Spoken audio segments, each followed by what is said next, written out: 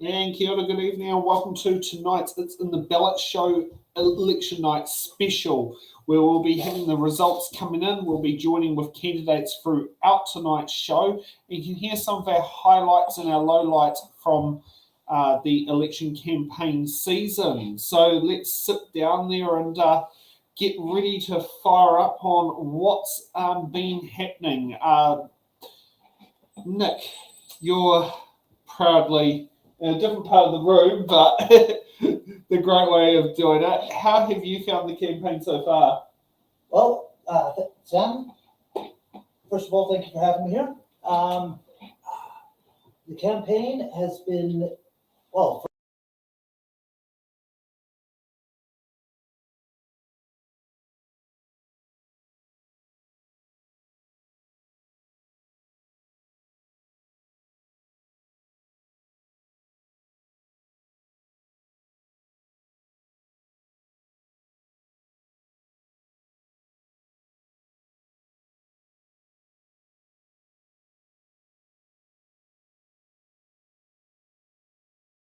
It certainly has been. I mean, it's been a very interesting campaign, the way how everything has gone. It's not exactly been the easiest campaign ahead. It's been a lot of backwards and forwards. We've had a lot of fun with candidates, going in and out. I mean, it's not been the, it's been interesting.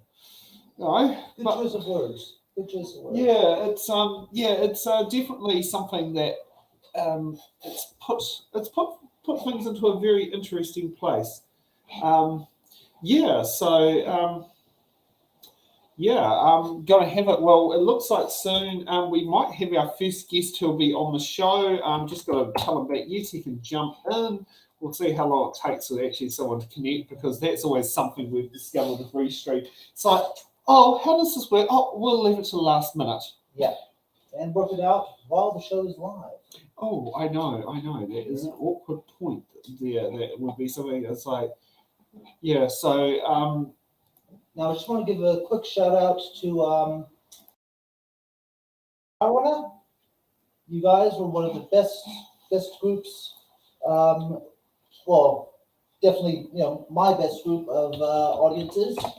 So, just a big shout out to you. Hope you're watching.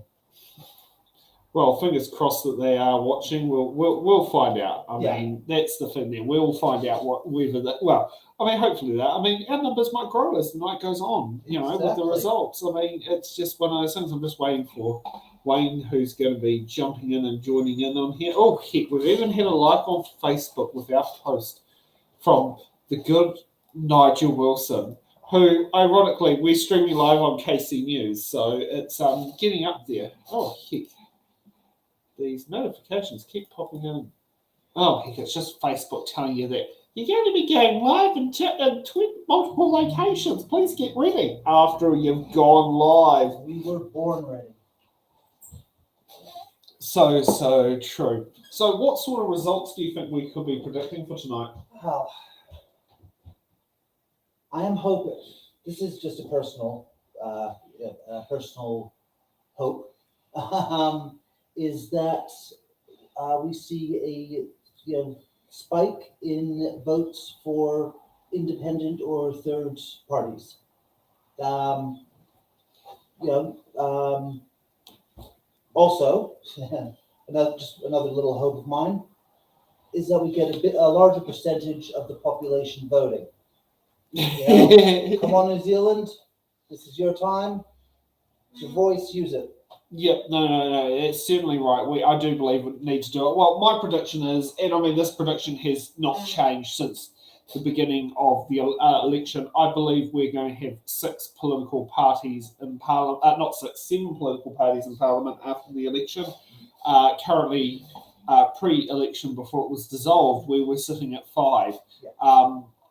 I do believe that, and I mean, this is one of the interesting sentiments that I've actually had when going through the whole campaign, is actually just hearing what people like. A lot of people go, we don't really want either Labour or National. That was something that was we want something different, we want something new. It's been an interesting campaign. I mean, while I was on the campaign, I went and saw Auntie Gwen. Now, Auntie Gwen is Grandma's sister, and it was interesting. One of her bottom lines was live animal exports. So, going through there. Now, we got some good news. We've got a guest. So, let's join up there. We've got Wayne. How's it going, Wayne? Good, thank you. No audio coming through yet. Oh, can you hear me? Might need to turn on your audio there, Wayne, because nothing's showing up in the volume meter. Audio's on. Okay, so we'll let Wayne to sit there and do that, and while we get through on there. Gee, this is what happens when you got to put names on the fly. We've got success now. What about now? Okay, there was something came through the sound just then. Okay. What about now? You'll need to turn up your mic volume because we can hear little bits, but it's not loud. Okie dokie, wait on.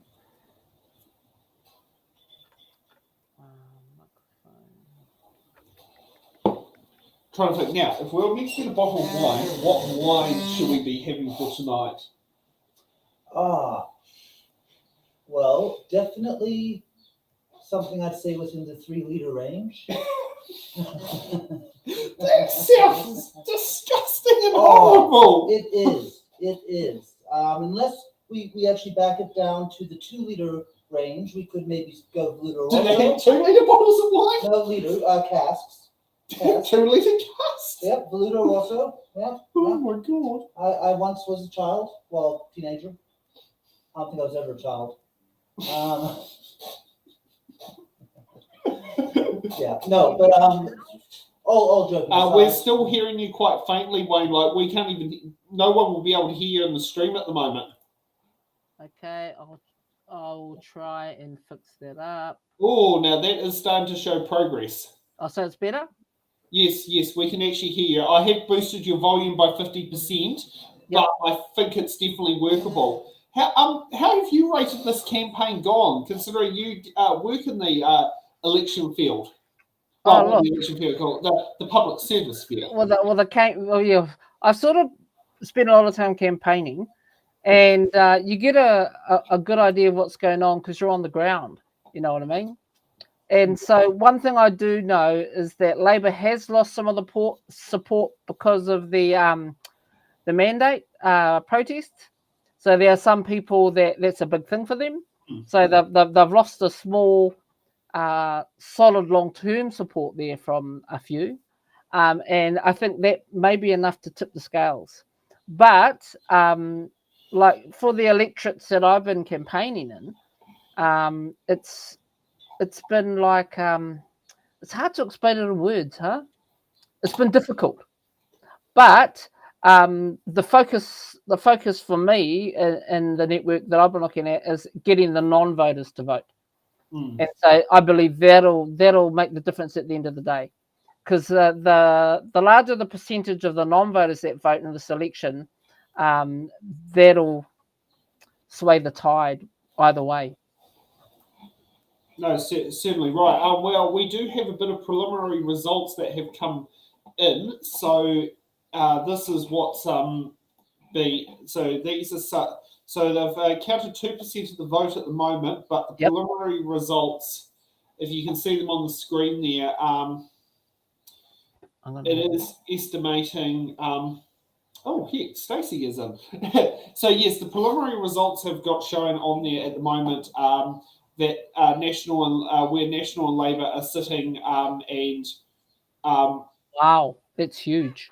Yeah, that's 51 seats at this predicted point. But I mean, hey, it's only 2% of the count, so that can completely change. And actually, let's look at your was it Electorate Hut South, because I'll probably say that would be one of interest at the moment. These results, are they online? Yes. But before when we finish, can you send me the link so I can use it as the night goes on, please? Yeah, no problem. You'll get that in the private chat as we speak right now. So yes, so far 507 votes have been counted, and it's pretty neck and neck against Ginny versus Chris. Well, one of the things in this electorate, I know it's going to be close. It was close the previous election. It changed tides the last election. I'm a betting man, and I don't want to put a bet on this one. I don't want to jinx anything for Ginny, because I'm 100% behind her, 140% behind her. But we've got to see where this lies. So this will be very interesting. Let's head over to my electorate. We'll head to Romatide. Let's see what Romatide brings in. No results! Oh, so obviously they haven't started the count there. Okay, so let's kick in the Marta electorate, which will be Nick's electorate there. Once we can get to it. Okay. 1.2% of the votes counted, but no results. Okay. Okay, that's a bit interesting. So that okay. I wonder how they calculate that. Yes. Let's see where Grandma lives. We'll go to Aotearoa electorate. Nothing's come in. Nothing's come in at Grandma's place. Let's have a look at Aotearoa Whiti. That's what I want to look at. Yeah, that's going to be very interesting. Yes, well, that's the thing is there. Will they go to Party Māori, which they've never gone before, or will it remain Labour? This is going to be really interesting. I'll tell you why. So Mecca actually, Parikura Horomia died, and during his term, and so they had to have a by-election, and so Mecca walked into a seat which was Labour strong, and so it was easier for her to win it. So she had a large Labour support base, which she was one of the biggest polling per capita in the electorate in the last few elections. But the problem is walking away from the Labour Party and towards Te Pāti Māori, she's lost a lot of her base. Yes. And also with Kushla coming in late in the run, so with only 4 months to the election, Mecca had crossed the floor, and 4 months before the election, Kushla was nominated, and so she had a late run. What we've found is like 25% of the vote for the whole electorate, which is all the way from Wainuiomata all the way past Gisborne. 25% of the vote in a geographical area is in the Hutt Valley to the Wairarapa. So she's been very strong with her campaign and her campaign team down in the Hutt Valley. And all the people in the campaign team, they're all quite well known. Further to that, her husband's parents were really well known down here. So John and Matira Manuel, which are her husband's parents, were both Māori teachers at Nainai and Hutt Valley Memorial College. So they've got a really strong base in the community, and the family's got a strong base in the community as well. Also, her first cousin, her auntie Sissy Ryland, was very well known down here, and her son is actually married to one of the local councillors, and he passed away a few years ago. But he was really well known in the entertainment industry. So when she came down here to campaign, she had an instant following, a family on on her side and her husband's side. And I believe the person who gets the most votes in the Hutt Valley, that'll sway the tide in their favour. And it's going to be really close, because if you go further up the line, people closer to Mecca's electorate, she'll get the more votes there. People who are living closer to Cush's marae, she'll get more votes there. I believe where the difference will be up the East Coast is that the people that come from my marae, which is Parikura Horime's marae, they tend to be Labour strong. So I think up there that might give her a slight edge. And if she can get the majority in the Hutt Valley, I think she may just get in there. But it's been very interesting times. I've watched both of their campaign strategies, which have been totally different. And they've both done a really good job in the way they've tried to promote themselves out there. So I'm going to say this is one of those electorates you're going to have to watch, because I think it's going to be a nail biter. Now, I've updated to Wellington Central. Yep. By the looks of it, it's only had 7.7% of the votes counted. But at this point, it looks like Lambton ward voters are heading towards a by-election.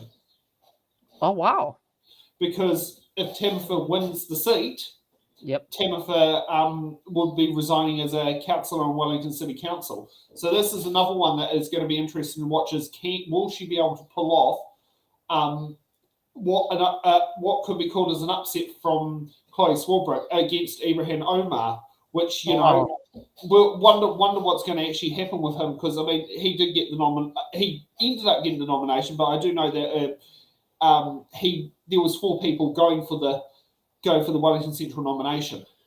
Well, the other thing is, which I found really interesting, is he was actually against Jill Day, the president of the Labour Party. So when you're standing up against somebody like that, it would have been really close that he got the nomination.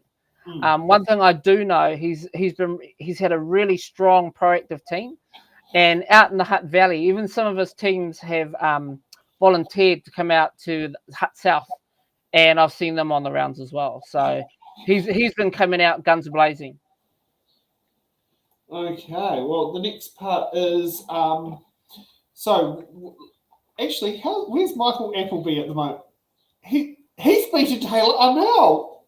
What? However, obviously New Zealand First is doing a bit better in the what's it called, Wellington Central. Okay, so let's should we head to the South Island? Where's the South Island electorate we should look at? Let's go look at Taitonga. Te Taitonga. Oh, yes, this is going to be an interesting one. Oh, so was it Taikuta is just beating Reno at the moment with the result of 1.7%. Which 1.7, is it? Yeah, 1.7% of the votes have been counted, and Taikuta has a 55 vote margin against Reno at the moment. Holy mackerel! So potentially, could Te Taitonga flip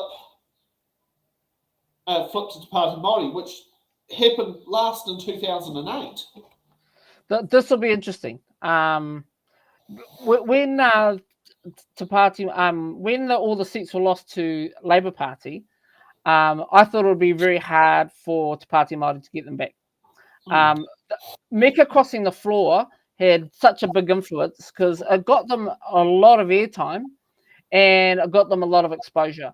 A lot of people forget that Mecca is a very experienced campaigner. She's done it for a long time, and she's got her foot in the door because she's got established relationships with everyone up and down the electorate.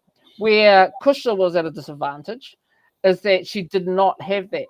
The other thing is down south, what you'll find is certain polls in certain areas will tend one way. Like, for example, if you go up north and you go closer to Mecca's marae, you'll find in that area she'll dominate in the polls. But if the next poll count goes to a booth near Kusha's marae, you'll see it tilt the other way. So that's a really interesting thing about elections, is depending on which booth they're counting at the time, you know what I mean, will depend on which way it sways. It's going to be very interesting. Yeah. Now my little brother's in Dunedin. Let's see Dunedin electorate. So, okay. So Rachel Brooking is leading, but the Greens are coming in second place at the moment. Jeez. I think this is repeating. At the moment, I mean, 9.5% of the vote has been counted, and this is looking like that's a lot. That's a lot. Then it looks like it's potentially repeating what Rongotai did in 2020, where Greens came second place, not Labour, not National, not sorry, national. Party. Well, that's actually a win as far as Labour's concerned, because that means that usually a lot of the people voting for the candidate often vote for the party as well. So that means they'll be taking votes off National, which actually works for both the Greens and for Labour. Yeah, well, I mean, that's Student City. I mean, go electric you would like to recommend. Oh. What was the highlight of the show? Tauranga. Okay, so let's head. That'll be an interesting one. Yeah, well, I mean, we did have Sam Uffendale confirmed for it's in the ballot, and then last minute pulled out. Yeah. Yeah. I mean, there's a bit more to it. So, he's got a clear win there. Yep. Well, I mean, it's not surprising. I mean, it's not surprising. The saying does go: you can put a wheelie bin with a National Party rosette on it, and the wheelie bin would win. That is a saying for the area, but it's actually so we'll sit there and go down to the more. I'm actually. If you look at the vote count there, which Jan Tenetti's got like 3,300, so it's about a 2-1 there. Yeah. With the support he's got there, she's doing not bad to put on as many votes as she has. Yeah. And it's interesting the fact that Christine Young is beating Erica Harvey. I thought it would have, I mean, it's only just tightly at the moment. I thought Erica may have been the one tipping for it because I know she's been quite out there campaigning. Yeah. So, I mean, that's something from there. Now, I want to see what's Rotorua doing. Oh, yeah. Yeah. Is Metapeka sending an upset? This is the thing. Okay, 19.8% of the vote counted, majority going to Tom McClay, with Ben Sanford coming second. Okay, I thought Metapeka might actually jump up a bit more there. Well, mate's still young. True. Yeah, no, I thought she may have done a bit better in the area. They're definitely... Now, that's actually quite interesting. If we look at the split voting on here, noticing that Metapeka actually has a lot of electoral votes over the party vote. Now, that's quite interesting. Yeah, but actually, and actually looking at this one, with probably the exception of ACT, it seems to be, this particular area seems to be very going their electoral vote. Oh, they haven't got a Greens candidate. There's a high lot in both Greens and New Zealand First. Okay, so that makes a bit of sense. Now let's check the Hamilton East electorate. No results. Go. We need to have it. So when there's no results, we need a sip of wine. Same from Hamilton West. Oh, that's what I wanted to have a look at. Is Hamilton West? Yes. Yeah. Well, it's going to be interesting. So one thing I know in Hamilton West is that you'll find that Tama Pōtaka, who won the by-election, who's somebody I know personally, he was a person that was always advocated for Te Reti o Waitangi and co-governance. He's an ex-co-head boy at Te Aute College, and he was there with Julian Wilcox, and that was his co-head boy. Now, those two are very strong and very well known, and for him to cross over to the right has really shocked some people. So I do know there's a number of people that got him into that position when they've seen a lot of the memes which came out on TikTok and Reels over the last 2 weeks. It's really shook them up, and I believe he will still win, but I believe that he would have lost probably a lot of his party vote. Yeah. While we're in the area, we've switched over the Waikato electorate just so we could know what's happening. Yep. But yeah, no, that's actually interesting. The Waikato electorate, only 1.8% of the vote that has come in so far. So, I mean, that's just, the latest on the tally there. Now, trying to think, we did, now let's see how Auckland Central's going. Okay. How's that looking? National is coming second in Auckland Central, not Labour. Interesting. Not sure what to say there. So what was the result? Sorry, I was just reading a message from somebody. Oh, sorry. Yeah. At the moment, only 7.7's come in, but Chloe Swarbrick is leading, but only by 42 votes against Mahesh. Holy mackerel! That's a worry. And also, the party vote that's leading at the moment is National, not that's interesting. not Labour or Greens. So that's actually something that's quite interesting. What's happening there? We'll get this camera back in. Yep. Now, I mean, a little bit. yeah. Now we'll go and see Auntie Gwen's electorate. She's in New Lynn. Am I back in? Yeah, you're back in. Yes, Excellent. yes. Yeah. So National is leading the New Lynn vote at the moment. Now, New Lynn's been, safe Labour since Jonathan Hunt, got elected back in the 60s. Jeez. That's a while, yeah.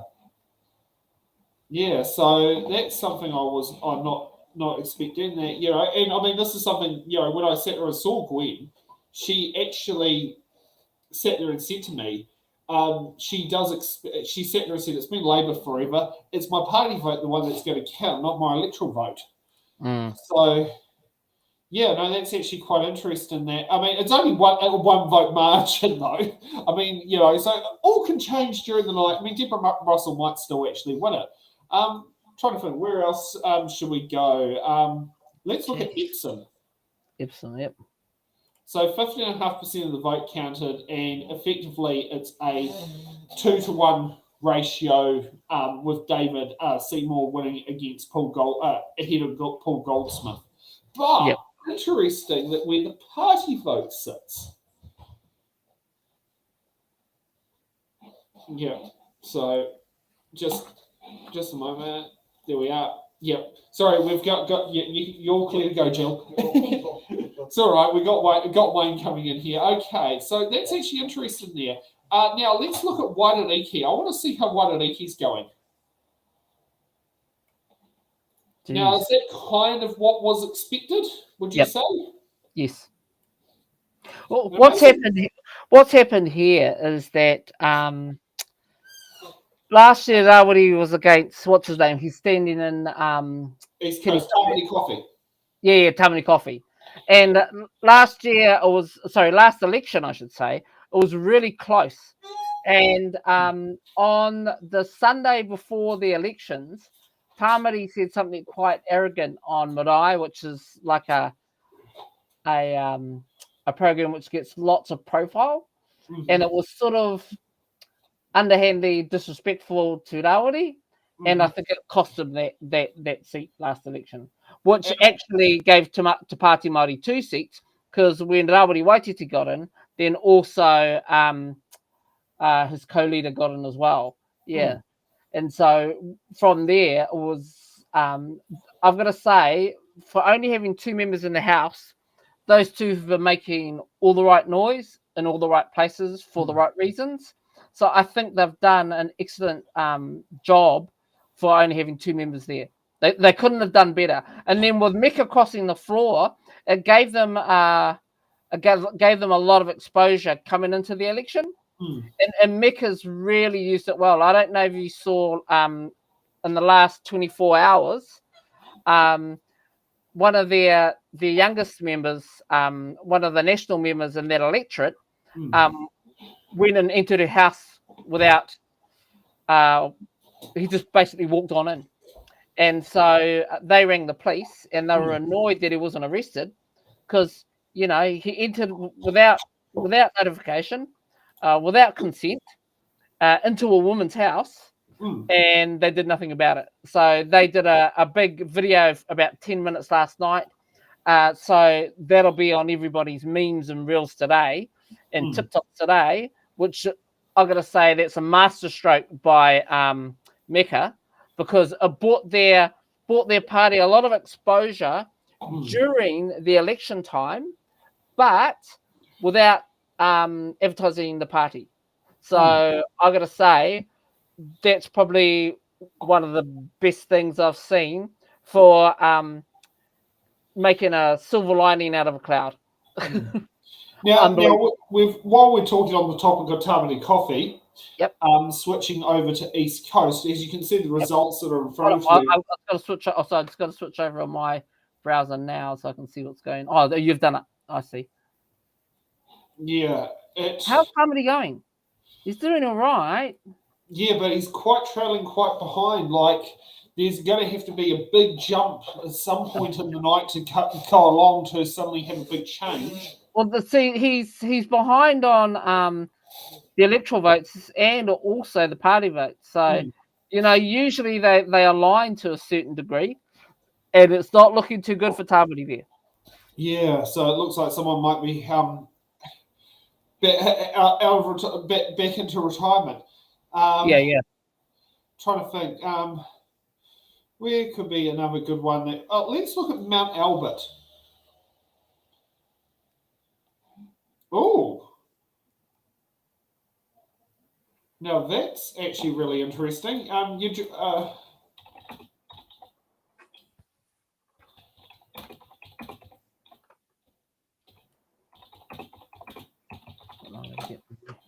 Yeah, sorry, just messaging Stacey.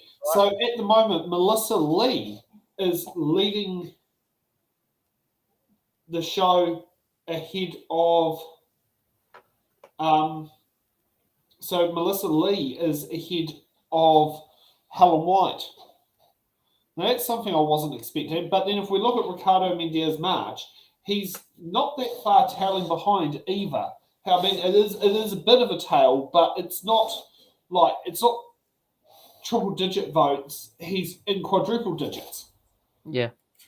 So it'll be interesting to see if the former Prime Minister's electorate actually holds out. And the other thing I always sit there and say is, will the next person who's the MP for Mount Albert be the leader of the Labour Party?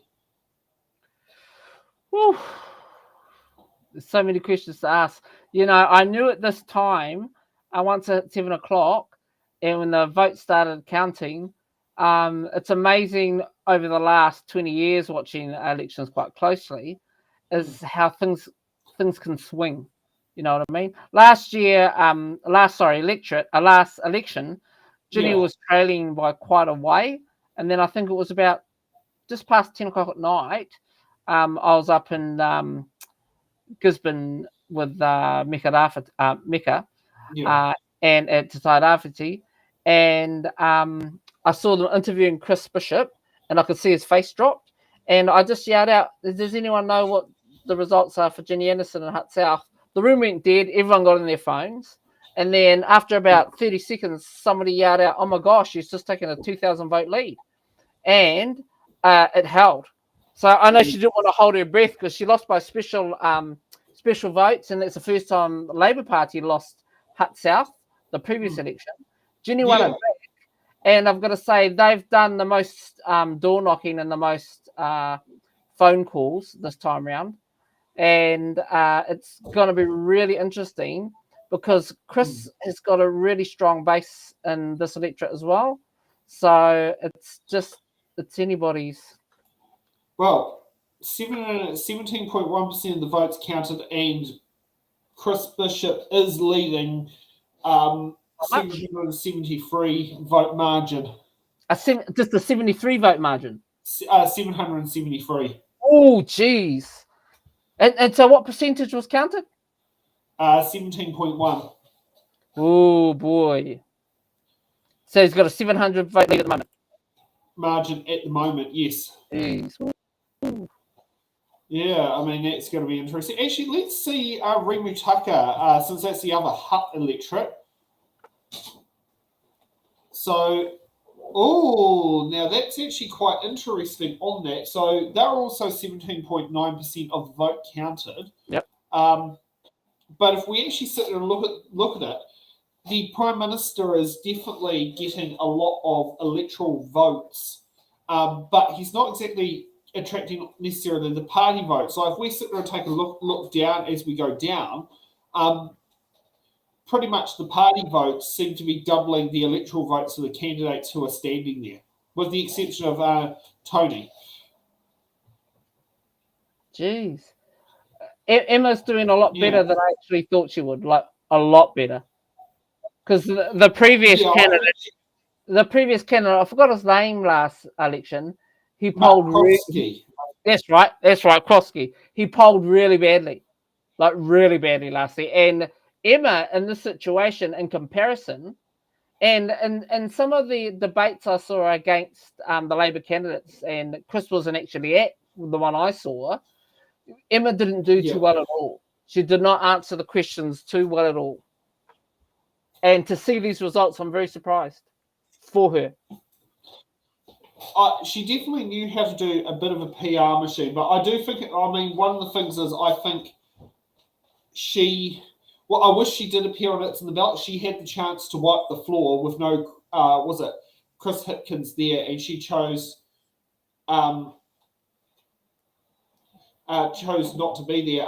We are now going to have Stacey joining us. Yep. Hello. Hey.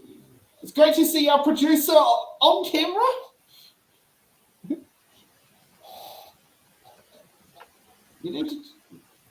She needs to turn up her volume, but that's all right. We got Stacey. Nick's back on the couch. Okay, so let's go and actually. Should we? I'm just trying to think. I drove through Botany on my way back to Wellington. Let's see what the Botany electorate's like. But I think this is going to be a pretty obvious one. Yeah. It's been a safe Labour. Was it safe National seat? Yeah. Even with the days of Pansy Wong in there. We're starting to get a bit of a panel here now. Finally, we're starting to get a panel on tonight's It's in the Ballot show. Okay. Yeah, finally we got the crew tuning up. So, if we sit there and look at it, Botany, Christopher Luxon, 2,500 vote majority at the moment with 20% of the vote. So, it's safe national. It's interesting that he's got more electoral votes than party votes. So, if we look at those numbers at the moment, so. Labour's not fared too badly in that electorate considering. Yeah. So let's let's go. Let's actually see how Mungadi's going. Only 9.6% of the votes counted, and that's how many votes there are. Where the hell was the polling booths? What were they? Polling booths and another electorate? How many votes is 9.7%? It's like if we sit there and take a look at it, it's like we're probably looking at about 500 votes. It's a rough estimate. Yeah. But I hope like hell that they're not having a low voter turnout rate in Mungadi. That would be quite. David Longy would be rolling in that one because that's his old seat. Okay. Let's have a look at Napier and see what's happening in Napier. Yeah, Longy was around the time when I first got to something. If we're looking at Napier, 22.1% of the vote has been counted, and it looks like the seat's going to flip back to national like it did with Chris Tremaine back in 2005. So, similar sort of approach, but it's also, what's happened there.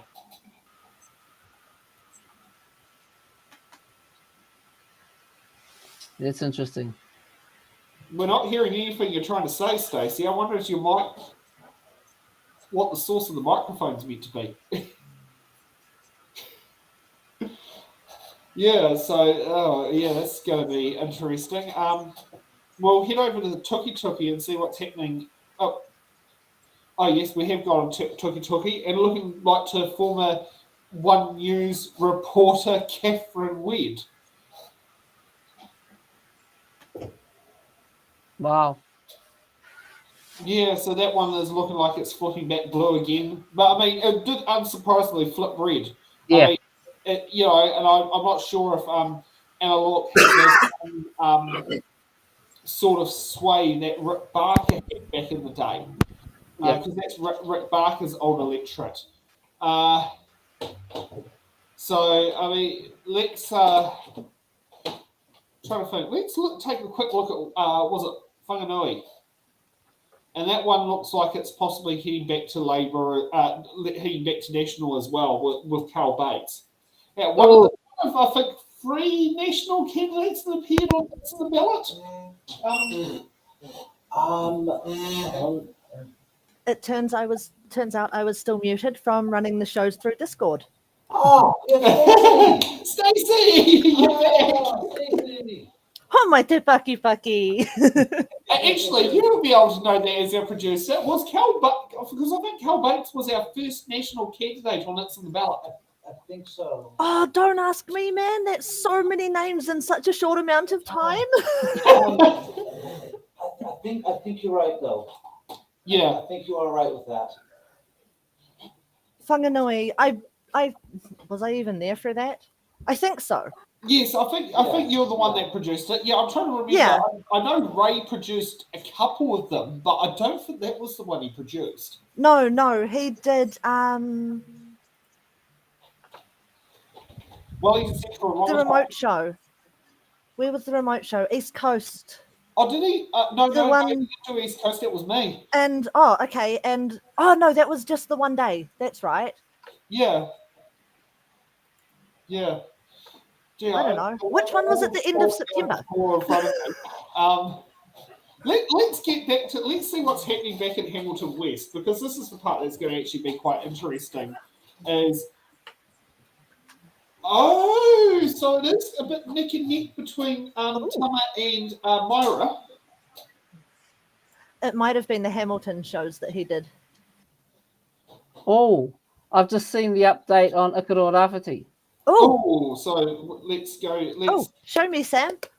Yes. Oh my gosh. Oh, that's a big jump. That's huge. I did tell you, I thought with Kishler's, if she won the Hutt Valley and the Wairarapa, which she had the most concentrated amount of votes in a geographical area in her electorate, if she won this one, which she polled really well and she campaigned really well down here, if she won this part, which was 25% of the vote, she would win the swing with also Mecca's walked away from the Labour supporters. So I'm glad that she's leading so far at the moment. Yeah. And actually, how did your voting go, Stacey? Because that's the first time you voted in Aotearoa Rāwhiti. It is, actually. It's the first time I've ever voted outside of Te Tai Tonga. And no, it was easy peasy. I walked in, they asked if I had my easy vote card. I said it never showed up. They took me to a table, they filled one out for me, sent me to the table, I got my form and was good to go. They filled one out. Did they look you up on the roll? Yes. Oh, yes. Good. So they didn't do like what they did to Linda? No, absolutely not. They went, yes, there you are. There's your address. Cool, here you go. Yeah. I'm lucky I had the card, so I just walked in because I'm in Tai Tonga as well. Oh, yeah. Yeah. I just walked in, did the card, went and vote. It was actually seamless. It was over really fast. Yeah, I was at the Newtown school today. I was for the person who was issuing my vote, I was her third vote she issued for the day. Oh, wow. Oh, wow. So, yeah, I mean, anyone knows me. I was there pretty much as the crack of dawn. trying to vote. Now, actually, I want to check this out here. Is there actually a law that actually states on election day, Yep. you have to, polling places must not open before 9 a.m. It must open at 9 a.m. on the dot, and it must be open until 7 p.m. on the dot. Yes. I do believe so, yes. Yeah, no, because I always was a bit intrigued by while with early voting at Newtown School, it opens at 7 a.m., but for non-early voting, it's 9 a.m. That was something that I found always quite intriguing about it. Yeah. Actually, let's head back to Rongotai and see how Rongotai is going. 7.9% of the vote, Oh, and Julian Genta is currently leading. yes. So And she leading is. for a 2-to-1 ratio against Fleur. Yes. I think this is going to be a very interesting. If Julian takes Rongotai, that's going to be a very interesting upset with it, because Fleur effectively was nominated unopposed for the Rongotai electorate Yes. for the Labour Party nomination. Not sure what you want to say there, Wayne. Sorry, I wasn't listening. I was trying to get some water into me. The fact that Fleur is what do you call it, coming second place in Rongotai over Julian Genta. So Rongotai could go green. The thing I hate about this page is you can't look at multiple pages to compare them at the same time. So you've got to flick through electric one, so it's painful. Actually open up multiple. Oh yeah, I could, but then because I'm about to head over down to the town hall in Lower Hutt where the Labour Party's having their HQ, and I've got another interview there with a couple of the radio stations at 8:15 and 8:30 as well. Yeah, well, once you finish, you're always welcome to join back in with us. I mean, What time are you going to? Since we've had a bit of a rocky start, put it this way, we're at home now. We were meant to film at the Newtown Community Centre, but things didn't go to plan. So technically, we can keep going until midnight if we wanted to. Well, look, when I come back, I'll jump back online, so that's not a problem. I just wanted to go and show face down there because I was polling amongst 4 electorates, which was Rimutaka, Hutt South, Taitonga, and Aotearoa Rāwhiti. And polling, and all I was doing was looking for the Māori community and whichever one of those electorates I were in, just trying to two ticks red. Now let's go central. Yeah. It's been a long road. It looks like at the rate it's going. That's a jump as well. That's a jump, but it looks like Lambton Ward's going to be having a by-election. So I think we're having 2. It's in the ballot shows coming up after this election. Wow. Because we've already got the Port Waikato one set, but we're looking straight for another one. Wow. Yeah, that's pretty concerning. That thinking we're about to have another one on there. And yes, I'm wondering who's going to pick up if Ibrahim doesn't make it, because he's not probably going to make it through on the list. Who's going to pick up his employer's criminally being charged with wage theft bill? I hope someone picks it up and carries the baton on if he's knocked out, because I want to see that bill go into law. Wow, that's interesting. Yeah. Okay, I'm just trying to think now. Where is let's look at Manarewa. We did a show in Manarewa. Yes, we did. Yes, and yes, that looks like it's it looks like Arena Williams is likely to lead that seat at this point. Currently, yeah. Yeah. But no, here's actually something that's quite interesting. This is from local knowledge. Ray McLean has virtually been unseen the whole election campaign. Oh, is that right? And he's beating Kane Warren, who's been going out in full force. Yeah. Man, there's so many things which I haven't caught up with the other electorates because I'm focused on my ones. My gosh. Yeah, well, we all got different priorities. Hey, we're traveling over the country. Now, actually, let's take a look at Hamilton East. there's something wrong with the polling booth in Hamilton. I mean, at the moment, like, What? they're tied, but they only have, like, Well, was it, like, 15, like, what was it, 16, 20 votes counted? Like, where What? the hell was this polling booth that they had on there? Somewhere, like, in Cambridge or somewhere, outside the electorate? Oh, look. Oh, sorry. I'm just looking at Hut South again. It's still pretty close. We'll sit there and put that on back into the where the hell? where are you going, Sam? There you go. Okay. Oh, heck, Oh, that's a switch up. yeah. See, the votes have widened up, but the margin hasn't drastically moved. So yeah, exactly. The margin's been pretty much static, and so this will come down to which booths are counted at which time, which favour which of the candidates, because that's what happened last time. Where Ginny had a huge late run, and so I'm going to exit the building now, team, and head down to the HQ, and hopefully I'll join you after a bit later on in the night. No problem. Look forward to seeing you back here on It's in the Ballot, Wayne, and thank you for being part of us for the last half an hour. Not a problem. See ya. Bye-bye. Look at there. Thank you, dear. Okay. Well, we remove Wayne from there. I was going to say he'll figure it out. Yeah. Speaking of figuring it out, I figured it out. Ray did Wellington Central and Rongotai. Yes, that's Yes. the one. There we go. Yes, he was at the same time with Jill, because I think Jill Yes. was remotely in it. And the part that I remember that was quite funny was that Jill mistaken. So I heard in the Discord chat, "Oh, that's Fleur Fitzsimons," and it was actually Julian Genter. And it was Oh no! no, that's Julian Genter. It's not Fleur. And everyone in the was like looking at me, going like, "What?" Like completely unbeknown with it. Oh, So now, which electorate should we? Let's look at Nelson. I have no idea. Oh, Nelson could go back blue, and that's 44.5% of. Oh, it could. But it's only got a 28 vote margin.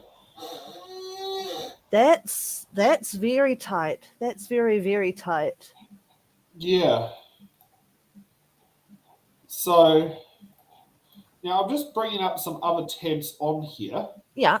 So these are the advanced vote results.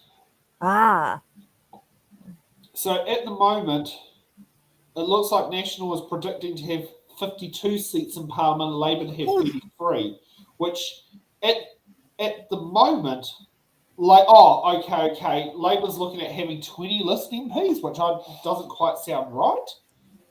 Because I've seen another prediction that Labour might after this election might only have 2 or 3 listing MPs like they did in 2014. Oh. Yeah, that's the spin-off prediction that sat there and showed who potentially could be in power. Te Pāti Māori having 5 electorates at this point. Oh. Now, will that Very be nice. a seat overhang? Oh, it does look like it's going to be an overhang. Well, we know it's going to be an overhang anyway.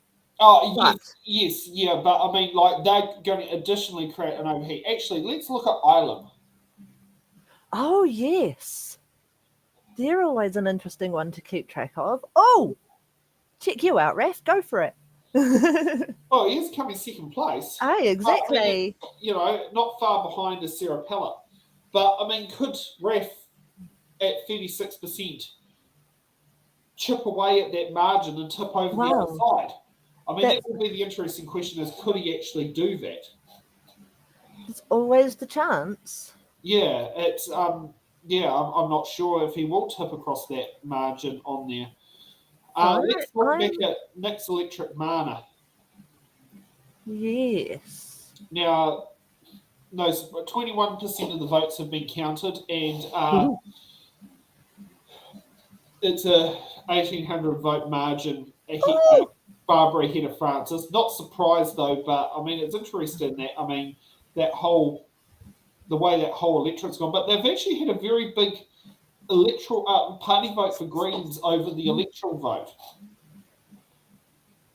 Yeah. Quite interesting, actually. Yeah, but yeah, How's Andy doing? Actually, 4:15. yeah, He's doing. fourth place. Yeah, I'm just wondering. Let's look at the Christchurch. We haven't been to Christchurch tonight yet. So Christchurch Central. Oh, that's not even 1,000 vote majority at the moment for Duncan Oh. Christchurch Central. So okay, that's going to be Dale Stevens. Neil. Oh, now that's interesting. The party vote for National is actually higher than the for in the electorate. The party vote's higher than the electoral vote. Huh. I mean, it's not that much higher though. Yeah. So, But I just saw the name Neil. Is that a relative of Taylor's? yes, it's his dad. Ah, right. Yes, that makes sense. Oh, now that's actually quite an interesting one. There's a big spike in ACT votes in that electorate. There is. Yeah. So I mean, yeah, let's look at Carmel Cepoloni's seat. Oh, yes.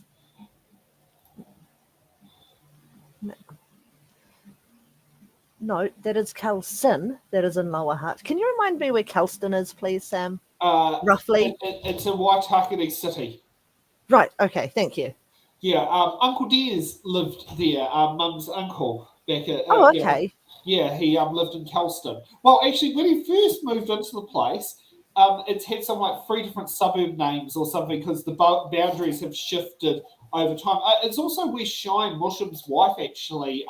She went to Kelston Girls High, so that same sort of area. Right. Yeah. Let's actually head up into the far north. Let's see how Northland's going. Yeah. And welcome back to the couch, Nick. Yeah. So Nick's back. If we look at Northland. No, Northland. There we go. That looks like the seat's tipping back to National. I mean, it's only got 17.5% votes, but that's a 2,800 seat margin. So, and Shane Jones is coming now, not trailing that far behind Willow Jean Prime, but he is definitely down there. Now, let's look at Invercargill. Yeah. Oh, yep, P. Simmons. Yeah, that seems about right. I mean, it's always really been National, that particular seat. But actually, I was going to say, I'm pretty sure that's what you were predicting for them as well. Yeah, but actually, here's something that's quite interesting: is there's a lot of split voting between National and ACT down there. Okay. But also there is split voting between Labour and the Greens as well. Yeah. If you sit there and take a look at these split voting. Yeah. So that's something that's actually quite intriguing about there. And but there's also that big New Zealand First jump down there as well. Yeah. So let's see how Mount Roskill's going. Oh, so Michael Wood could potentially lose Mount Roskill's seat. Oh. Mount Roskill's always been Labour. That's a decent margin for 30% of the votes counted. Yeah, and so it's going to be an interesting one. I just want to check, Jill, have we got any remote people? Just sorting that out, and Alex will be with you next week. Oh, okay, sweet. Okay, so we'll have another guest in there, Alex with Alex. Yeah, Hamilton East electorate. Yeah, so that's going to be Actually, let's look at Mangakiki and let's see where Erica's sitting. Oh yeah, we did a show there. Well, you did a show there while I stayed home. Yes. So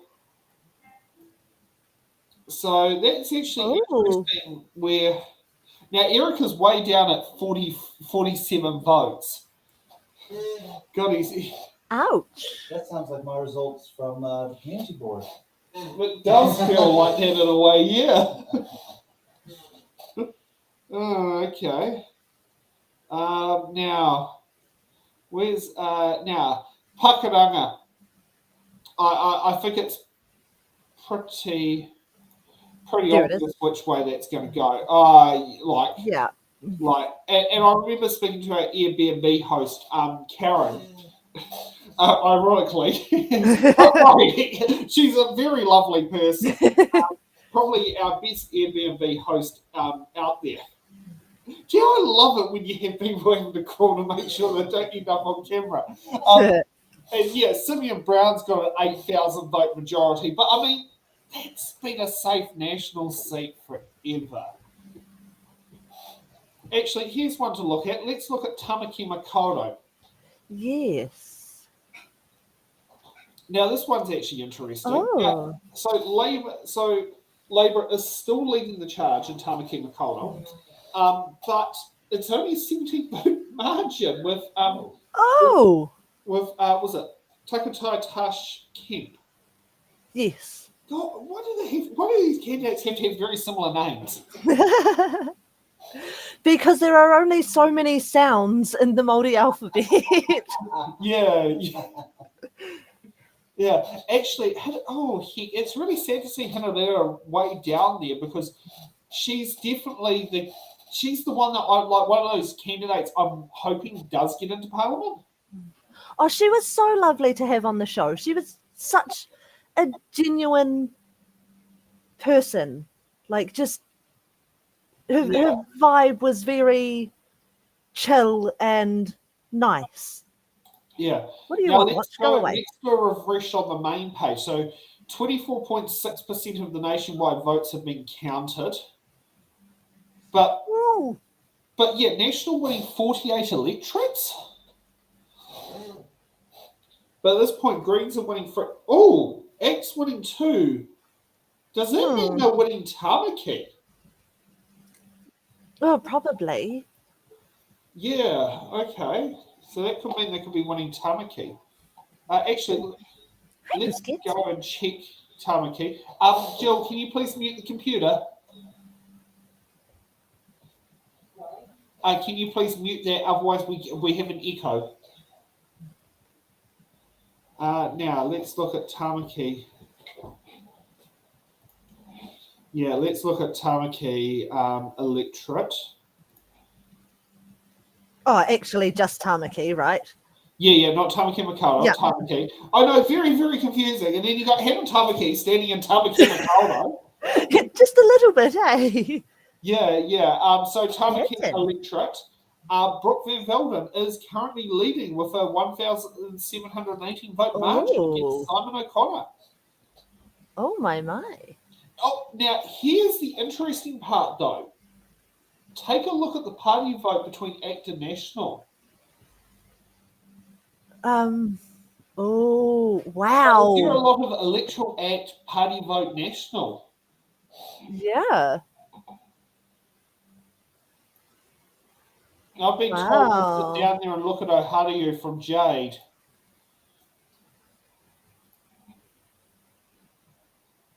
Oh, that's interesting. I think Jade sat there and went a bit more doom and gloom there. However, this is one I'm a little bit surprised with. Stephanie Rogers has been Jessica Hammond.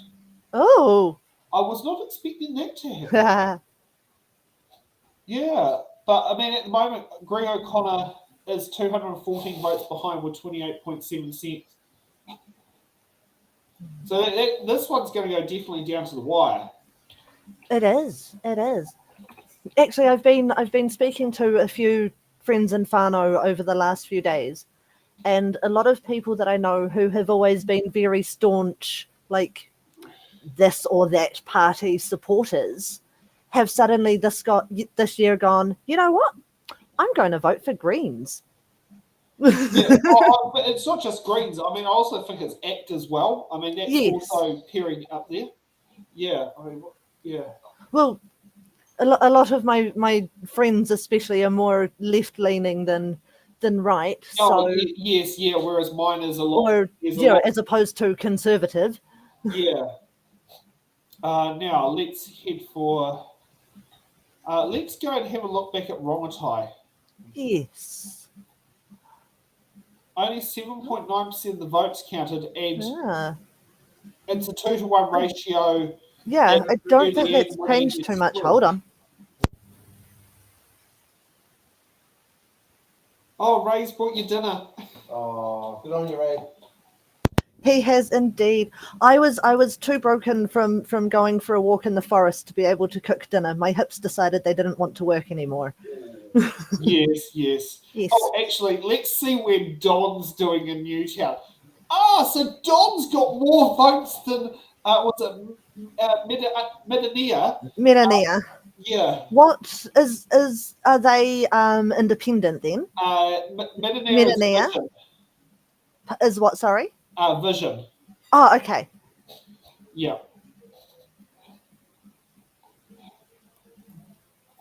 Okay. Let's see what's happening in Palmerston North, Yeah. because this is the one where the 2 big parties did not appear on the show. Yeah. That was our first on the road, wasn't it? Yeah, it was the second one that was on the road, but yeah, on the first day we're on the road. Yes.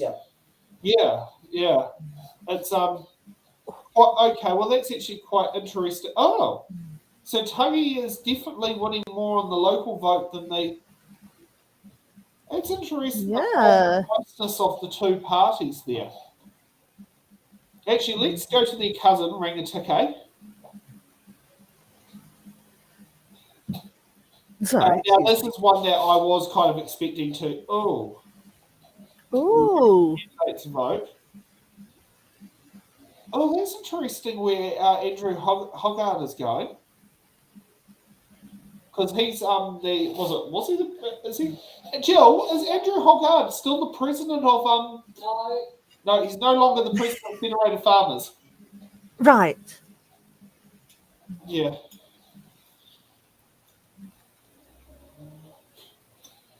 Doesn't look like we've got this candidate joining. Poor cell phone, poor coverage. Fair enough. Right. Can we check Te Tai Hauauru? Oh, Debbie Narua Packers. Like Leading that by a very large margin, actually. Yeah, like Oh. was it Soraya? Yeah. Wow. Yeah, I can see why they're looking at seats going that way. We'll go to that advanced vote. Let's see what the refreshers come through. Te Pāti Māori is looking at getting 6 seats in Parliament. Ooh. Yeah. Still a little bit bemused about the National Party winning 48 electorates. Actually, let's go back to this page here. Let's look at our Grandma's electorate, Aotearoa. And it looks like Tim Costley is. Oh, that's actually showing a bit of interest in there. I wonder if there's a lot of people in that particular electorate deliberately voting for Tim Costley over Teresa. I don't know. Yeah, That's it's a good question. a bit like that, because I do know that I've heard, through multiple channels, that Teresa really wasn't living up to the job of being a local MP. And it's, I've heard that from multiple different sources in the area. I do know that my coffee supplier's former coffee supplier's father. God, that's a tongue twister. People aren't remember that. Was like basically his advice. He wasn't particularly keen on either of them. Even though I don't think he actually lives in Aotearoa Electorate. I know he has a business in Aotearoa Electorate, but yeah, it's that's quite interesting. Actually, let's see what's happening in New Plymouth. Yeah. Oh, so that's going to be interesting. Ooh. So that is likely the electorate. Yeah, I know. Got that blue again. Yeah, I'm gonna turn my camera off for now while I have some dinner, because nobody needs to be seeing that. Yep, no, fair So enough. I'll turn back on when I'm done. No problem. See you Cool. Hi, Nick. Hello. Okay. So it's just the boys running the show now. And then there were three.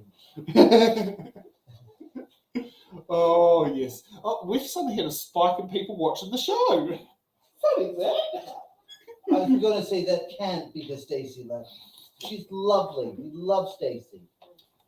Oh, We went to. oh, heck. So, oh, heck. Oh, all right. So I know, Jill's brought up the printing. Ah, Some paper stuff, and she's of the electorates of who. And I gather the names that are highlighted, and they're the people who appeared on the show in one capacity or another. Green. You might need that. Yeah. Okay. Actually, while we've got Jill here, we're probably is very interested in Wairarapa electorate. Thank you. Yeah, How are we getting on? we actually haven't looked at Wairarapa. Well, it's pretty neck and neck.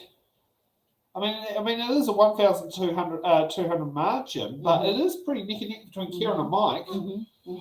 I wonder if not appearing on It's in the Ballot may have hurt Mike a little bit, whereas Kieran somehow magically got there.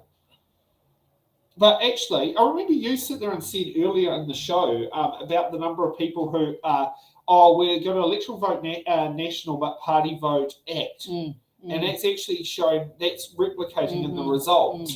And I mean, and I think the same could be said the other way. Now, the New Zealand, see, they're still got that strong New Zealand First following. For those who are, can't see it down there, that New Zealand First, they're still getting a good chunk of votes in there. So, you still want to? Yes, looking at the results. Actually, let's look at Kaikoura. We haven't looked at Kaikoura yet. no, we haven't. Yeah. No, we haven't. And it was worth, stopping out on my honeymoon, so it's worth checking out. God, that's saying some time ago. Yes, it is. So yeah, it looks like Stuart Smith is going to be winning that electorate, but I mean I'm not surprised on that at all that Stuart Smith would be winning that electorate. I mean, it's been a safe national. Oh, this is actually. Did the Greens? Oh, the Greens have stood a candidate. New Zealand First is coming in third place in Kaikoura.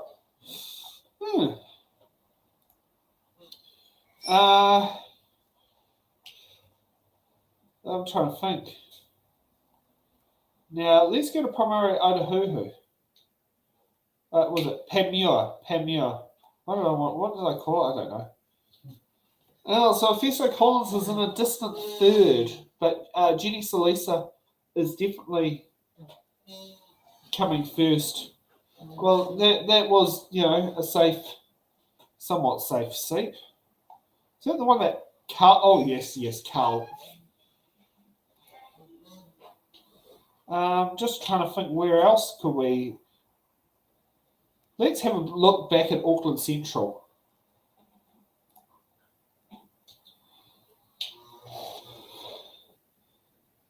I wonder if people in Auckland Central are electoral voting Green, party voting Labour as one of the splits in there. Yeah. Because if we look at because the fact that Chloe's got like 2.5 times the party, the electoral vote over the party vote. Yeah. That's really up there. Let's look at Te Tai Tonga again. Was it so? Takuta is really going up there on the votes. So Aotearoa might be getting booted out. I'm not sure how Rio's going to like that. I thought he would, be was it his grandfather's seat and his auntie's seat, and it was bought and paid for. Bought and paid for. I don't know about that, but you can feel that. Well, I mean, considering for nearly was it 3/4 of the century, it had Aotearoa in the seat. One way. Let's see about what's happening in Gwen's backyard.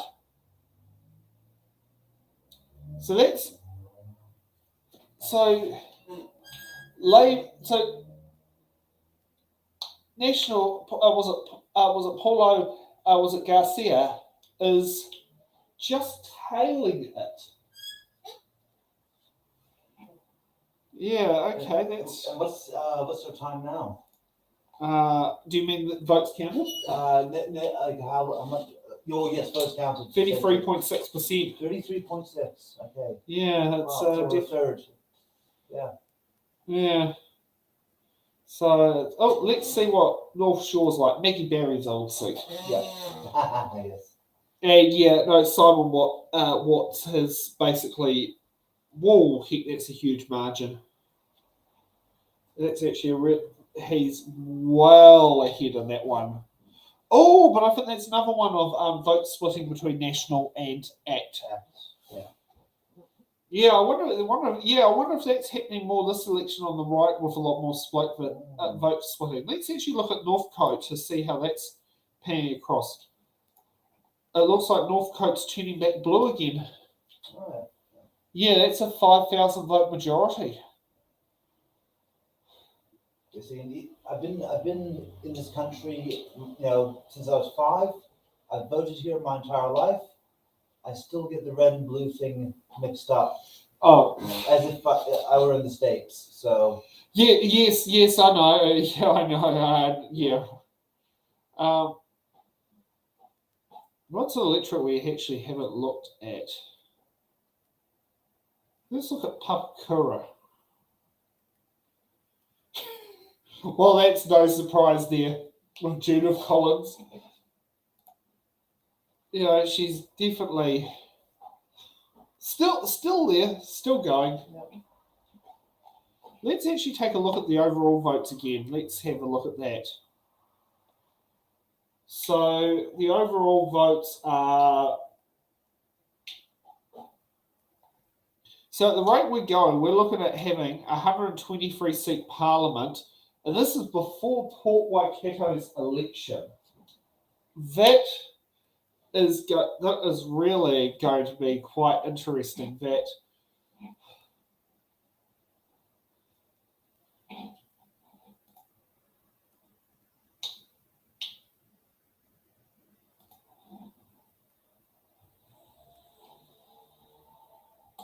God, we're still a long way before we have another guest come on the show. yeah. Unless they magically drop in randomly, or we get Wayne to join us again. Oh, okay. Yeah, well, tell her she's welcome to come in early if she wants. So we'd love to sit there and talk to her.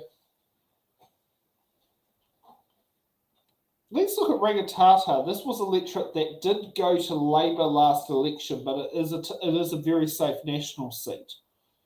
And by looks of it, that looks like it's going to head back to back to national. Yeah, that's trying to think where else could we sit there and go. We haven't even looked at Te Atatū. No. Te Atatū is it's only a small margin, but it is currently looking like at what's it called? At national at the moment, but it is very tight. It's only 637 at 38.4%. Yeah, okay.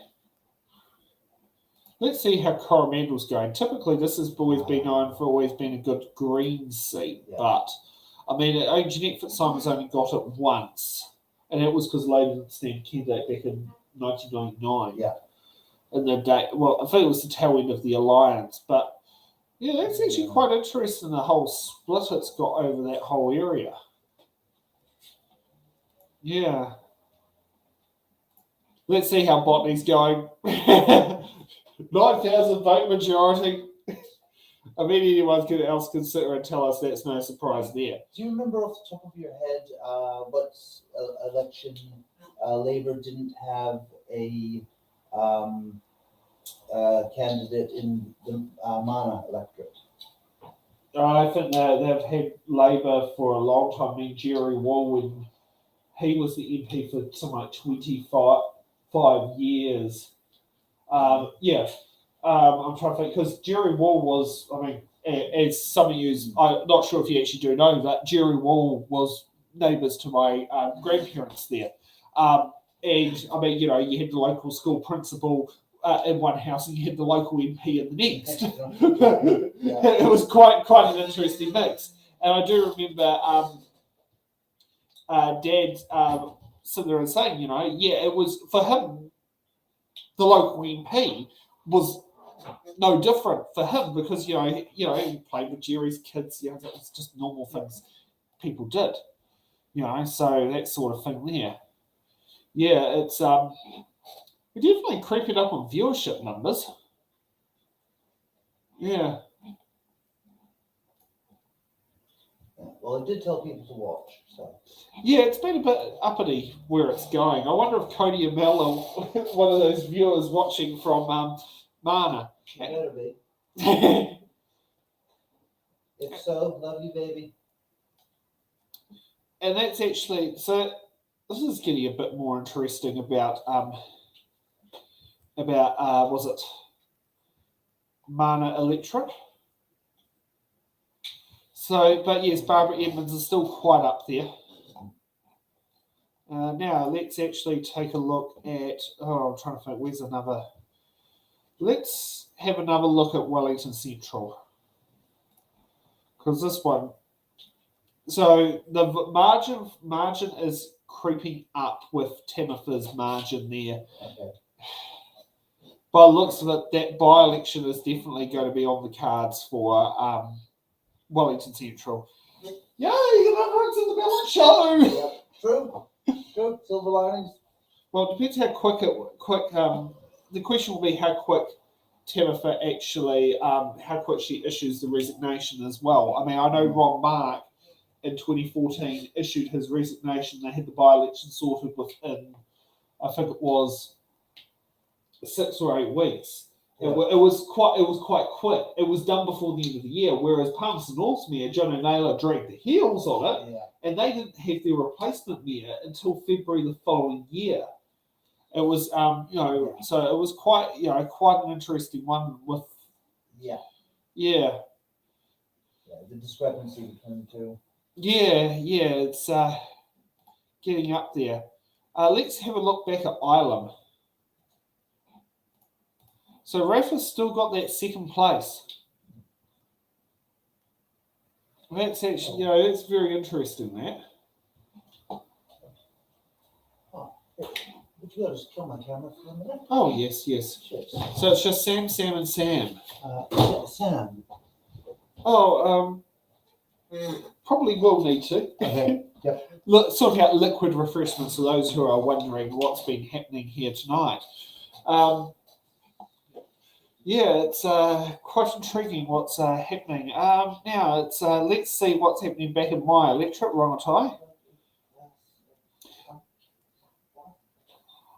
Oh, this is getting more interesting. So there's been a big spike and jump in the Rongotai electorate for Corina Mafu, the national candidate, and Labour and Greens are tied on 815 votes, and there's only 47 votes in it, and 9% of the votes counted. So this is going to be a very interesting electorate. It's going to be a very neck and neck race for the Rongotai electorate.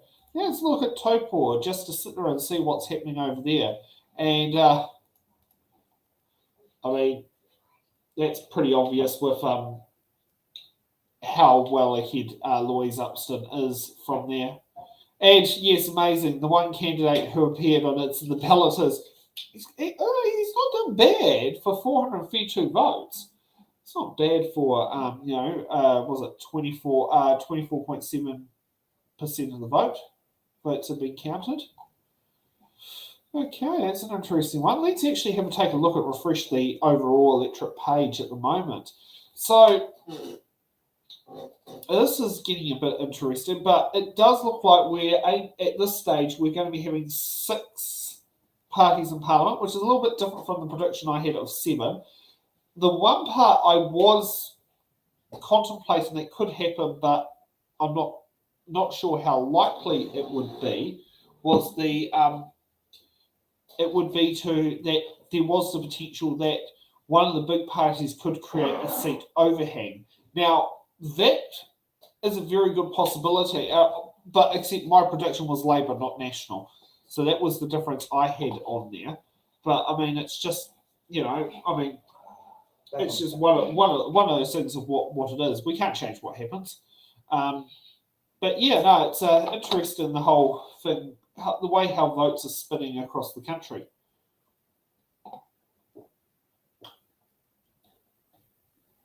And it's actually interesting that both New Zealand Loyal and New Zealand are beating Freedom's NZ. Oh, I mean, yes, we got Nick's back on the couch. Yep. So that's actually interesting that Freedom's NZ is polling below New Zealand, the Aotearoa Legalised Cannabis Party, and NZ Loyal. I did hear from one of the candidates last night. They did apparently have a poll that had them at 6 or 7%. But I did ask him what were the comparisons to other elements in there, but he wasn't particularly sure. Let's take back a nosy at Aotearoa. Greg has overtaken. Better let Jade know, because it's like set to receive Greg's overtaken Nicola.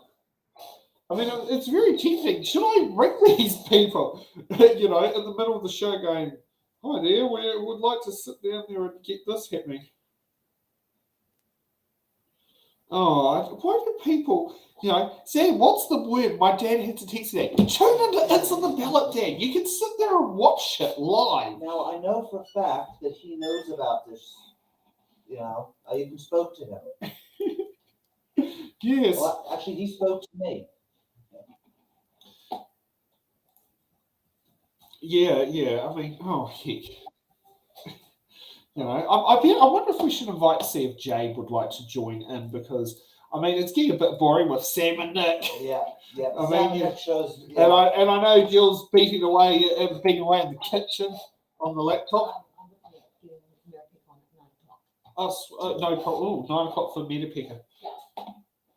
And then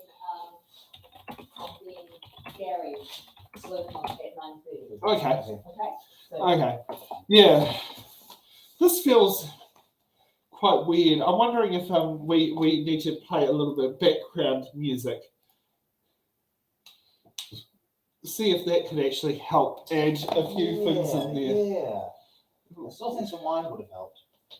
Yeah, I know. So Sauvignon Blanc. I don't think that comes in 3 liter. It's a proper bottle of wine.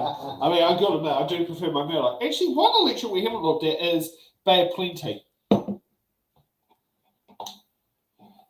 This is one we actually have it, and I mean, it's Tom Muller's former seat. And after, if we could check Rongotai again, just no vested interests. That's a bit of a lie. I just want to know. Yeah. Oh, this is definitely going down to the wire. I mean, we've just had there's only a 9-vote margin, and Corona is beating Fleur by 9 votes. Yeah. This is definitely showing itself to be an electorate with a freeway toss-up that we don't know which way it's going to go. And I wouldn't be surprised if it actually comes down to specials. Yeah. That will determine who will end up being crowned the MP for Rongotai. And the interesting part is, do you think Julie Genta would fly over to Chatham's if she did become the MP, or would she sit there and take a boat and sail across to the Chathams? I could picture her definitely sitting down there, at least doing the sailing once. Yeah. Yeah. Actually, another election we haven't looked at is Whangarei. Yeah, and Whangarei looks like it's going back to Shane Reeting, but that's no surprise. It was, he was the previous MP until 2020 anyway. But no, it's actually interesting where the splits of the votes have gone for. Actually, what's the question will be is only 25.6% of the votes have been counted, but that's actually quite an interesting split. Because if you sit there looking at it, like the fact that New Zealand First, like and Greens are all in 4 figures. Yeah. Yes, it is. Yeah, it's yeah. Let's see what's happening back in Rotorua. He likes Rotorua. Yeah, I know. I like Minipicker. Yes, very much so. No, that's interesting. And, it's interesting how that particular electorate's going.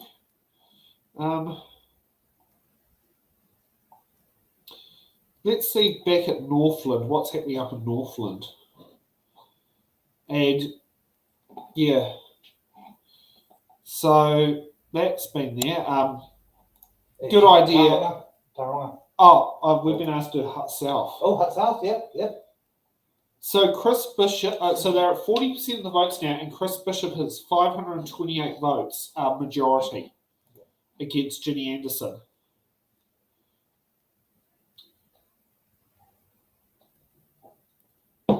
That's very interesting. And it's actually interesting how many the way people are voting in that electorate. Yeah. Yeah. Now, what was the electorate you said was it? Taronga.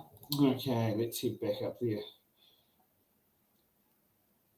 Actually, let's look at. So that's still up there. But yes, it's definitely so that's had 42.6% of the votes so far. And okay, that's interesting. Yeah.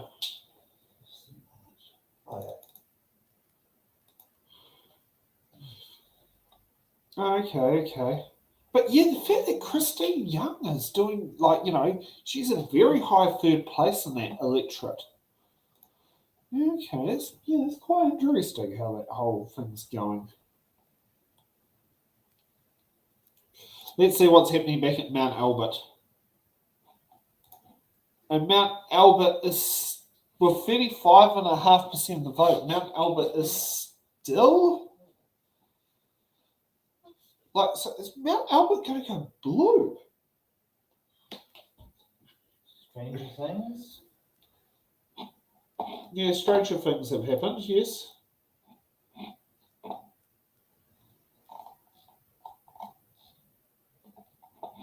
Yeah, so it's definitely...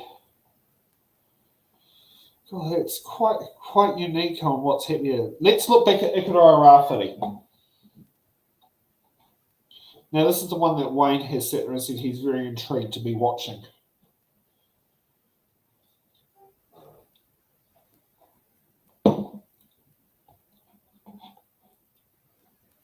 Oh my God, heck, I've got a few weird things in there.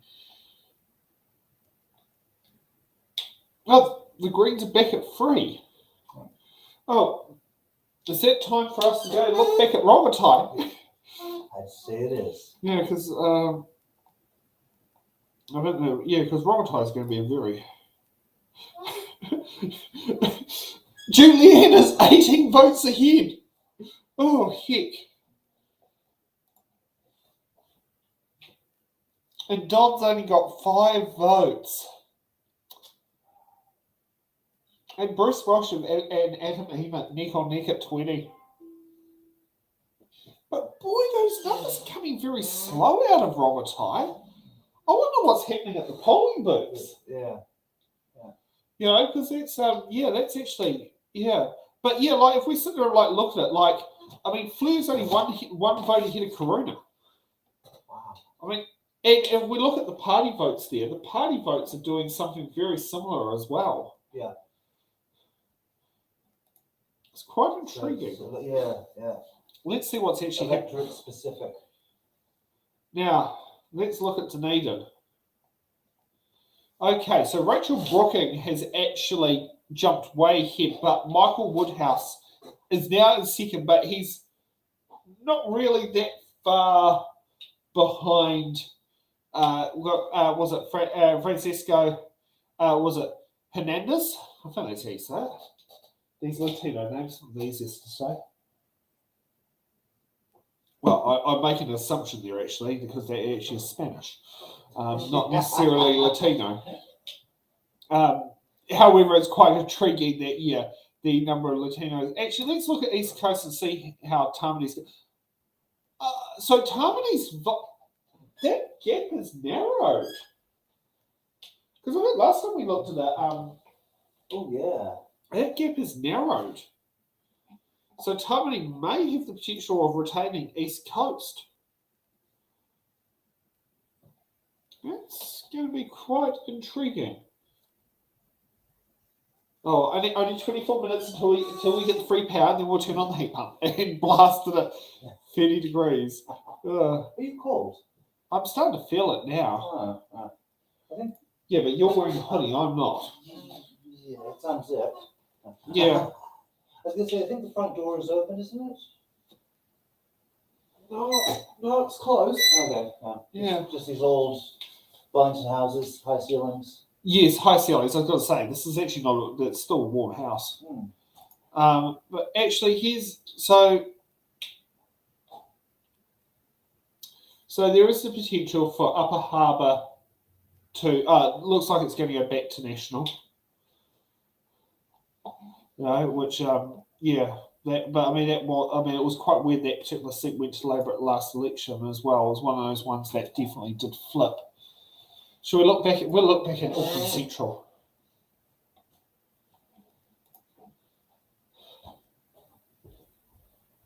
But yeah, Auckland Central.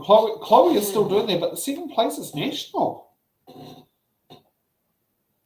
Maybe Helen White knew there was one for Don't Go and Stand in Auckland Central. Oh, let's see, Jill's asked me to scroll down the list.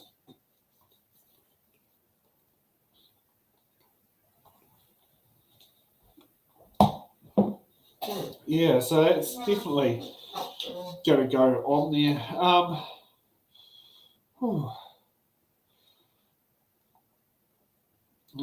Let's look back at Aotearoa Electric. Yes, exactly. Yeah, no, Tim Costley is really creaming it against Teresa Ngobi. Well, I think that's saying a bit of who she is as a calibre of a MP. And I think this is something I'm going to sound a little bit personal here. Never trust a work and income case manager. That's my saying. And I think that sort of spells a lot. Now, let's see what's happening in Hamilton East. They finally have some results. And, wow. And Ryan Hamilton... What percentage of the votes have... 34.8%. And Ryan Hamilton from Hamilton is leading quite far ahead, which I do know the spin-off did predict the seat would potentially head back to Labour. So yeah, and then let's look at the other Hamilton West, and it actually is quite up there for.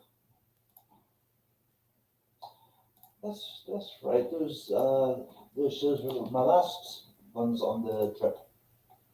Yeah, one of the last ones. Yeah, definitely. Yeah, so it's yeah, but part of me thinking, that electorate was going to stay national. Let's look at the overall results again and see what's been refreshed. So at the moment, National is looking at bringing in 7 list MPs. New Zealand First is only looking at bringing in 7 MPs. So that means Andy Foster is in. And Te Pāti Māori is looking at like they're taking 6 electorates. So which I wonder is the electorate they're only managing to maintain is that Ikaroa Rāwhiti?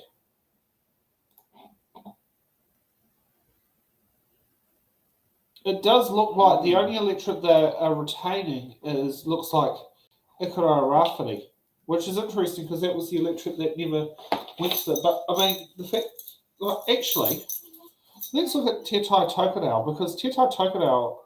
Actually, let's look at Te Tai Tonga.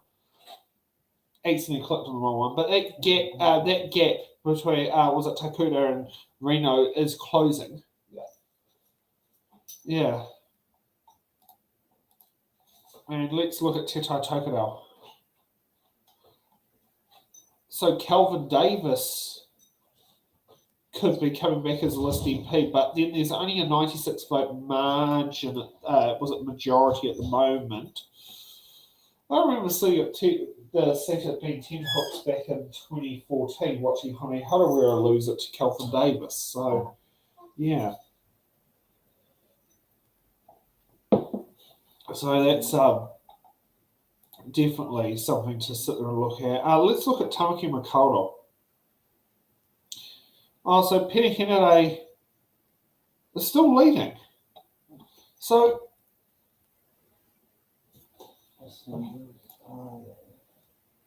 by 2 votes. So that will be the reason why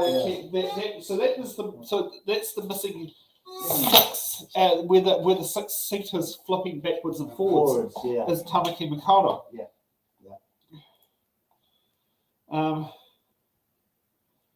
And look at Hauraki Waikato. Manaia Mahuta might be put out of a job. Far out. And she took the gamble of going electorate only. Well, when you gamble, someone always loses. Exactly. Yeah. Yeah, so that's let's look at Woodgram, see how Megan Woods are doing. Oh, that's interesting. Megan's only got 196 vote majority against National, Tracy Summerfield. So that's the election we haven't looked at so far tonight. Yeah, it's Megan Woods. Yeah, which is Jim Anderson's old seat for those at home who are wondering what's actually happening with Selwyn, because that's Amy Adams' old seat. Oh, yes. The only person who's had both great-grandparents serving in Parliament, Nicola Grigg.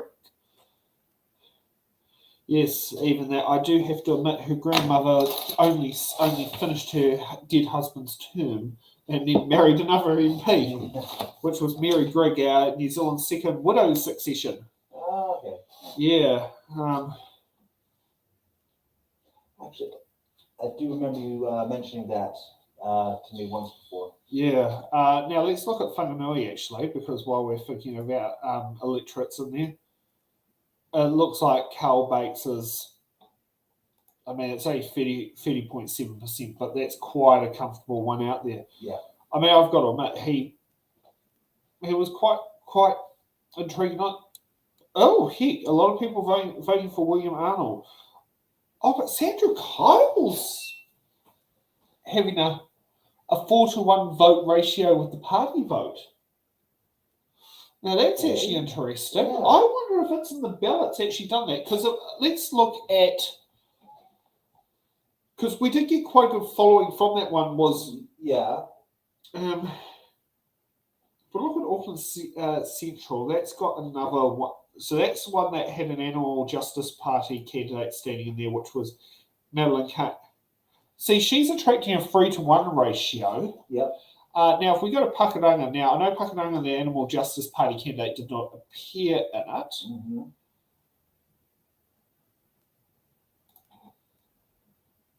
And if we're, ignoring the big ones. Yeah. So he's having a 4-to-1 ratio as well. That's actually quite intriguing that there's a 4-to-1 ratio of the Animal Justice Party. So that may not be quite so unique as I thought it was. Yeah. Because he didn't appear on It's in the Ballot. No. Yeah. let's see what's happening back in Hut South. You know, Wayne's got to sit down there and work it all out. I mean, I'm hoping that's so that margin is creeping closer. It is. So that margin is starting to narrow. Yep. Yeah, it's getting up there.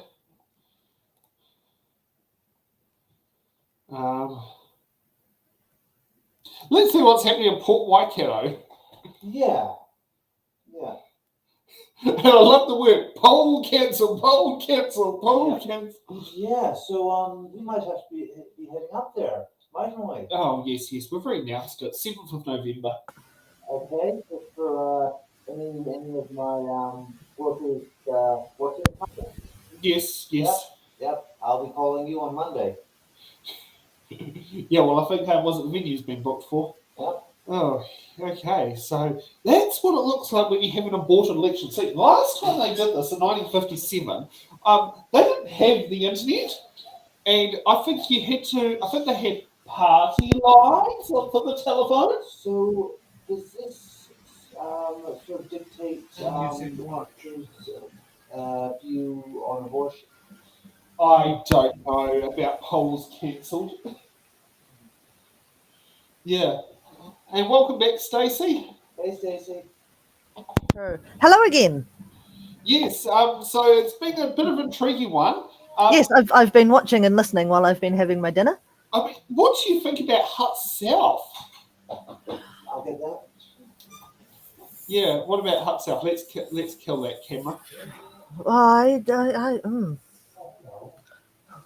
I guess I wasn't expecting it to go any differently, but still. For those who are wondering, Jill, are you all right? I'm fine, thank you. I was going to say, did Nick just break something? The backdoor gate and couldn't reach the latch. Yeah. I almost had that same problem. I just didn't know where the latch was. Yeah. Oh, okay. I do now. Yeah. So what do you think about the fact that potentially 6 out of the 7 Māori electorates could be going to Party Māori?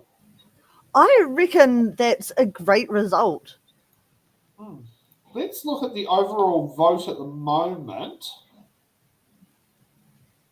So Labour's definitely winning a few more electorates now. See, the Greens are still... I wonder if Tamaki Makaurau is that flip-flopping seat at the moment. Because last time we looked at Tamaki Makaurau, it's a 2-vote difference. It was. But yeah... It was. So that's probably it. Yeah, so either 5 or 6, but that's still looking at... it's now looking like it's a 1-seat overhang. Has Te Pāti Māori's vote gone up a bit? I don't know. 2.5% of the vote at the moment. I'm going to flip over to mine. Okay, it's not Te Tai Tonga. That's still the same. What did we say? Tamaki Makaurau. Yeah, Tamaki Makaurau. Yeah, we've got that on the screen there. Oh, okay. So Penny Henare is currently 22 votes ahead. Is. God, that's going to be a tight race. So I want to ask, is Ray planning to join us? He might at some point, but I don't know if he has a camera, actually. I don't know what happened to his webcam. Oh. Let's look at what's happening in Rimutaka. Sorry, what about Rimutaka? What's happening vote-wise? You want to talk to me? Come see me on the train. Actually, we've got to put Nick back on screen. Oh, yeah. There's Nick. Nick's back on screen. Yes, you. We must coalesce. Is that Ray? I think Yes, that's Ray. Hi, Ray. He says, hi, Ray. Vibrations protruded. Oh, he didn't say hi back. I feel slighted.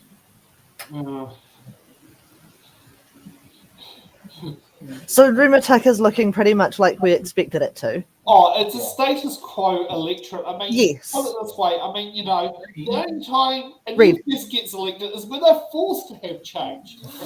Yes. Actually, one election we've not looked at tonight is Tairi. Surrounded by green. Oh no, I don't think we have. And that's actually quite interesting. So that one is so it's what used to be, for those at home who are watching, it used to be Dunedin South. And now it is Tairi. It's amazing how hardly anyone's chatting in the chat, but one of the people who chatted in the chat was Don. Yeah. So yeah, it's quite interesting how that particular electorate's going. Now let's look at Southland, because we actually haven't looked at Southland either. And that one is going to Joseph Mooney. For those who actually remember, Joseph Mooney was the one who proposed the removal of Labour Day in order to have Martiniki as an SOP on the Martiniki legislation. Oh, yeah. So just for those who have some context, Mm. Yeah. Yeah, context is good. Yeah. yeah. So yes, he's doing quite well. Let's see what's back happening at Romatai. Oh, Julienne's being flared by 202 votes. Oh. Yeah. Should I end up ringing one of those candidates and ask what's happening? Because that is so Wow. weird how neck and neck that is. Yeah, go on. That has been so close all night. Yeah, I mean, I don't know, So who's coming to the Newtown Residents Association meeting on Monday and say, Yeah. I'm the winner? Or is it just going to end up being like specials? Because how much are the votes? 16.9. I'd like to know why the hell the vote's taking so long at Romatai. It's a neck and neck electorate. I mean, I'd like to sit there and say, can we get Caleb to drive down to Newtown School and see if the lights are still on in the school hall? Actually, not at the moment, but as soon as he can, I'll let you know. I told him to go for a wander. That's Oh, okay, Yes. okay. Was he getting bored? confusing. That and potentially noisy. Oh, okay. We love you, Caleb, if you're watching. Well, for someone who don't have a cell phone, yeah, True. Yeah, one of the few people I know who doesn't have a telephone number. Yeah, on purpose. Wait, so I missed that. Who doesn't? Caleb. Oh, right. Yeah. You Right. know, Yeah. So let's look back at Aotearoa Whiti. So yeah, it's quite interesting, Aotearoa Whiti. Yeah. But I wonder if that's I wonder if it is to do with the fact that particular election itself is very strongly Labour. But I mean, it's only got 25% of the Wow. vote. This is true. Yeah. So I'm just trying to think how let Nick run the show. Okay. All right.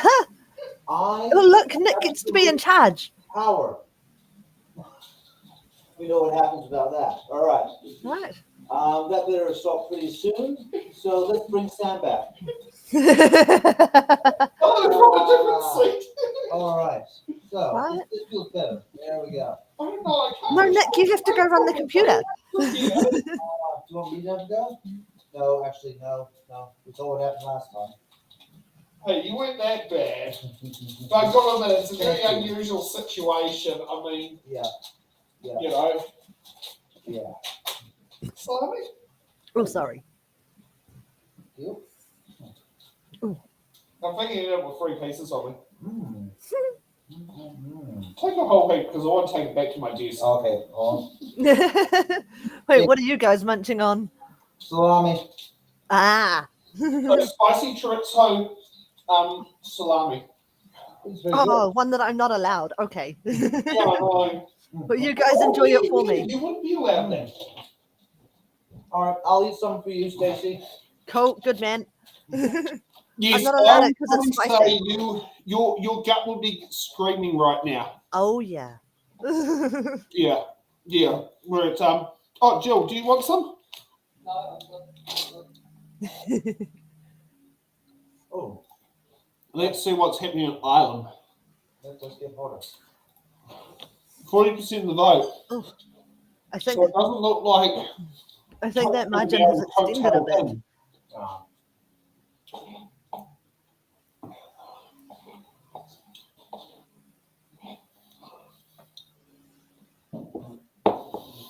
Did I just Ah. hear? Alex is back. Oh no, right. Yes, it's just Alex with the wrong name on his screen. Okay, cool. He's logged in as Jill. Yes. Oh, everyone was logged in as Jill when we jumped in, because if we're in the team, because that was the last name signed in with.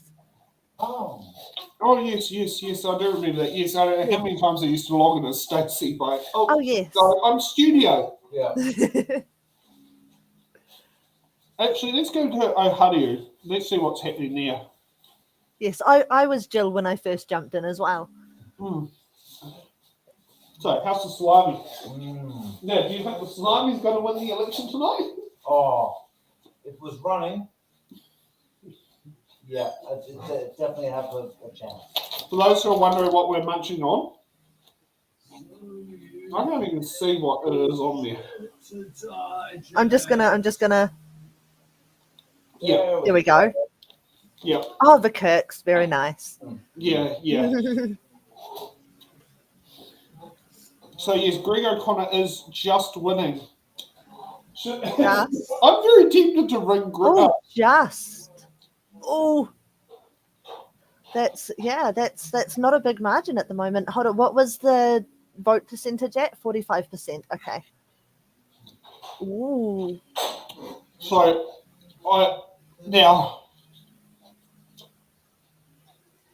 I'm confident to say I think Greg's going to hold a Aotearoa.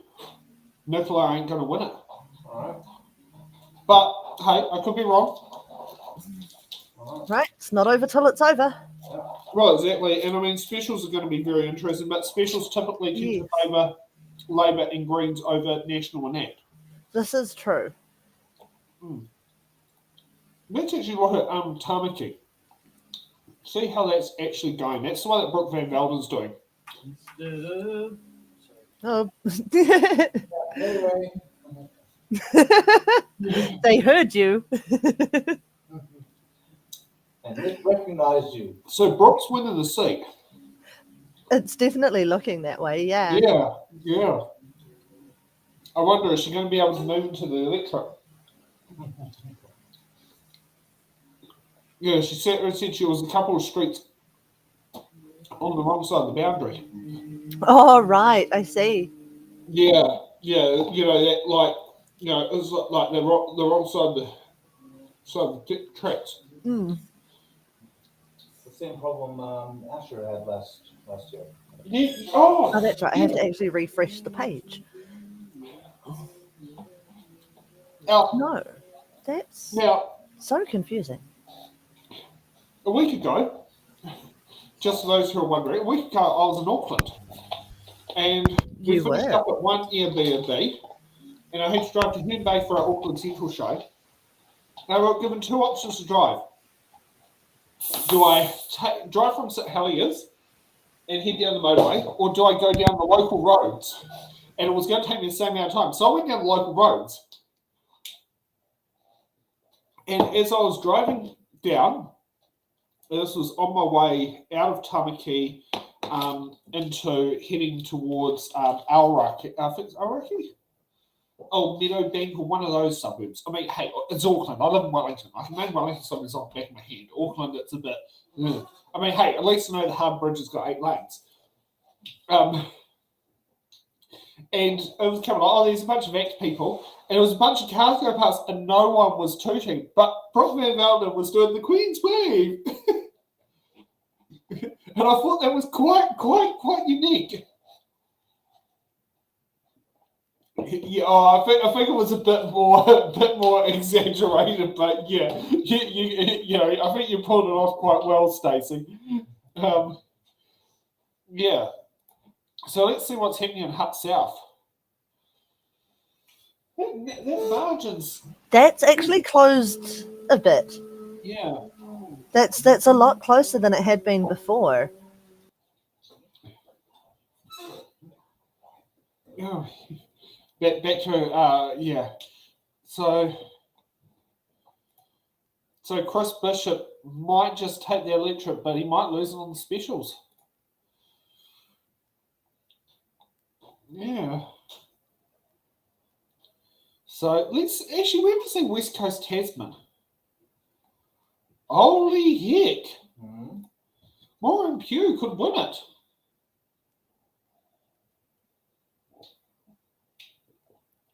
So that's actually quite intriguing.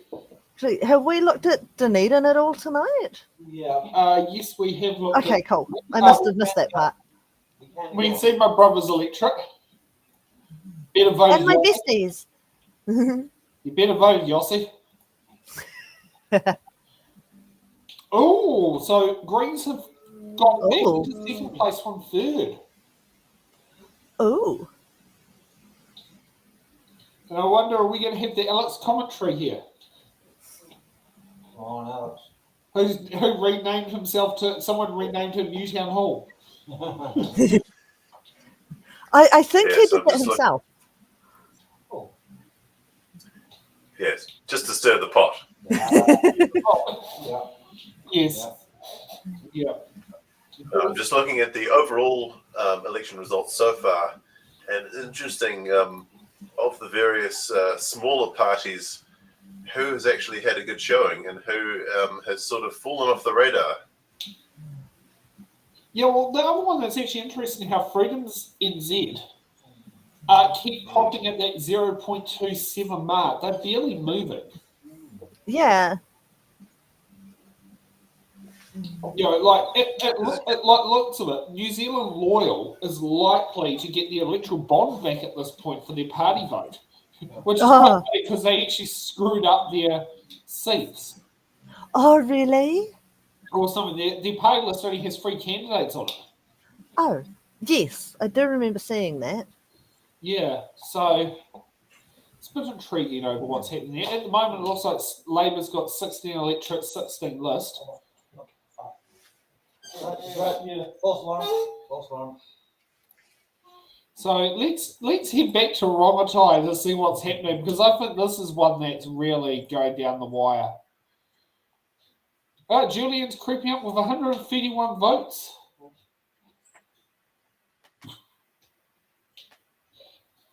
So that's going up there. But yeah, Yep, no, that's it's quite expanded a little. intriguing. Aha, there it is. Right. Hold on. But yeah, it's like, what do you call it? Her, Julian, and Karuna's tailed back a bit. So Karuna's about 500 votes behind Fleur. Yeah. Wow. But yeah, interesting that the party vote is the leader in the electorate, but not that like it's not even a percentage point difference. That's not the piece of paper I thought I wanted. Okay, cool. Let's try again. Yeah, it's Oh, there. Party list. Hey, I found it. actually what's Here we the go. deal? See, I didn't throw it out. So like Oh, see, mine's sitting in the coffee cart. Mine actually means that, yeah, mine was so yeah, my envelope, my Easy Vote card, and my party list thing is all sitting at the coffee cart at the moment, because I didn't even open the envelope until this morning. Because I Oh, used wow. the Easy Vote card. Yeah. You know, it did feel a bit weird that on my Easy Vote card, on the paperwork it had my PO box, but on the card it had my address. Okay. okay. Well, yes, but Oh, remember, because it's where they delivered it to. yes, yeah, because Yes. remember, all my mail goes to the PO box. It doesn't go there. I mean, also, it's in the ballots. Mail goes to the same PO box. Which actually reminds me, I've got to pay some money for that. That could be a good idea. They sent me a letter to say you hadn't paid the bill. Oh wow. I know, considering they said we're not going to send letters anymore. for invoice reminders. Yeah, so they sent me a letter. I do remember receiving something about it. Yeah, let's see what's happening in Mount Albert. Melissa Lee is still ahead over Helen White. Ooh. That's something I'm finding quite intriguing, is the fact that Melissa Lee is still ahead of Helen White. And I wonder if it's possibly what's going to come back to bite, like what she sat there and said to Chloe Swarbrick back in 2020. Ray, please stop. She sat there and said, "Oh, I'd like it if Chloe would just go after the party vote, because Auckland Central's a Labour seat." And we saw what happened last time. Ray, I think your whistling's very nice. I'm surprised actually that we haven't had more of the larger parties sort of almost ceding a place in order to let one of the smaller parties in. I don't think they want to. That's the problem. And yeah, let's. Okay. So here's the latest from Auckland Central, and Chloe Swarbrick is not quite, but a little bit shy of 1,000 votes, 1,000 vote margin. Yeah, 20% up. It's not bad. That's very close. Yeah, but yeah, it's amazing how that one's got national at second place. But the part that's really getting me is the fact that no one voted for Oscar Sims. Huh. And Well, nobody really voted much for anyone else in that electorate by the looks of it. Yeah, it's either, was it Mahesh? Or Chloe, yeah. Yeah, it's Wow. it's quite intriguing there actually. Because you look at again, this seems to be a repeat of last time where, the Green Party proportion of the vote as a party vote is relatively small, but people have thrown their weight behind Chloe. Yeah. Yeah. Now let's take a look at Tamaki Makaurau again. It's flipped to the Māori to Party Māori. Oh, it has. Not even vote margin. Wow. That seats neck and neck. You've got the pay list in front of you, Stacey. Hello, yes. Are you able to have a look at the pay list ranking for Hene Henare? Remind me of the party, please. Labour Party. There we go. 14th. 14th. Okay, so he quite won't be sent to retirement of losing the seat, though. He will come back on the list. Actually, what's Adrian Ruafai? Ruafai, yeah. Sorry, hold on.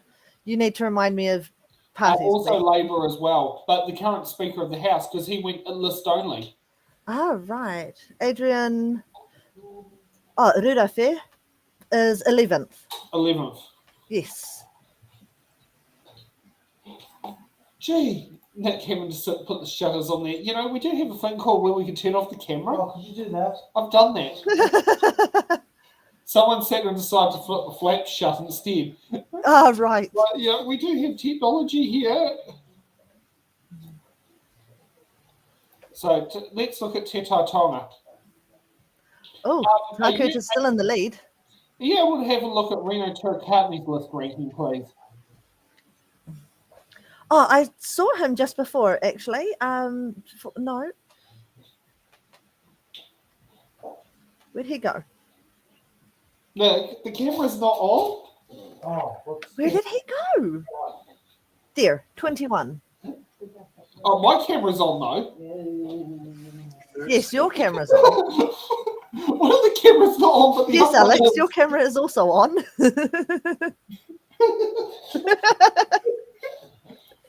Love it. No, Nick's not back. Oh, he's back now. There we go. Oh. I'm back. Right, so Sam, in case you missed that, Reno was 21st. So Reno could be out of Parliament, potentially. Possibly. Now, where is that result? We'll do a... So 38.2%. 38.2. So Reno could still make it, potentially with 17 list MPs. But yeah, that whole New Zealand first is sitting at 8. God, Oh, that they are. They've moved up one then. yeah, but heck. So that's interesting. My prediction of 7 parties in Parliament doesn't look like it's coming true. No. What? Is that 1, 2, 3, 4, 5? Yeah, 6. Oh, But yeah, by the looks of it, what do you call it? With National and Act, they will be at 64 seats at the moment by the current results. So yeah, I mean they wouldn't even need Winston to sit there and help, and that's without the Port Waikato by-election coming up. Yeah, but heck. The good thing with Ensign first getting 8 is that given that Andy is 7 on the list, he's in. Yes, no, that's one that I'm looking forward to actually seeing in there. Yeah. Because I Now, can imagine it'd be a different beast. Central government. yeah, but it'll be interesting if Andy was in opposition though. That's going to make things very interesting. Let's see what's happening in Whangaparaoa. Well, that looks like landslide majority to Mark Mitchell. But I mean, it's the same. oh, that does. Wow. Yeah. So let's look back at Rongotai. Julian's margins shrinking. It is. But we're still only at 21.3% of the votes. I don't. I'm tempted So, to drive down to the school. Oh, let's find out where all the news are. Let's find that would actually be quite funny. Driving around the Rongotai electorate to look at the polling booths to see which ones still have their lights on. yeah. So you make it so, and it's done. I mean, Rongotai's electorate's one thing, but I mean, I'm just trying to think. Going across all over the electorates would be actually really intriguing. Yeah. I know. What was it? The Mana electorates. The polling booth in Coastlands wasn't able to be there today. Yeah, and I think it's that rule of the You have to be open till a certain time. the mall Yeah. shuts before that certain Yep. time. Yep. So while we're looking at Mana electorate, Barbara Edmonds has a 2,000 vote lead against Francis Hughes. Oh, I think we also know what our feeling is there with Francis and Barbara. Yeah. Actually, want to ask, highlight for the show, the fire alarm going off at the fire siren. That you mean this one? You're going to bring up the... Well, actually, can we find a YouTube fire siren? I told you I was going to leave the ticker there. No. I hear the fire siren enough as it is. Thank you very much. I live far too close to the fire station. Don't do it. Don't do it. Yeah, no, I have to admit that was one of our highlights of the shows. Yes. Yeah. That was definitely a good giggle, yes. Yeah, but it was good that I actually put that in there, oh, heck, we're going to have to put that in there just in case. Yeah. And at least it was only the once that it happened. Well, Once during the show. Well, during the show, yes. yes, we did have it happen another time Oh. before the show. Yeah. That's why we put it in there. Ah, I see. So looking at Hauraki Waikato, I think Mania might have to sit there and restart to dust off her CV. Oh. Maybe. Because where is she? She's gone electorate only. Oh, is she not list? She did not know. She decided to go electorate only as a gamble. That's right. Yeah, she's Right, not well, in here. To send the message to the Hauraki Waikato voters, vote for me or you'll lose me completely. Wow. She may have booted herself. at this rate. Well, she'll also lose her joint title with Jerry Brownlee of Mother of the House. What? What's all? Hey, So Ray's go like, what the hell's the Mother of the House? no, Ray is playing a game and apparently getting his backside kicked. Oh. Just from his reaction to that. Yeah. So let's see what's happening in Waitariki. So Rawani's got a nearly 6,000 lead majority. It's fairly convincing. Yeah. Yes, I think everyone knew where that was going though. Yeah. Let's see what's happening back at Hutt South. Oh, okay. Ooh. How's that margin It's- gone? Still about the same. It hasn't changed too much at the moment. Oh, okay. Yeah. Right. Do I need to start writing numbers down? Is that what we're doing? Okay. Or take screenshots. Well, Yeah. oh, We got 40% of the vote counted. screenshots are far too difficult if I'm not gaming because it's not just F12. I have to actually snip tool, which is far more buttons. There Where we is go. my pen? I'm going to let you run the show because I need to head to the loo. Okay, all right. Well, I'm going to go and put myself in your seat. Okay. So, Ray, what game are you playing? Sorry, ignore that. All right. So where were we? All right. Anywhere in particular? Okay. Oh, you want to flick back to the other? Oh, No. You're on overall results. Go to electorate, one of the other tabs at the top. Oh, thank you. Yep, all good. There you go. Gotcha. And now pick an electorate. You are a savior. Thank you. All right.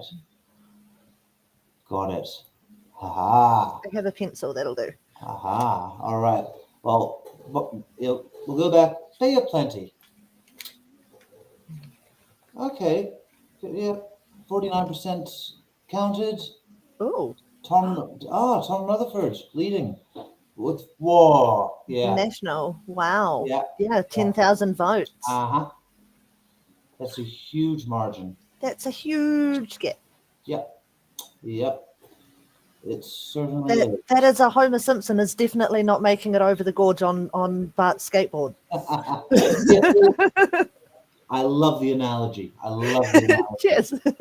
Well done. Ah, okay. I'm enjoying being Sam. I think I'm going to stay being Sam. Yeah.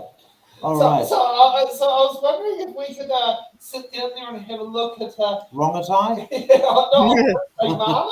Oh, yeah, So sure. we actually just saw Mana not that long Yeah, ago. so let's do wrong-a-tie, just for you. Oh, we're down to a 99 margin. Yeah. Should I go and ring Corona? Yeah. Like bring him live on there and just like, hey, look, can you see a polling booth from your place on the lights still turned on? If we had the bookstore. we Margin. just- Oh, all right. Next. How do you? Sam. See, we've all given up on Wellington Central because it looks like Kevin was winning by a landslide. Yeah. Okay. I mean, 50%. The interesting one's going to be what happens with What's the the by-election. Well, Yeah. Wow. yes, We'll see. it's in the ballot show It's a 432 vote margin. with Greg winning. Yep. Greg is in the lead at the moment still. So And what's the vote percentage? 50.7. That is likely to be Greg is going to retain the seat. Yeah. Oh, well, that's really showing something. As this is stuff that I actually heard from when I was on the road. That Ohari voters were concerned. One, that Nicola didn't live in the electorate. Another one I heard was the fact. You got a cool guy. Okay, we're hopefully getting another one. We'll meant to have Mini Pecker on there, but she hasn't turned up. Is she another one we got to sit there and ring? Okay, let's check Waikato. Okay. Oh. That is an almighty margin as well. Mm-hmm. Yes, it is. Oh, Yeah. I mean, it's Safe National, so I mean, Lindsay Titch had 9, 4, 5, 6. Washington and the Mullen. Yeah. Right, yeah. So it's a relatively safe bet there. Yeah. All right. Something that's maybe a bit more up in the air. Up in the air. What's it like at the moment? The Romatai lecture Hi, kitten. is up in the air. I know, but that's not Romatai. I know, it's quite weird. I'm the one living in the up in the air Electra. I never expected my Electra to be the flip flopper. of the Electra. Oh, look, the National Party and then ACT. Okay. Interesting. Which seat are you looking at? Epsom. Yeah. Yeah, well, it's not, yeah, well, I mean, you know, David Seaman was probably going to win it by how fast? Look at 2 candidate vote. 9,000. Yeah. 9,400. Oh, and those numbers are going up while we watch. Oh. They were, yeah. Or is it, when you change it over, it was... No. Our cat claws. Right, sorry, I was distracted by cat. Where are we? Okay, we're going to go Epsom. to... Thank you. Yes. Shocking result. Sure. What was I'm making the list as we go. What was our margin here? Our margin was 4,700. 4789. We seem to like consecutive numbers at the moment. Yeah, we do. 432, 456, 789. 9, yeah. A bit of serendipity is always good. All right. Right. Oh, which reminds me, I was told to play the odds today. So, hey, people, the other results that are out for tonight is Lotto.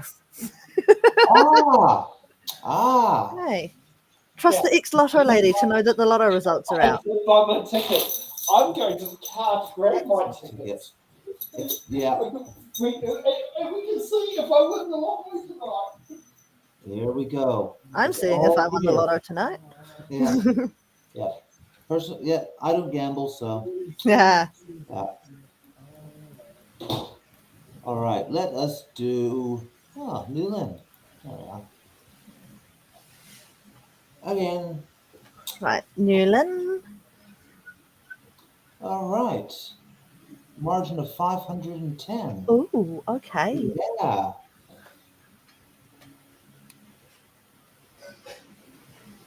All right. And just for interest. Yeah. Pretty close.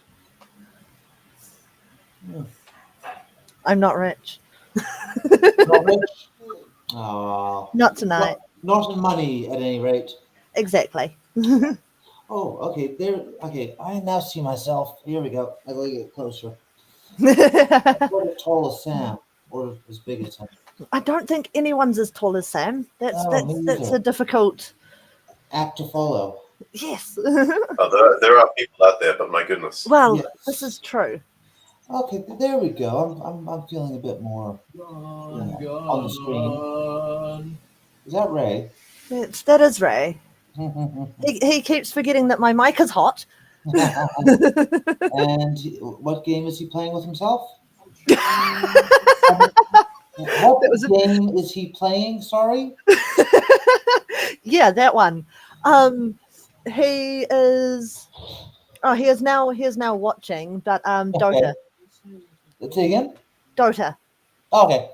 Yes, and listening to music and pretending that he has any idea what we're talking about. All So, right. yeah. Okay, we've got Guy joining the stream. I'm going to put Sam back to being Sam.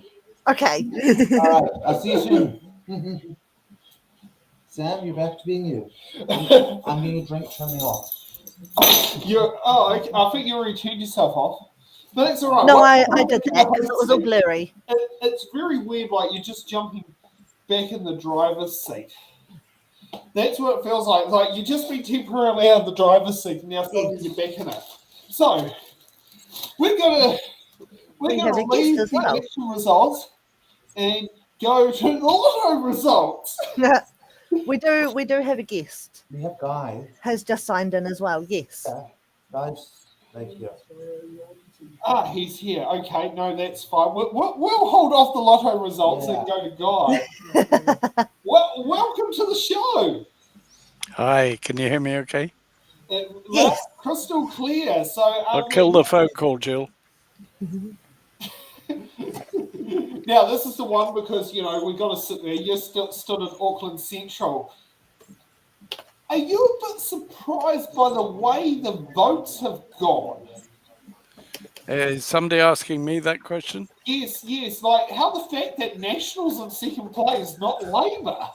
Yeah, I think my reaction to that is we knew National was going to go ahead, but the margin is huge and certainly higher than we expected.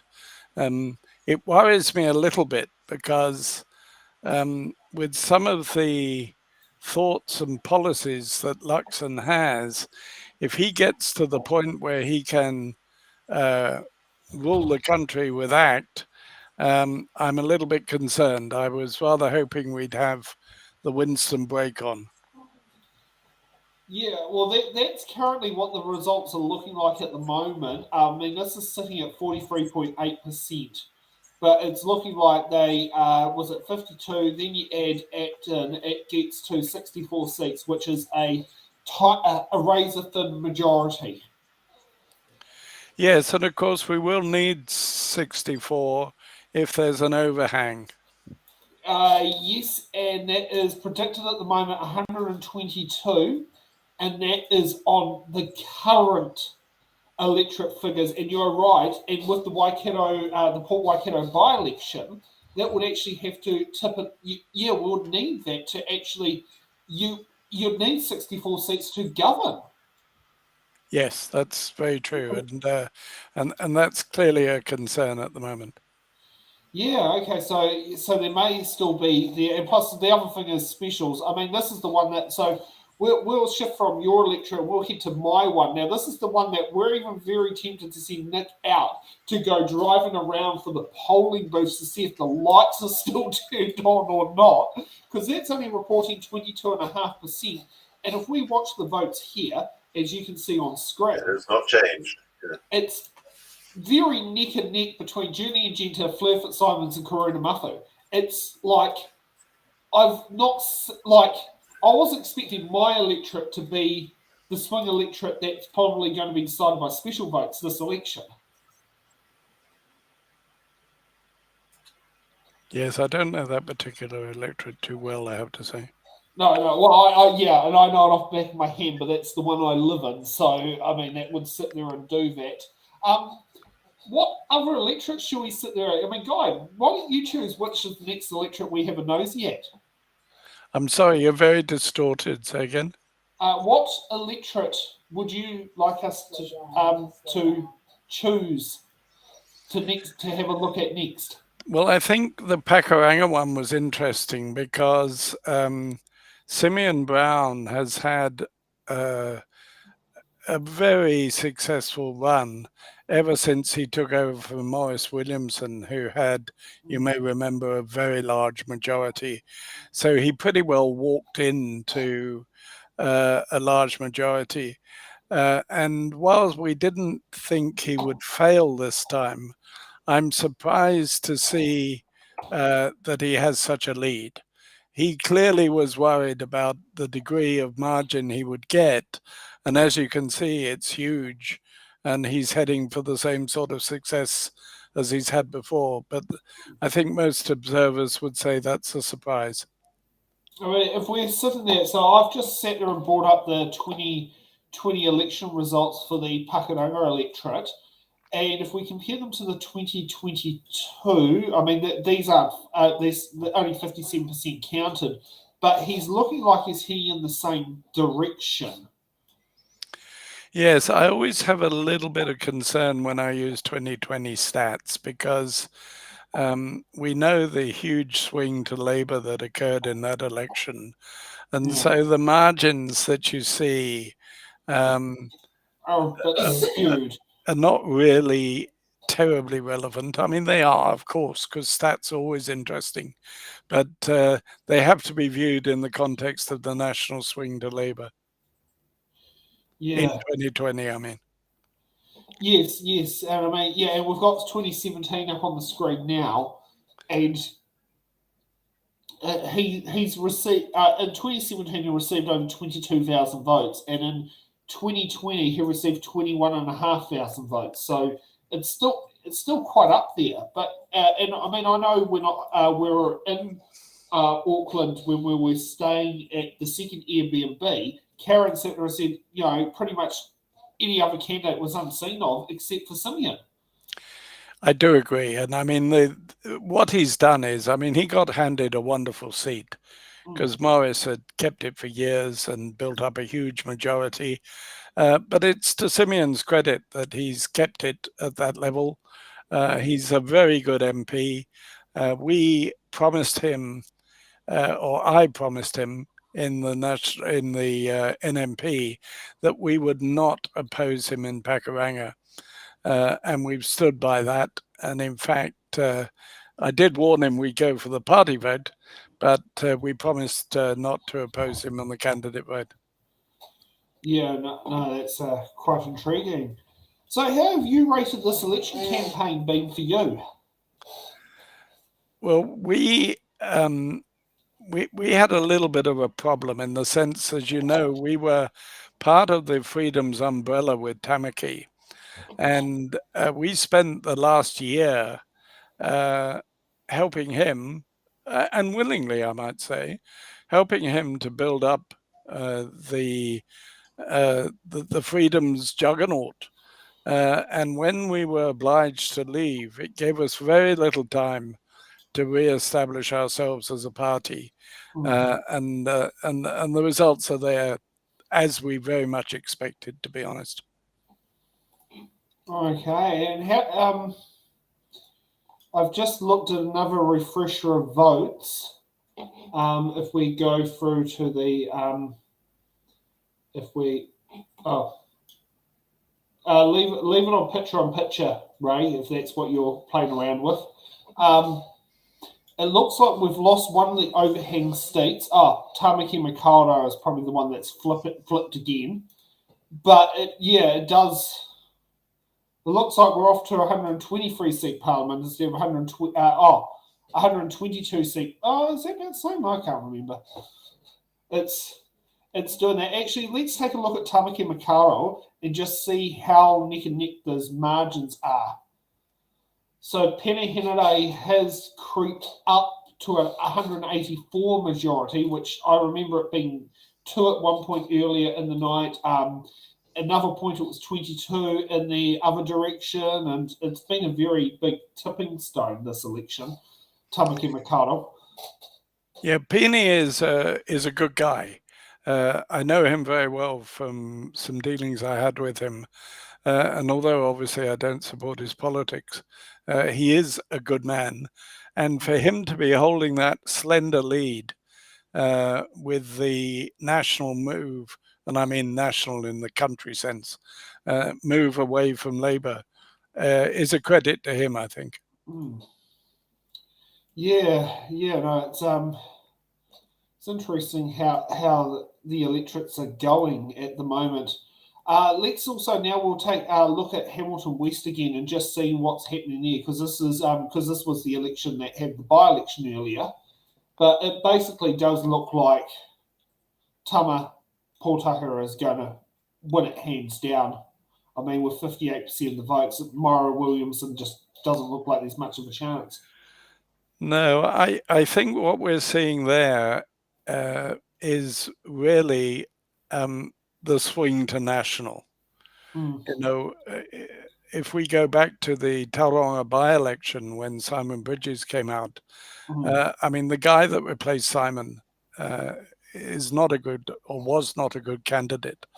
But we saw a huge swing simply because people voted for the national person. And I think you're going to see that a lot across the country, that the quality of the candidate is going to be less important than the fact that they belong to national. Yes, yes, and I mean there is the saying goes there that if you can put a wheelie bill for National Party rosette in Tauranga and it would likely to win over a credible Labour candidate. Yes, and I don't know if you saw the stats about, I think it was about 10 days ago, it had Pakuranga and Tauranga as the farthest right seats, together with Port Waikato. So, you know, when you have that kind of history behind you, you're not going to fail if you belong to national. Yes, no, that's certainly right. Nick, you'll need to just zoom on your camera. Oh, Just because it's blurry as hell. oh, Yes, yes. oh, wow. Yeah, we've got to work on that one. Yes, and looking at the results there, I mean, it looks like Tauranga is going to go to Sam Uffendale, who, as we will repeat, was meant to be on It's in the Ballot, then backed out. Yeah, and I mean, you know, he's been staggeringly silent in the House. I admit he's a first-term MP, and you do need to feel your way a little bit during that time. But he hasn't really set the world on fire either in the electorate or in the House. And I've got to say, I feel that's a vote for national rather than the vote for Uffendale. Okay, what other electorates do you think we should sit there and look at since you're in the show giving your opinions? Well, I'm feeling I'm hogging the mic a bit. I know, Ray's been quiet, Nick's been quiet, Alex has disappeared from his seat. Okay, well, can we just go back and have a look at Auckland Central, because I regarded the fight as very much a Chloe Mahesh there. Yep, so we're back on Auckland Central. 41.8% of the vote counted, and Chloe's leading with a 1,500 vote margin. And I think I'm right in saying that she's opened that margin since the last time we looked. Yes, it has crept up slightly, considering earlier in the night the margin was 50, I think, when we first checked it back at about 7:15.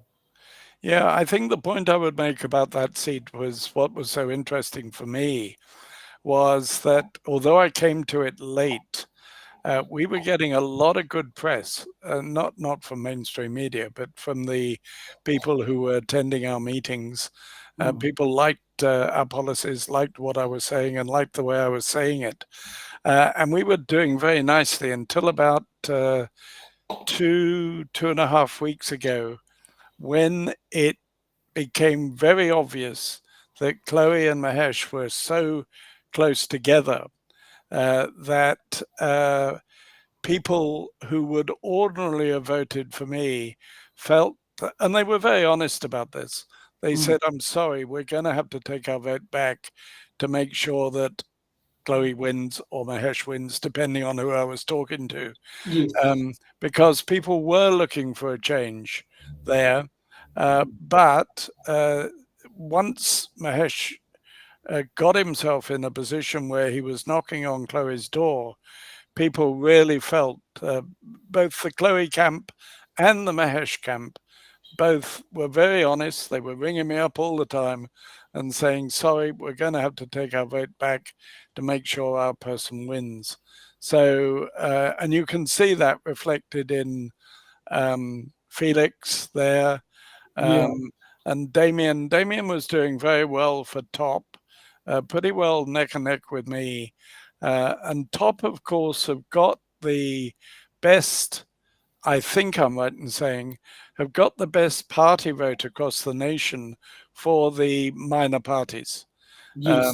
And therefore I'm disappointed for Damien as well, not to see more for him.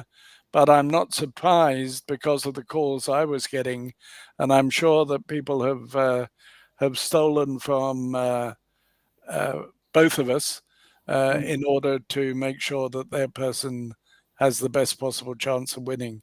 But that's fair enough. I understand that, and we can live with that. Sounds like we need to get Andy's idea of putting STV in, because then that would sit down there and help alleviate some of those concerns. Yes. Can I say, I'm watching the clock a little bit. I'm going to have to go because I've got a team Zoom that I've passed on. So would you mind if I left you all to it? Yeah, it's all good. Thank you for joining us. It gives us a different perspective, and it's better than us, our own voices, listening to each other all night long. Well, it's been a pleasure to be with you. I'm sorry I couldn't be here longer. Thank you for the invitation, and we'll stay in touch. Thank you for that. No, thank you, Guy. You have a good night. You too. Bye-bye now. See you. Okay, so shall we get to the lotto results? Yeah, that's what we were doing. Yes.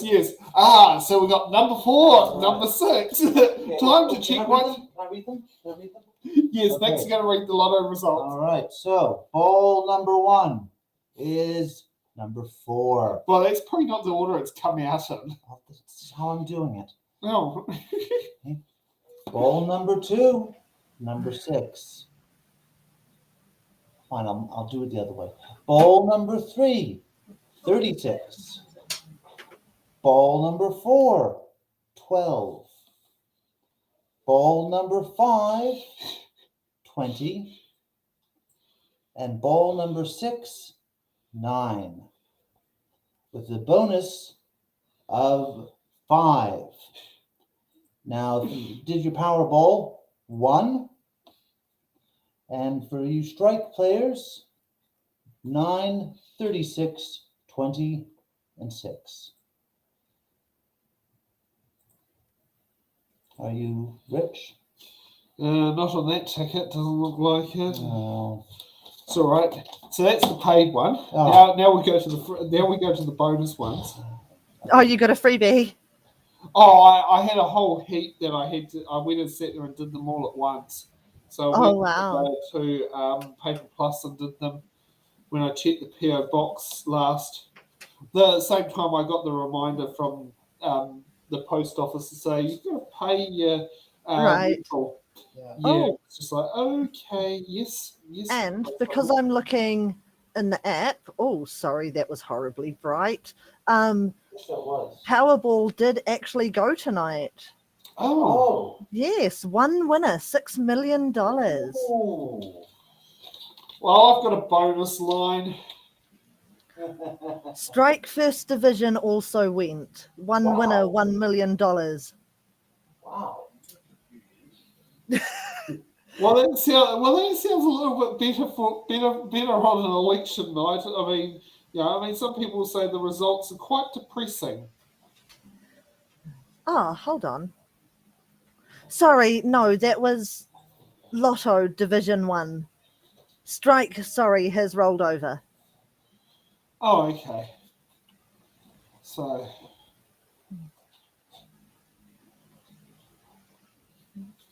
Maybe I should start playing Strike again. I've only been getting power dips lately. so one bonus line. Oh well. Oh That was well. a bit violent, right? So let's see how election results have changed while we've been on the phone. Oh heck.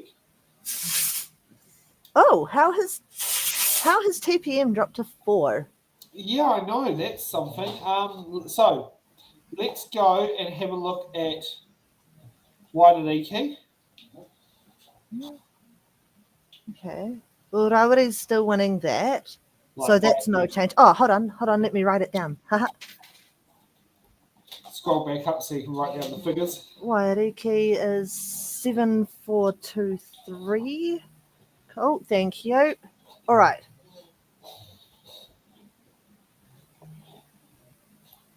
I write so much faster than I type. It's rather ridiculous.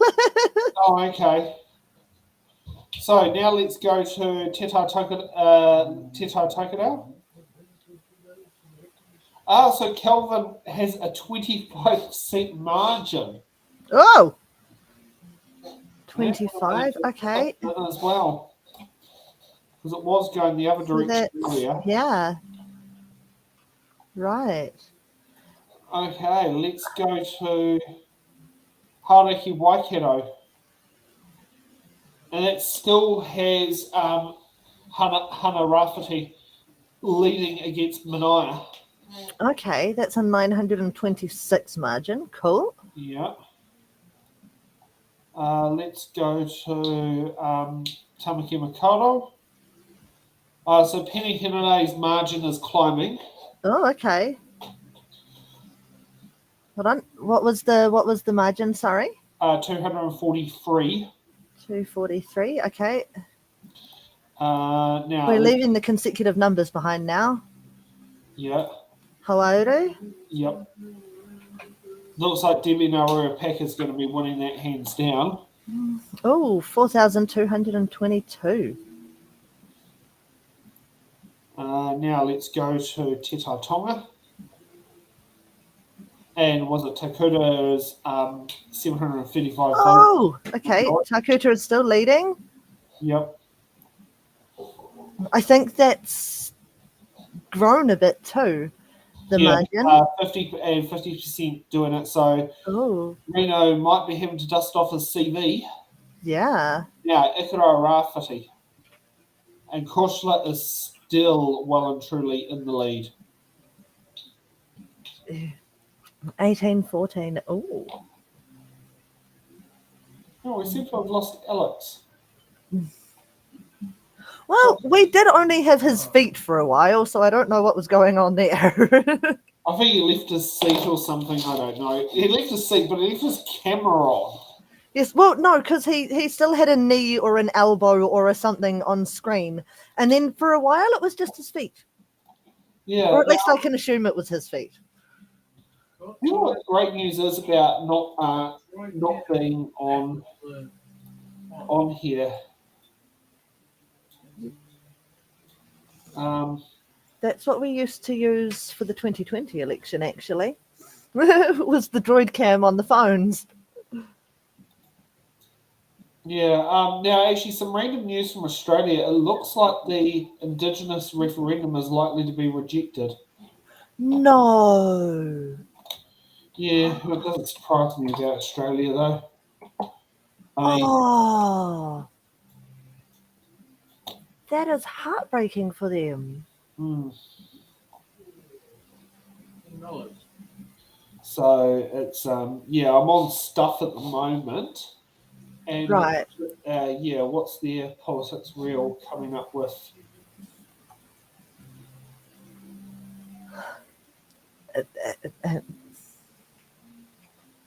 Currently sitting at 6%, so that's the latest that's come from stuff. So Peters looks like he's going home. Sorry, who, what, where? Winston Peters, actually. Oh. Mount Where? Albert is one we should actually take a quick look at because that's been an interesting one all night. Oh, Mount Albert. I haven't actually seen results for Mount Albert yet. Mount Albert looks like it could go blue. And I mean, Mount Albert's been red for Ever? ever. No. I mean, but it was like, it was known as a safe Labour seat. yeah.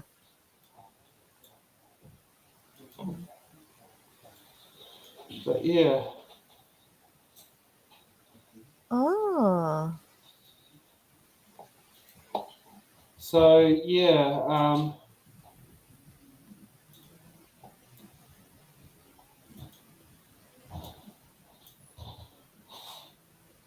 Oh, interesting. actually, yeah, the other one is to watch out for is Dunedin because that's been flipping. Yes.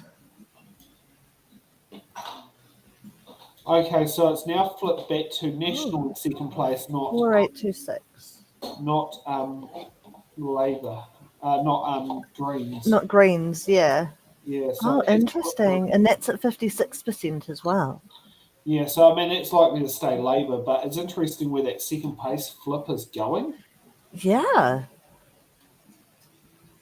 Yeah, it's quite intriguing there, actually.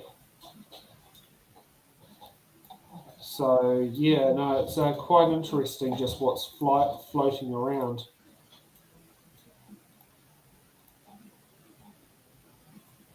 Yeah, it's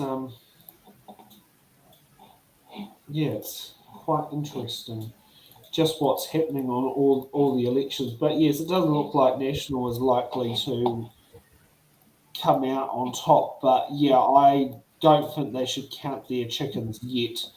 Oh, heck. Yes. So Change. they're, Sorry. they're down to 51 seats.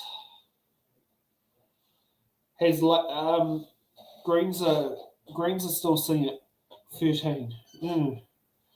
I mean, let's go and have a look at Rongotai again, because this Rongotai one's been so interesting. Oh, whoopsie, went to Rotorua. That's all right. Let's look at the results of Rotorua while we're here. So Metapeka is creeping up a little bit. So yeah, now let's get to Rongotai, which is next to Rotorua. Julian Gent is still leading the charge. That is really intriguing. That's really intriguing, actually. I mean, you know, it's quite intriguing, actually, what's happening there.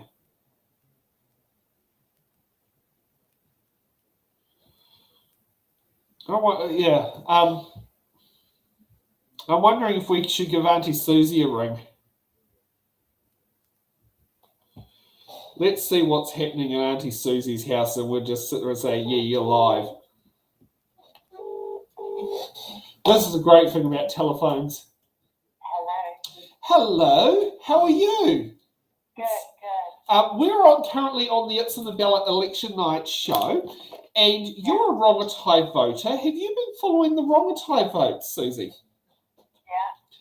You know how it's very neck and neck that Julianne has currently got a 185 vote margin against Fleur. That's not that much more against Karuna. Yeah, I know. It's quite weird that, you know, your electorate of, I've lost count of how many years, but it's effectively looking like it's becoming a hotspot race for the country. Yeah.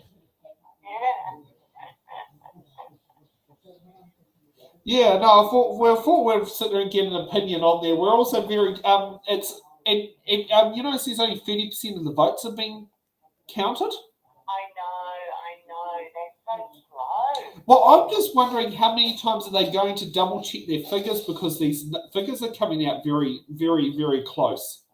Like, we were thinking of sending Nick out to drive around past polling booths to see if the lights were still turned on.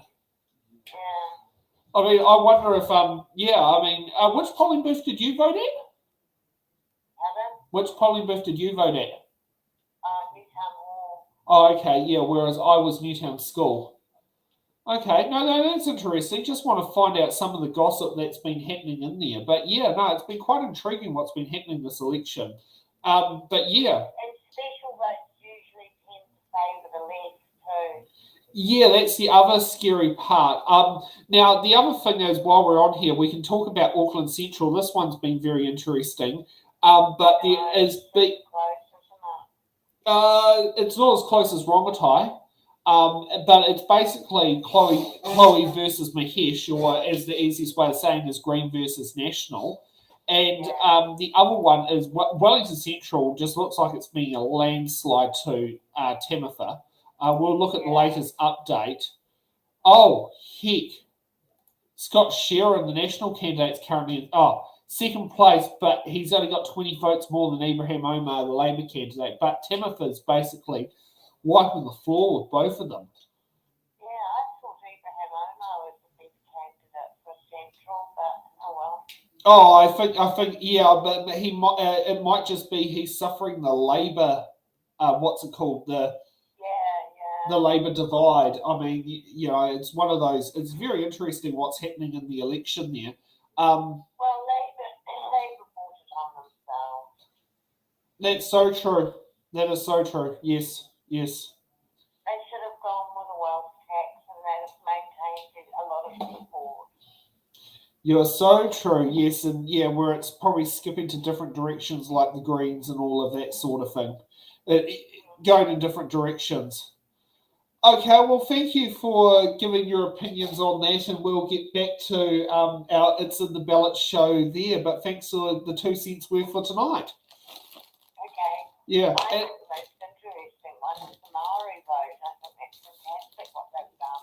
Oh, it's going all over the place. I mean, put it this way: Reno Turricartney looks like he's going to have to dust off his CV, ready for retirement potentially. Mm-hmm. You know, because was it Takuta Ferris may actually take Te Tai Tonga? Yeah. Yeah. So, Okay. well, you know, I mean. Okay. Yeah, well, I mean, you know, I've he participated on some Ballot show 4 nights ago and was very impressed. And Stacey did sit there and say she was a little bit annoyed that she's now in Ikaroa Rāwhiti, not Te Tai Tonga, because you know it was the first time she's actually voted outside Te Tai Tonga. So yeah, I'll let you go. Thank you for that, and we'll be sitting in our seats tight for the rest of the night. Okay, cheers. Okay, bye. It's going to be a long one, I think. I think so. Yeah. Okay. Okay. Thanks, Sam. Bye. Bye.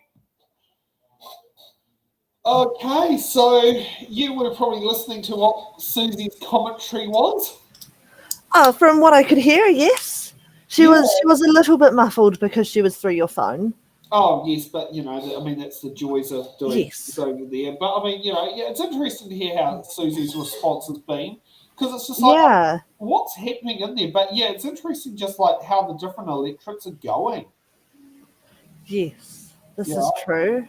Yeah, Right. it's quite intriguing. Now I was speaking to Steve Cosgrove earlier today, and Steve Cosgrove did say to me when he spoke to Tamitha was that the likelihood of the by-election for it would be January if she is successful.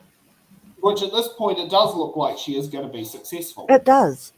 You know, I thought she may have suffered from the same thing that Paul Eagles suffered from, which was there was a lot of people saying, well, if Paul wasn't the sitting MP, we may have ranked him a lot higher than we did. Yes. And I wonder if he's actually suffered from that. Just resume the camera.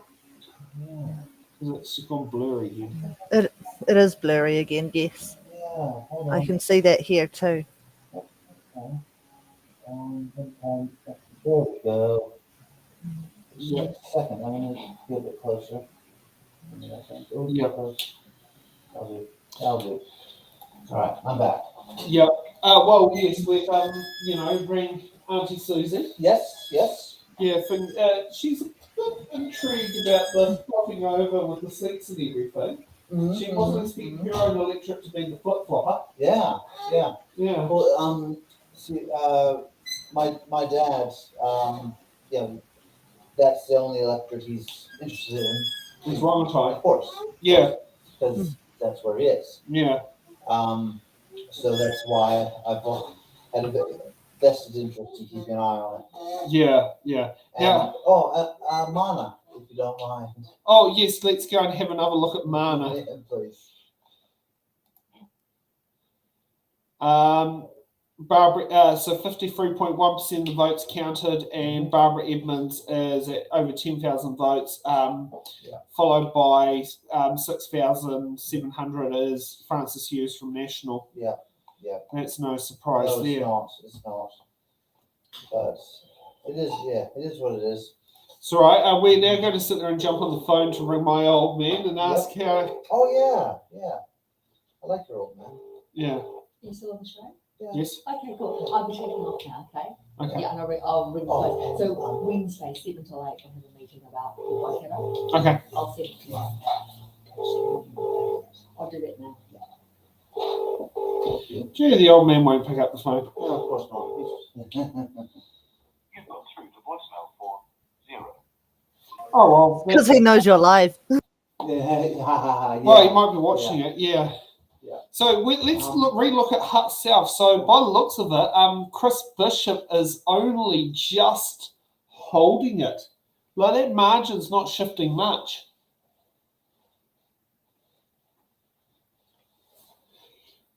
Okay. That is a very small margin, yes. Disappear. I had a 10 o'clock margin. Okay. Yeah. So I just thought I would say goodbye to everyone. Yep. And I will be waiting. Well, I'll be listening as soon as I. You don't have your phone anymore. Okay, so I'm gonna give you a call when I get home. No problem. Safe journey. Thank you very much. Good night, everyone. Good Oh, night. right, night. Right. Bye, Nick. Bye, Jill. Bye. Bye. I'm just wondering, should we? I mean, if we head over here. Okay, we're at 60% as well. Yeah. I mean, by the looks of it, Christopher Luxon is likely to be the next Prime Minister unless something drastically changes. But I don't see that happening unless we have like 20% special votes. Wow. Yeah. So, yeah, it does look like he's going to be, first term MP straight into Prime Ministership. But yeah, it's going to be very intriguing what happens after the election. But yeah, I mean, at this point, if National and ACT go together, I mean, you got 51 plus 12. That will be 63 seats in 131 really? seat parliament. And if the Te Party Māori keeps having its overhang, potentially 60. Yeah. Wow. Which, that's a very tight margin. Like, that's a one-seat majority, the same as what John Key had. Oh. In 2011 and 2014, he only had a one-seat majority. Yeah. So, do you think we should call it quits for the night, Stacey? Well, Ray's trying to figure out how to get in. Not get in, but he's trying to see if he can use the Droid camera to get into Restream camera. So what you do there is there's a button called Add Source. I thought so. Yes, get into Restream and push Add Source. Yes. He can't hear you. I've only got my sound through my headphones, so I have to relay. Yeah, no, that's fair enough.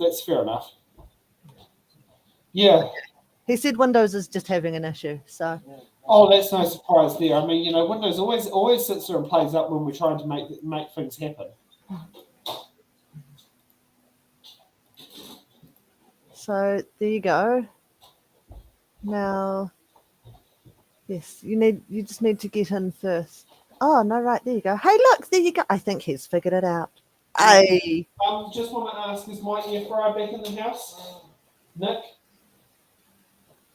I hope my air fryer's back in the house. Yeah. Oh, it is. Oh, sweet. Okay, I might have to cook up some dinner at some point. So Ray is slowly getting in. Yes, he's just playing with settings at the moment. He's wondering if he wants to virtual background.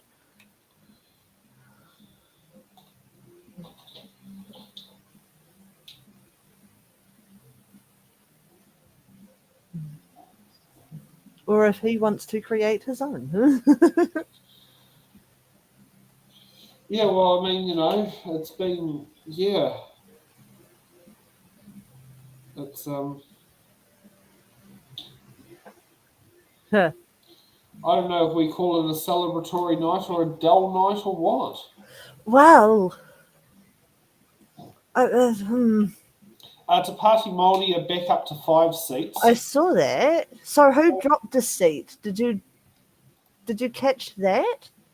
There he is. Look at that. Tamaki Mikado? Hey.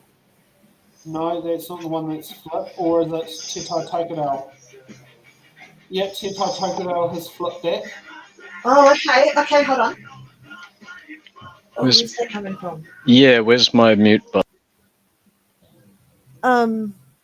Well, no, just put your sound through your headphones rather than your stereo. Yeah, that works. I am hearing you through this. That's fine. Oh, weird. See you tomorrow. Okay, I don't know. Tonight or not? Okay. See you later. Takaro. Oh, okay. So we only have an Cheers. 8 vote margin to to Labour. To Labour? No. Which is Te Pāti Māori. Oh, is it? Oh, So Oh, it's going to be another one okay. that's going to be decided by specials. possibly. Oh, yes. Oh, okay. Now it's 11. That was a quick change.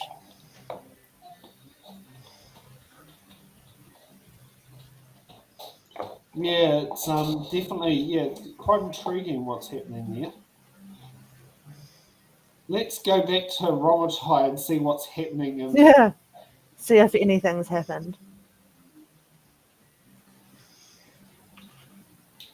Okay, Julian's margin is climbing. It has. What's that? 255. So that's up from 185 before. Yeah. So that's definitely climbing up a bit. I wonder who are more people watching the show. I wonder if Don is one of them. Oh, well, one of them is me on YouTube because that is where I started before I came in here. Oh, okay. Is Yes. Ray the Twitch one? No, he's actually not. I wonder if the Twitch person can make a comment and say, "Hi, it's me." Right? It might I wonder if be. they probably will now. I would But hope I so. wonder if Andre's the one that's on Fabian's. Oh, maybe. I don't know. Yeah, because I do know he was looking to see if he could tune in or not tonight. It just didn't happen. But yeah. Right. Yeah. But yes, with Parliament, this is getting very intriguing. Oh, Labour's. Labour's.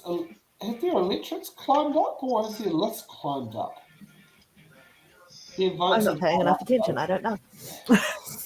Yeah, their votes have gone up, but They have. But They yeah, have. let's see what's happening back in Hutt South again. Hot stuff. Do I have them written down yet? Yes, I do. Oh, okay. That's changed. 869 and it was 681 earlier. Oh, the motorway. I'm going to mute Sam while he sorts out Jill and Nick.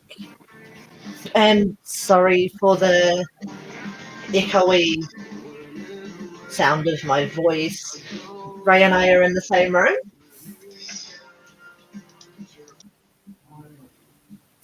Okay. Fine, I'll mute myself. Ow. Hi, that was loud. I don't know if that was as loud for everyone else as it was for me, but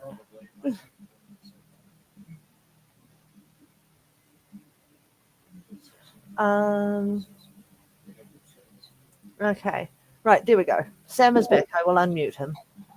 Yeah, so Jill needed her phone to be set up to do Google. So her Google Maps was when she was in Auckland, she was driving the Dina around.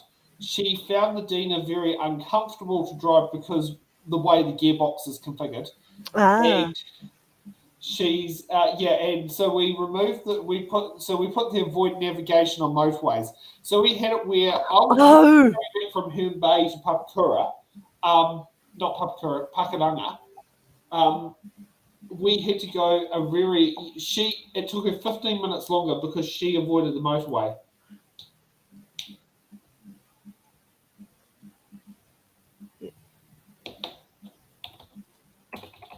Sorry, just a moment. Wayne's message because we could bring Wayne back on the show. Yeah, absolutely. What happened to Ray? I don't know. Ray, where'd you go? He dropped out momentarily. I don't know what he's doing. Dude, that is so weird how Nick and I were doing that. Now you and Ray are doing the same thing. I think he's trying to find a new background photo. Oh, okay. Maybe? I don't know. Let's see what's the Yeah, just go update. into your settings. That one. Yeah. Oh, so he's trying to make it look like he's in a different room in the house, even that you're right next door to each other. Yeah. I mean, well, actually, the photo that he's got behind him is his computer. It's the internals of his computer. Go, Ray. Oh, we've had a sudden spike of viewers. Have we? Oh, we have. I don't think either of those are Ray either. No. I mean, one of them's on KC News. Oh. I know. Hello, Kapiti Coast. Community.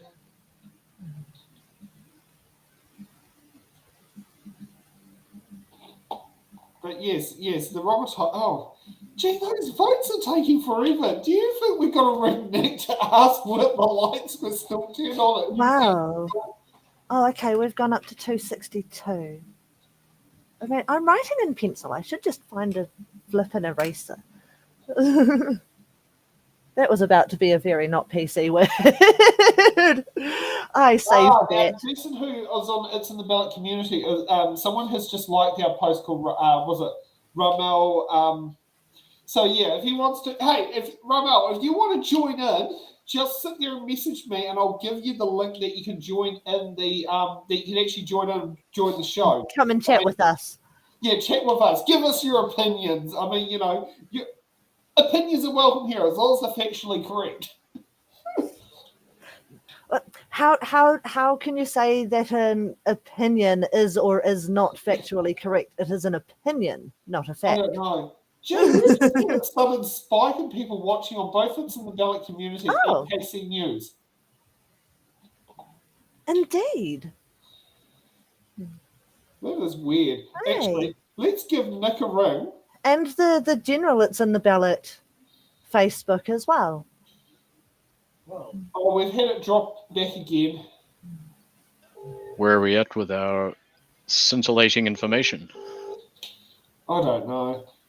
Now let's just see if Nick answers. Hello, did you drive past the Newtown polling booth on your way home? Oh, yeah. Are the lights still turned on? I didn't even think to look. Nick! In case anyone couldn't hear that, Nick didn't think to look.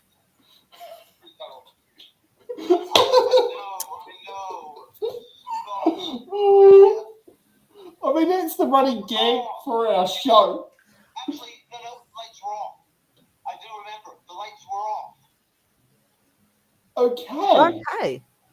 Yes, because I know this because we came down Main Street. Yep.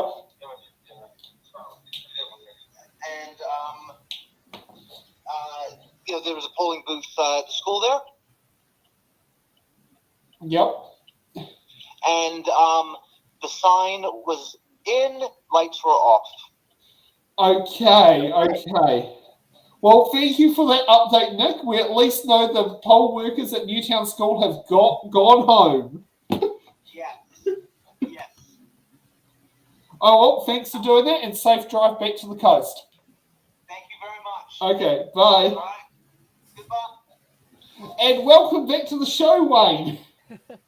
Can you hear me? I'm just doing a sound check. Yes, we can hear you. You are a bit quiet. There we go. Sam's boosted you up. Yep, you're at 150 now. Awesome. Is that loud enough?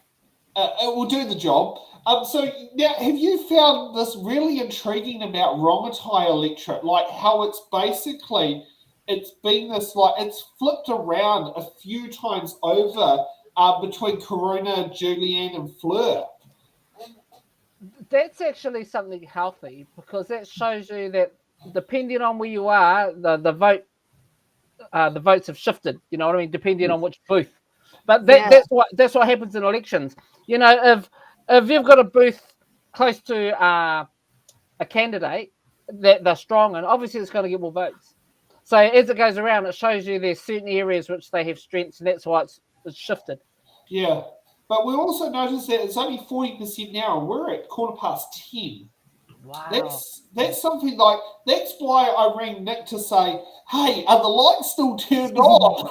Because like, how else could you find out? Like, do you drive around and look at the polling booths to see if the lights are turned on? Wow, look at that. Okay, yeah. So I'm just sort of catching up because I had to come home, light a birthday cake, and then blow the candles out, have a cup of tea, and then straight back into it. I So, know. Oh. Yeah, we've got Hut South on screen.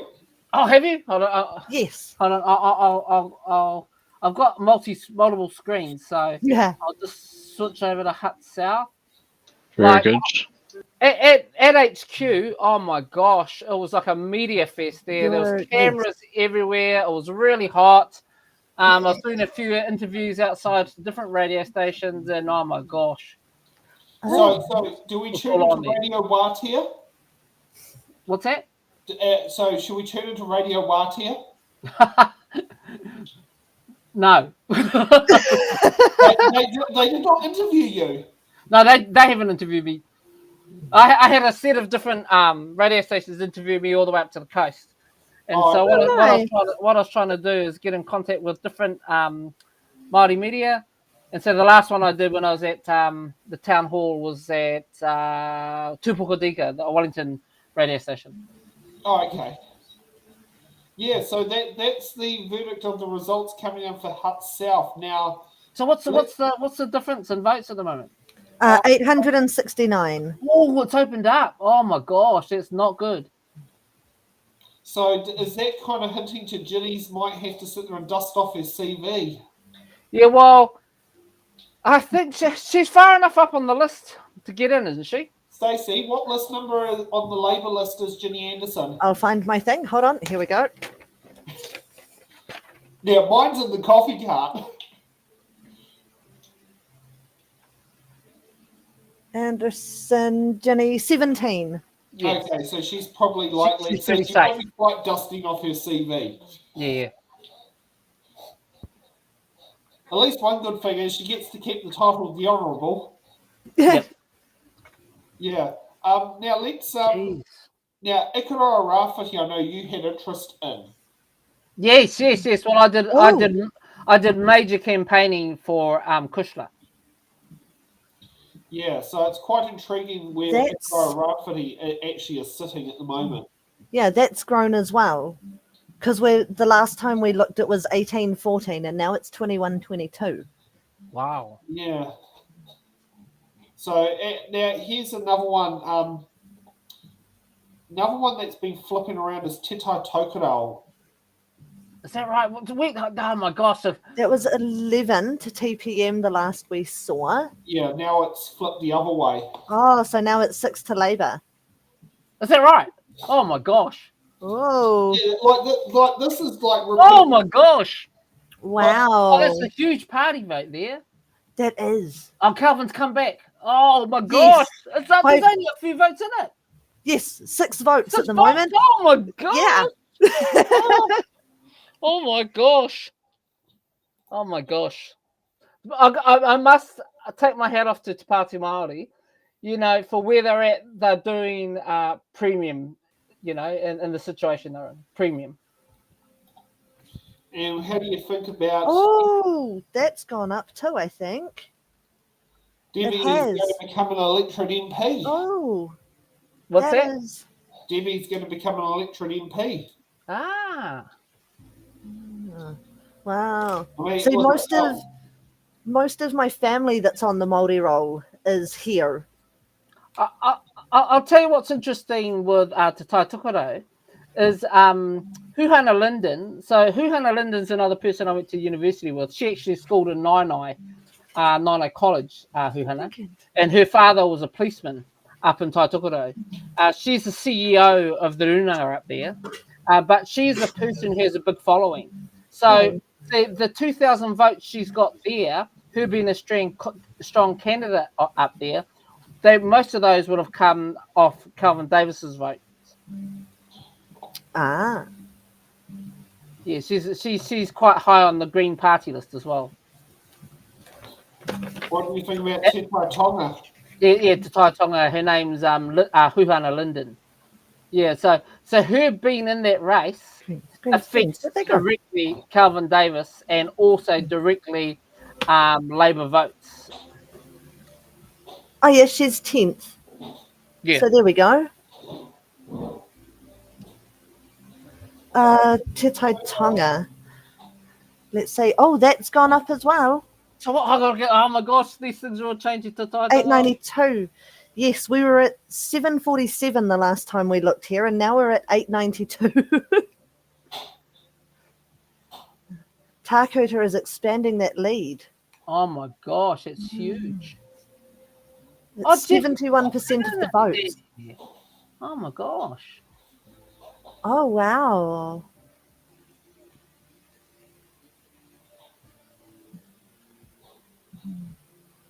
Ah, very interesting.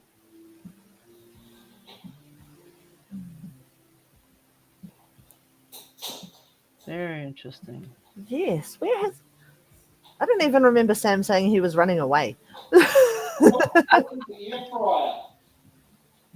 We're coming from the kitchen. Right.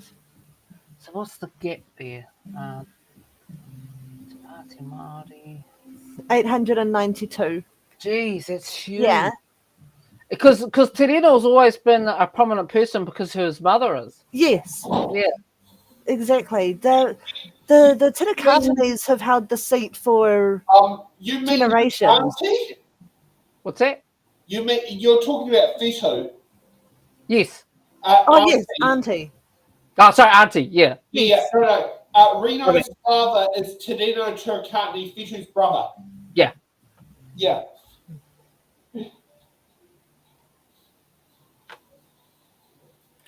Man, jumping through these things is Right. oh boy. Yeah. This is so frustrating being at HQ because so many people talking, you couldn't hear what was going on, you couldn't see the results, you're trying to look on your phone. Oh my gosh, everything was going 100 miles a minute. I couldn't wait to get out of here. At least our election night show this year is a lot calmer than Ray got dressed up. Is a lot calmer than the 2020 election night show that we did, because Top were kind enough to share their venue with us. Oh wow! So we had their after party in the background. I see. It was a lot of fun, but it was also very loud. Okay. The food's in the air fryer. Ah. Yes. No. I was getting hungry. Fair. Yeah. Well. Hit refresh for us and see if that's changed. Whoa! No, not that one. Jump. That has jumped up. Oh. How are they back to 4? The interesting part that's been seen all night is how the Greens have been sitting on 13 and ACT has been sitting on 12 all night long. Yes. Yeah, the changes have definitely been between Labour and National.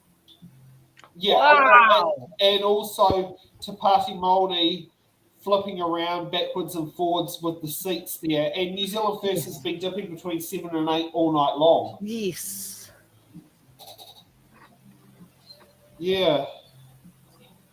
But no, it's quite intriguing what's happening on there. Now let's see what's happening in Ireland. Oh yes. That's huge. Yeah, Raf doesn't look like he's winning the seat, but boy, no, not anymore. Like the fact that he's coming second place is really saying something. It really is. Yeah. It's a close race. Can I ask, has Ray decided to dress himself up a bit? Yes, he did. Yes, I was. So I was wondering, how do we get ourselves on Q&A tomorrow morning? I am so not planning on being up that early. Thank you very much. But yeah, I do think it's going to be. Put your headphones on and you'll know what's going on. Yeah, I do think it's going to be a very interesting election. And Right. I think it's going to be very interesting tomorrow with the things there. Right. Either Ray has had ADHD brain kick in, or he picked up ants in his pants from the Kaitoki forest today. All of He the cannot above. sit still. Can you hear me? How do you read me? Yes, we hear you. Yes. Roger, all of the above. Interesting. Very So- interesting. So the one question I want to ask is, do you think Christopher Luxon would be able to hold the job? How do you think he'll perform as Prime Minister? Who are you asking, Sam? You, Wayne. Look, Hmm. I don't think he has the goods to be a good leader. National went through a series of changes of leaders, none of them which I thought were premium. And Chris Luxon basically was the last person in the hat. You know what Yeah. I mean? Wow. On social media and on media, he doesn't perform well. You know what I mean? Yeah. He doesn't do his research. He's always deflecting, can't answer a question. You know what I mean? And I Yeah. don't think he's got his focus and his integrity in the right place. And he's just not a fan favorite, No, exactly. Yeah. even amongst his own national members. Yeah, well, the similar traits would show amongst your caucus and on TV for sure. Exactly. You know, I actually don't have faith in either him or Nicola, and neither of them have a personality. And if you see them, they're so unprepared when it comes to interviews that as soon as someone has a go at them, they automatically attack. Yeah, Yes. it's because they don't actually have a substantial answer. So then they go into a defensive mode and they put on the attack mode, and that's just a lack of character. Yeah. That is certainly right there. Yeah, if you're immediately going to the attack, It's usually a sign of weakness. yeah. One thing I Yeah. like about Chippy, you ask him a question, he gives you an answer. You know, Luxon, you ask him a question, he goes around and around the mulberry bush. That's the way it is. Just want to ask, do you think he would do you think he could potentially pull off the Holyoke of taking the election in 2026? I think no matter what happens at this election, Yeah. I think that Labor has to regroup, regardless of what the results at the end of the night are. Yeah. They have to regroup. And there's actually some things I was talking to a number of party members tonight about, and one of the things that I'd like to put in place, and I'm going to start with the Aotearoa Rāwhiti electorate, is where we come up with a tuakana taina system, where what I've noticed is when somebody resigns or when somebody passes on, there's nobody groomed to follow on behind you. You see? So that means you've got to take 4 steps back, start from scratch, find somebody, build them up, and you're one election behind. Okay? That's so old school, but nobody has a tuakana taina system. You know? So I think in the long term, the best person or the best party that can come up with a good tuakana system will have a robust party. So this is not something you can do overnight. This is something which is like a 10-year plan to put in place. And to keep your party sustainable on the average over time, you've got to keep it going through. You know, you've got to start looking at people from school, you know, intermediate, secondary school. As soon as they're at university or they're in the working force, you want to have 2 or 3 people that you're taking with you, teaching them as you go along, so they can grow into the job over 10 years, 12 years. It helps with a balanced voice too. Yeah. Mm. And the good thing is your focus on politics when you're in school changes a lot when you actually have to start paying bills. Okay? So when you're at school, mum and dad are paying the bills, life's easy. Once you start earning and you have to study, and you've got to go to work, and you've got to travel, your focus on life changes a lot. You know what I mean? And so, Yeah. as the people mature, they actually acquire more knowledge, acquire more history, and then when they move into these positions, they have way more experience. There's nothing like that set, and I thought they would have set something up like 20, 30 years ago, and I've been waiting for it to happen, but it hasn't. So I am proactively going to work with Kushla to do that in the Aotearoa Rāwhiti electorate. Fair enough. I'm really glad at how well she's doing because she's killing it. Right? I can't, Sam, I can't scroll up. I'm getting there. Right, poor man just wants his dinner. Fair enough. Wow, she's doing so well. Finally, What's the percentage? quite a source. Votes counted 71% in the electorate. She's at Oh, wow. 8,600. She's at 8,624, and Mick is at 6,343. So it's looking quite safe there with the large lead she's got. And it's interesting to look at the party vote too, because the party vote is virtually consistent with her electorate vote. 8624, and party vote 8733. So yeah, it's very consistent there.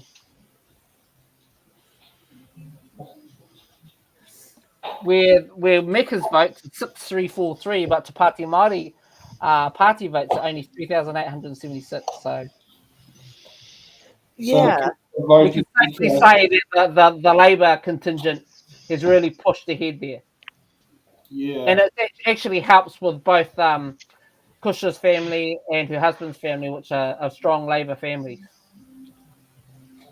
Yeah. And they're very well known families too. Yes. Wow. So you think Mika's gamble may have not paid off? Well, that move she made with putting that video up, with the youngest member of her party, I thought that was a brilliant move on her part. Because what happens, it's actually a social media, which actually not focused on the party, it's focused on the individual. But being voting day, people will be playing that video over and over and over, and it doesn't have any Party Māori branding or merch on it, so it's legal.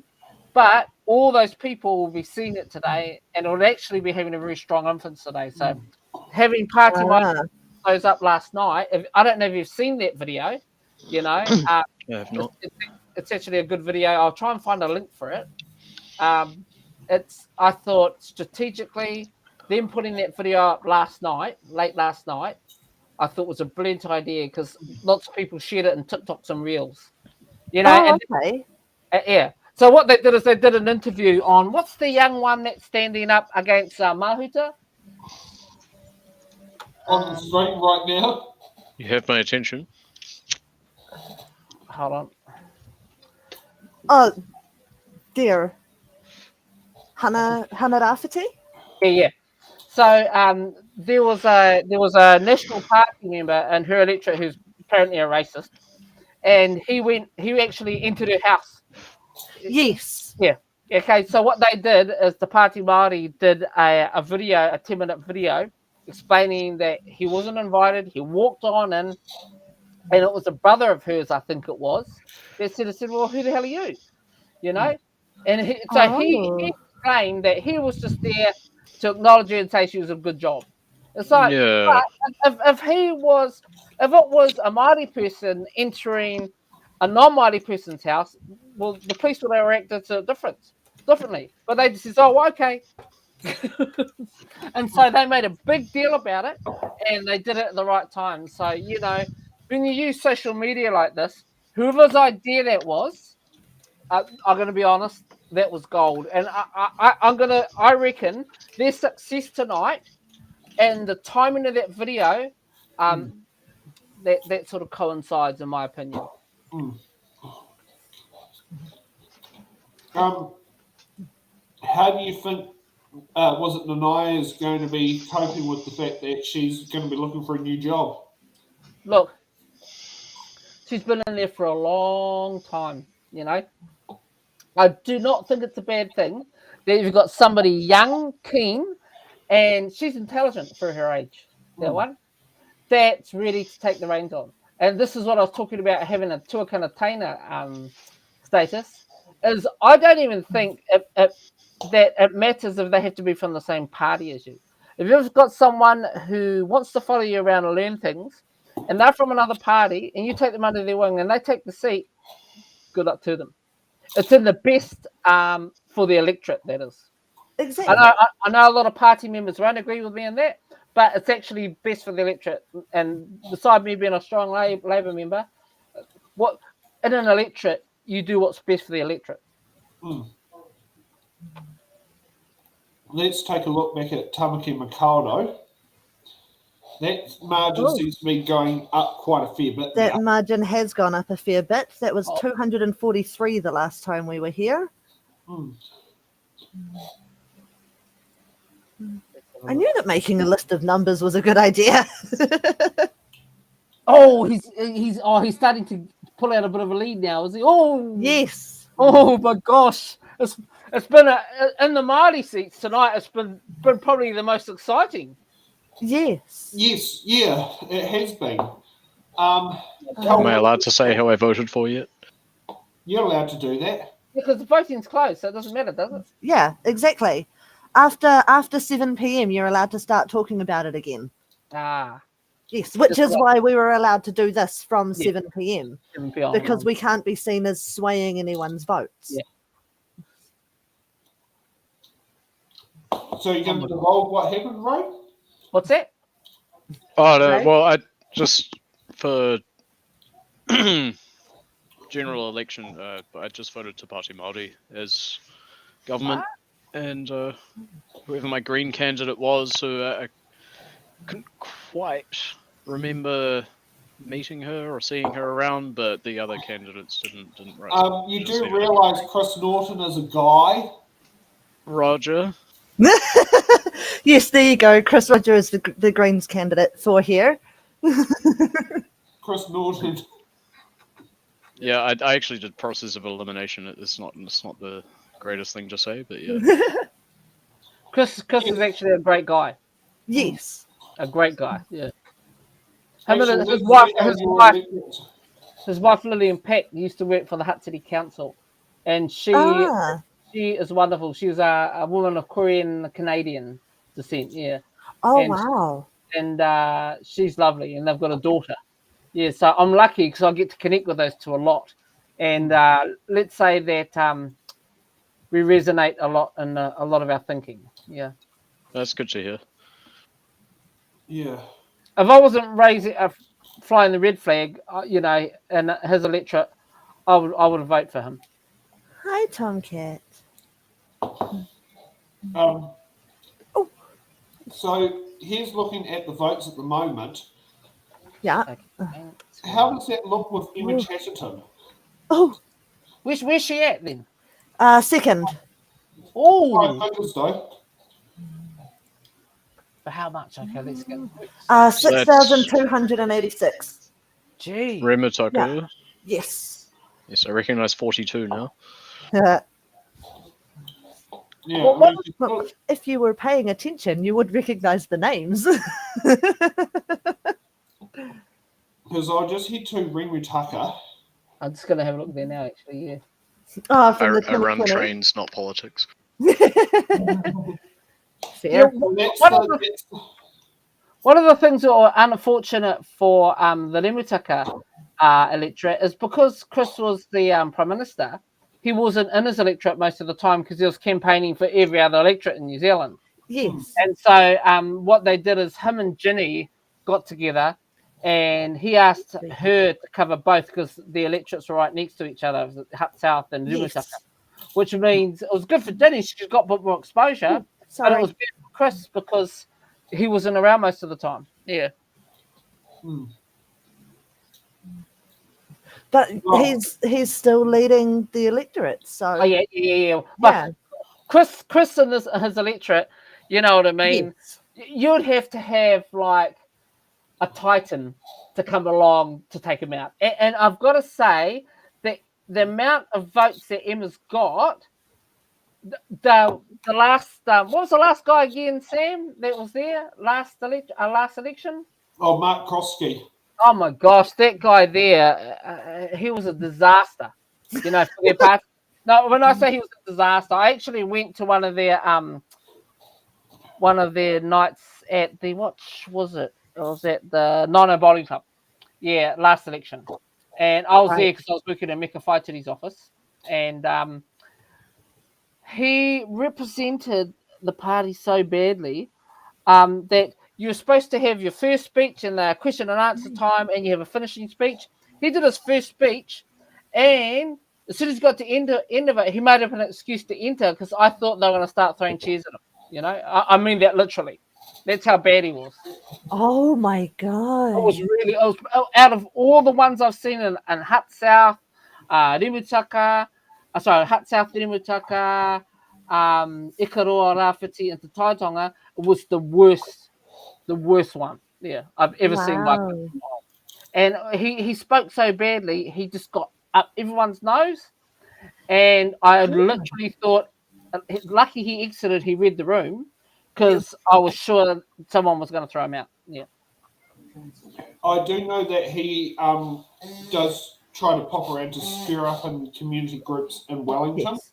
Oh, he used to do it online all the time. Some of the his posts he put up, I couldn't believe it. You know? Oh, he Wow. always did things big in Campbellberry. Oh yeah, and so that was the other thing. Yeah, I was actually talking to Campbell tonight. We had a good chat. I'm one of Campbell's big supporters as well. Yeah. Yeah. So let's see how my electorate's Yes. going again. What's the electorate you live in? Rongatai. Rongatai. Oh, that is Julian is picking up there. that is a big change in margin. We've gone up from 267. Oh, that's So all. that's what 540 up from where we were before. Yeah. Oh, is that right? So, oh wow. Yeah, Well, I think that's really saying something. that really is. Right. But Sam, you will remember. Who did we have on for Remutaka back in 2020? Chris Norton and Grace Solomon. Right. Yes, I knew I had met Chris before. That would be why. There we Yeah. go. Well, Chris is- yes, and remember you sat there and talked to Bernard Long at the Ringtiko show I did. on Discord, yeah. On Discord. Yeah, I put the phone on speaker at the end. No. Rangatike. So that's this year. Yeah, but he stood for Aotearoa last time. Yeah. But yeah, it's quite intriguing the fact that Rongatai's gone blue as well. Rangatai's gone blue. Not blue, green. Right. I was going to say, when did that change? Yeah, well, That's a big change. How green? 807 margin green. So unless the party Māori gains another electorate, I have to go feed the it cat. looks like National with 51 seats. Oh, Green that's huge. an act with 12, that would take it to 63.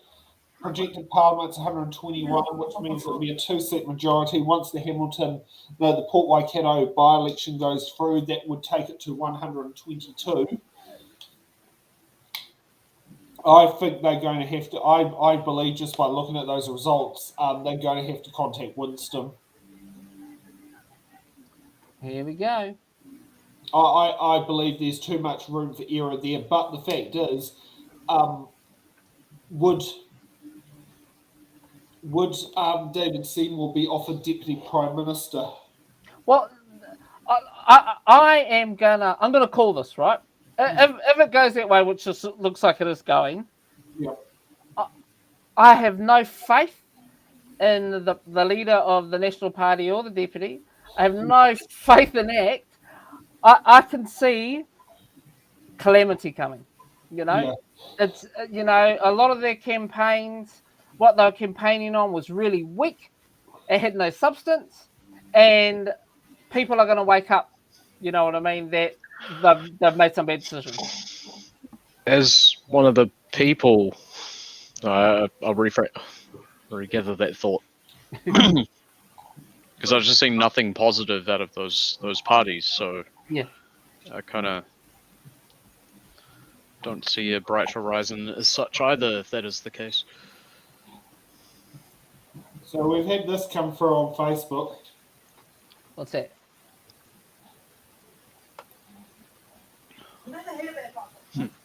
I'd like to know. I brought the cats in.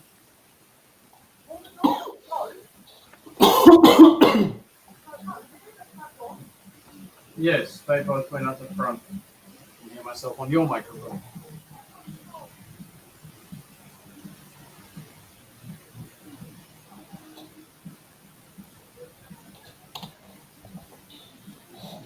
Probably needs to bring big time refresh on Facebook. I'm just wondering who's actually made that comment. I have an idea who's made it. So doesn't it show you who it's come from? Okay, it's come from Linda McGregor. Linda McGregor. I know Linda McGregor. Yes, I know. Linda McGregor did our Women's Suffrage Day post. So what sort of message come through? It's not obviously not a healthy message. That's what was said. It's not. Fleur was trying to cruise in under Paul's popularity, and she doesn't have it. Which I do believe. Put it this way: there's a lot of people inside the electorate who, there are other Labor candidates that they would have gone for, but not Fleur.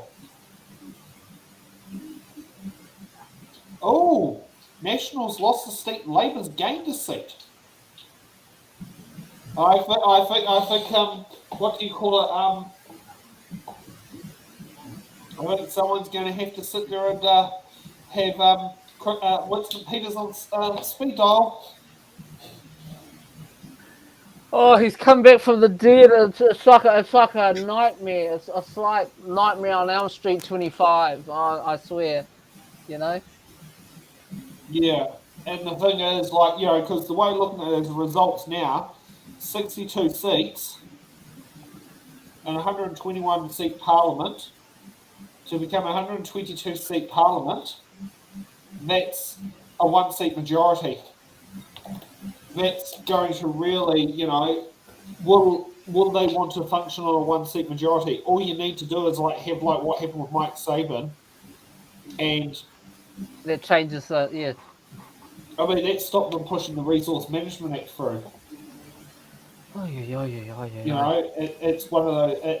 That was something in there, because they were playing the changes in there of the Resource Management Act, and that did not happen. And it's so that's the problem that's potential we have. Plus, the other thing is with special votes. Historically speaking, the left tend to gain on special votes. Mm. So, Mangakiki flipped to Labor on special votes at the last election. So that was something. And actually, let's have a look at Mangakiki and just see what's happened in that electorate. Because, we did an It's in the Ballot show there. So Greg Fleming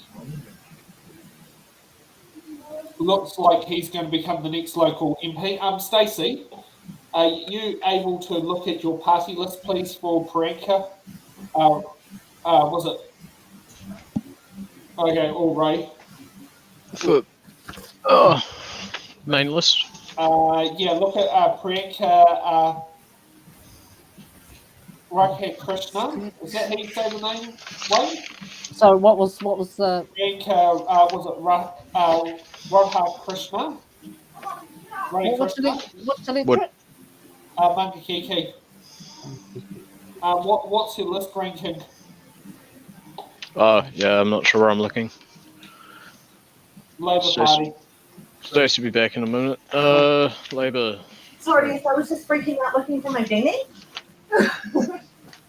Very important. Well, I thought I'd left it in Nat's car.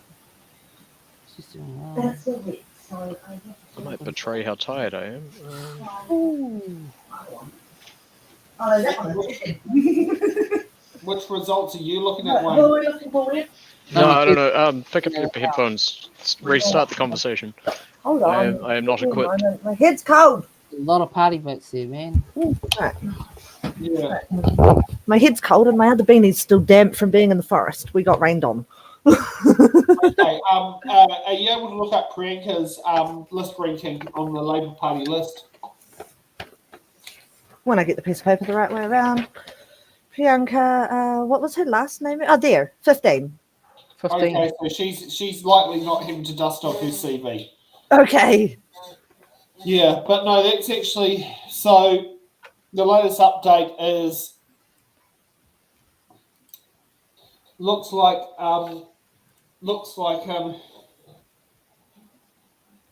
it's going to be an interesting one there.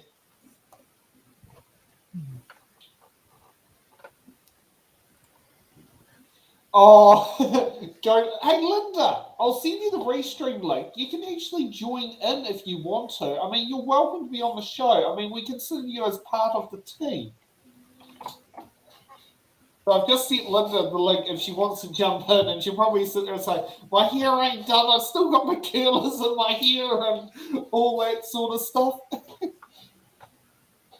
Yeah, actually, that would be quite funny if Linda's actually going around curling her hair to actually put that to look like Ina Sharples or something off Coronation Street. Oh, wow. Sam, have you seen the chat, by the way? Yes. Okay, because I like this one. Go,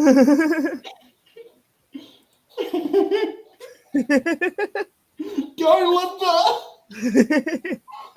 Well, we did say it would be a nice change from TV1 and TV3, so Well, exactly. I mean, yeah, it's just like looking at like analysing things. It's not going all over it. Like, I mean, it was like great having Guy on it earlier. I mean, it was just like kind of a breath of fresh air. But you know, it's interesting hearing the bits about like the freedom. You know, they were meant to be with freedoms, but they had to pull out of the coalition because it wasn't going to work. Let's have an update of Wellington Central. yes, we haven't been there in a while. Oh, that hasn't changed by much, actually. Abraham has now, however, is back in second place. Wow.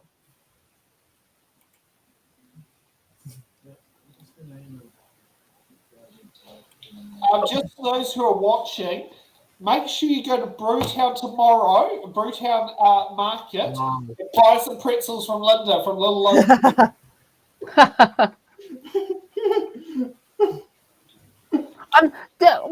Linda was raised in Wainuiomata? Am I correct?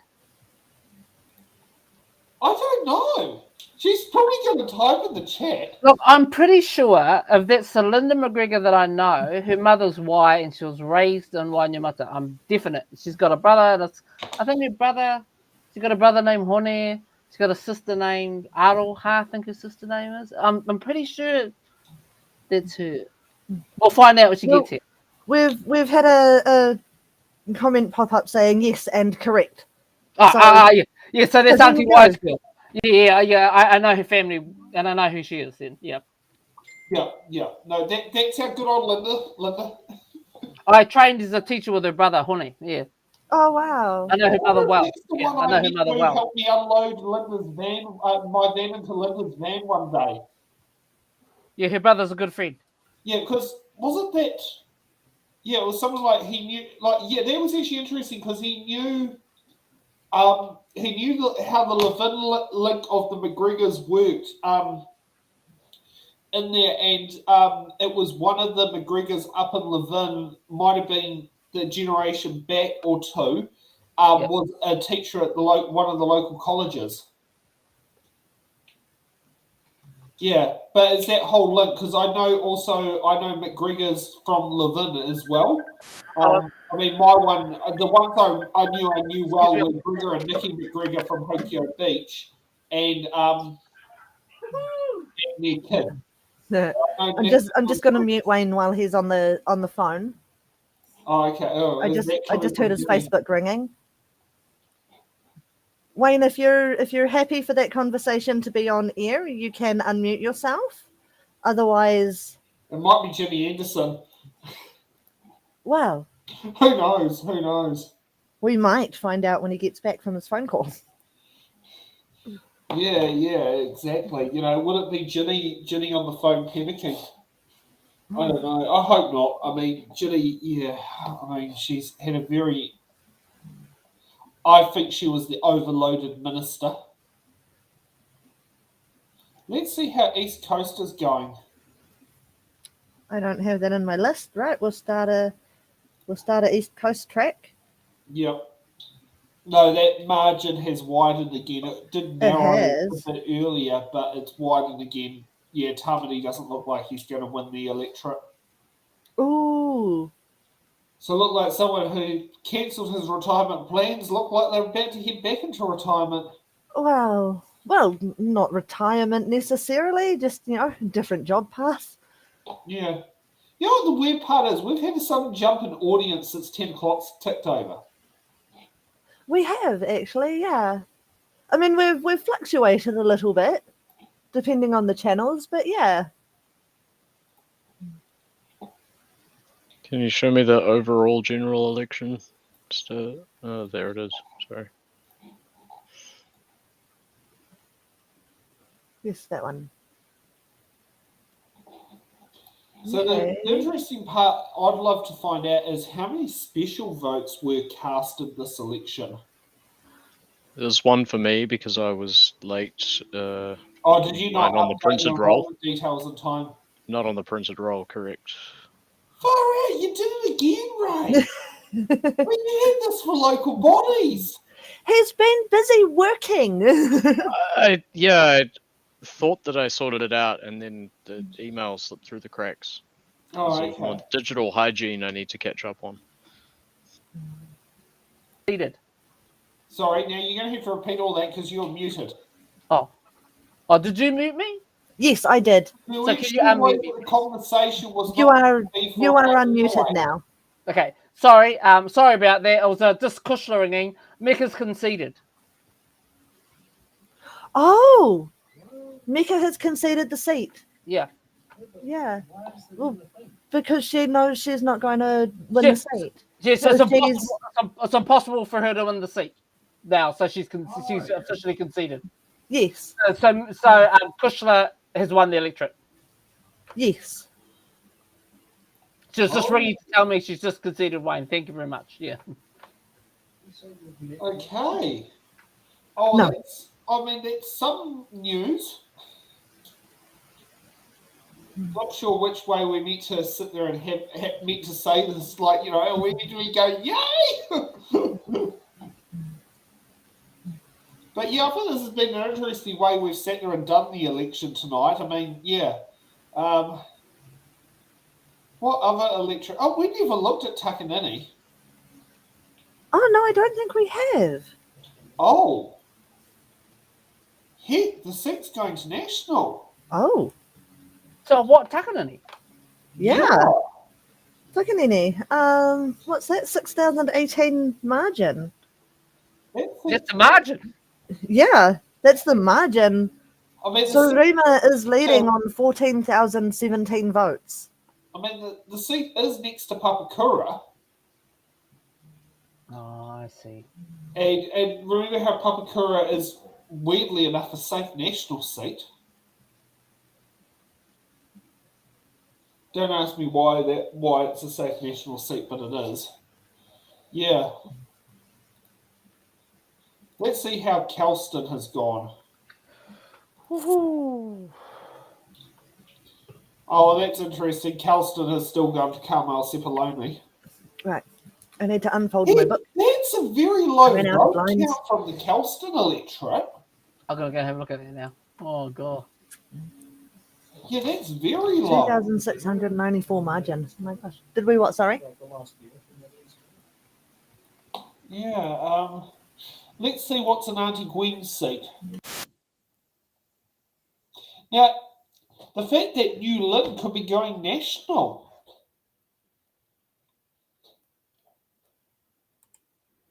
There it is. You're having a look at that, Wayne? Hold on, I'm just looking at another seat at the moment. Oh, Wow. I was just looking at Cipolloni's seat. Yeah. yeah. Well, now we're looking at New Lynn. Okay. New Lynn could be tipping national.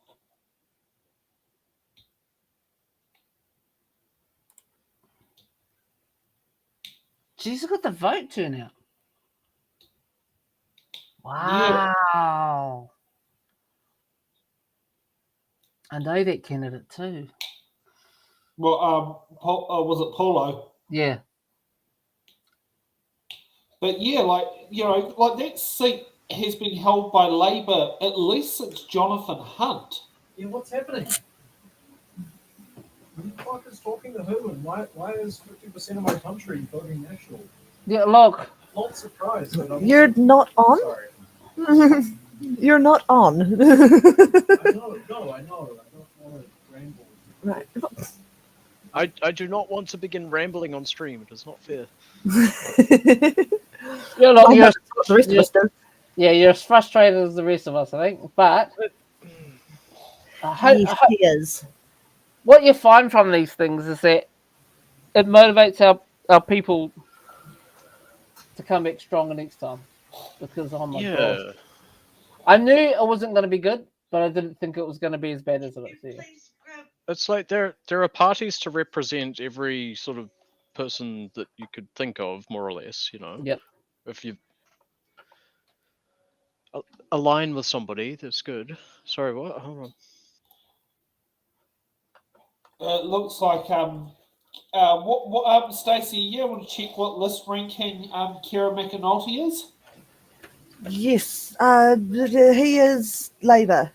Yep. Yes. 16. There we go. Right. Sorry, I'm just dying a little bit. Still to be in, but yeah, he's looking like he's going to lose the seat to Mike Corrick. Oh wow. Oh, is that right? Yeah. Jeez, Mike's killing it. Oh wow. Sorry, where's that again? Wairarapa? Wairarapa, yeah. It's 93%. I can spell that. I'm not surprised though, because they 2, 3, 6, I've heard there's been a lot of opposition to him in Wairarapa. Oh my God. Every time I hear the numbers 236 starting like in that order, all I can think is that's a Te Tahi Bay phone number. Oh. Yeah. Oh yes, because Grandma's old Poirua phone number was 237. Yes. Yeah, I do. Generally, Cannons Creek, Waitangiroa, and Ascot Park. Very occasionally, Whitby. Oh, she was Pepper Kofi. Oh yeah. Yeah. Okay, I need to. I'll be back in a few minutes. I'm dying. Well, since we've had good KC News following, let's go to Aotearoa electorate because we've got a lot. We've got 5 people. Oh, KC News has dropped off.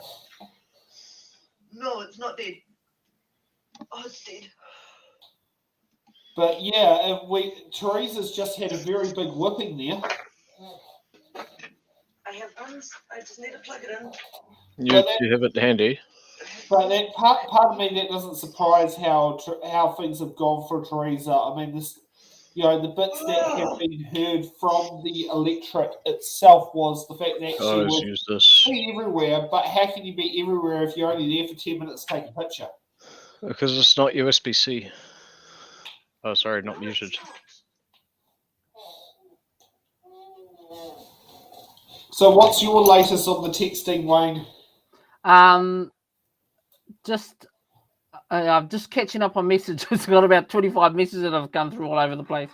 I'm just seeing if any of them are relevant to any other electorates that are close. Let me think. I've got to go here. But yeah, National's in a very weird situation. They're only going to get 6 list MPs in.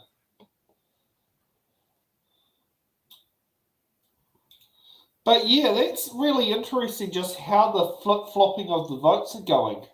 Tell me about it. Flip flopping's the word.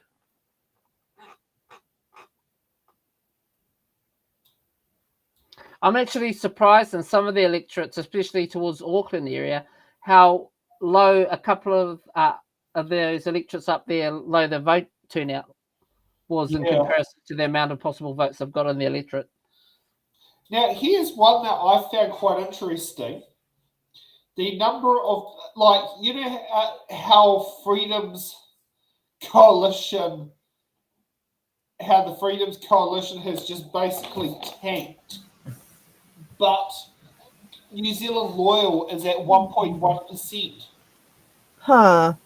If New Zealand Loyal actually had a seat, they could be having 2 MPs in Parliament on their result.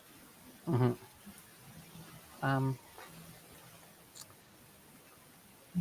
That's actually quite intriguing, that. But yeah, Top's It broken is. 2%. But yeah, I mean, Mm. reality leaders, Ref Manji does not have a chance of winning Ireland unless something drastic happens. Nope, I don't. But I mean, actually, if we sit there and take a look at Ireland, I can only imagine what happened to you, my love. Oh, I don't know.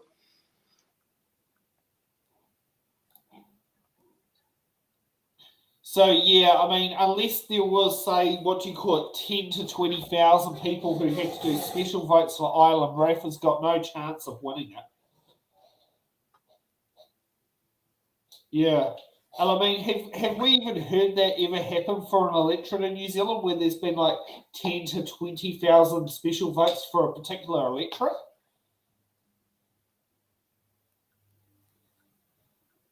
What was the question again? Sorry, Sam. I was just multitasking. Has there ever been an electorate in New Zealand that has had 10 to 20,000 special votes? I couldn't give the stats on that one. Yeah, Sounds I familiar. don't think there has been. I mean, I will just go and have a quick look to see if what's it called?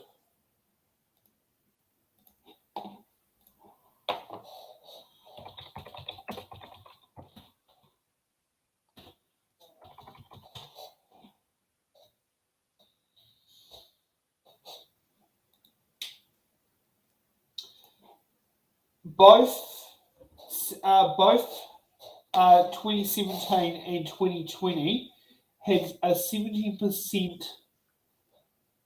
special vote rate. In 2017, it was 1 in 7 votes were from overseas, and in 2018, it was 1 in 8.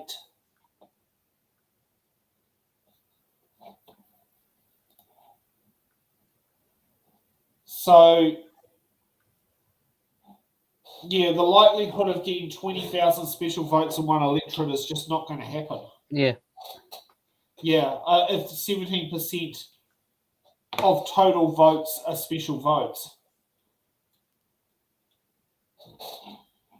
But yeah, it's a very intriguing result. But no, it's actually interesting that 5.21% of the votes are going to parties that aren't likely to enter Parliament. So I actually think that often parties fund minor parties. Often major parties' supporters fund minor parties to run a race to take votes off their opponents. And it looks like that's happened because there's been so many minor parties in just about all electorates. It's not funny. And all those votes which go to them, which some of them are only 100 or 200, they come off the major parties. Yeah. Yeah, I mean It's a very clever technique, and it works. I mean, put it this way. I mean, you can pretty much say that happening in Hutt South. That's exactly what happened in Hutt South. Yeah. Yeah, I mean, yeah. Effectively, if say if you took out Lee Donahue as an example, he received more votes than what Jenny's losing to Chris Bishop. So there you go. You know, as an Proof of the pudding. example, you know, or I mean, I do know that it is interesting. You're watching there. There is a lot of strategic voting in there that you can tell from, or it looks like strategic voting. Looking at the results there. Yeah, it's quite intriguing. Actually, let's go and have an update on Rongotai because this is the. So Julianne Genter is on a 750 vote margin.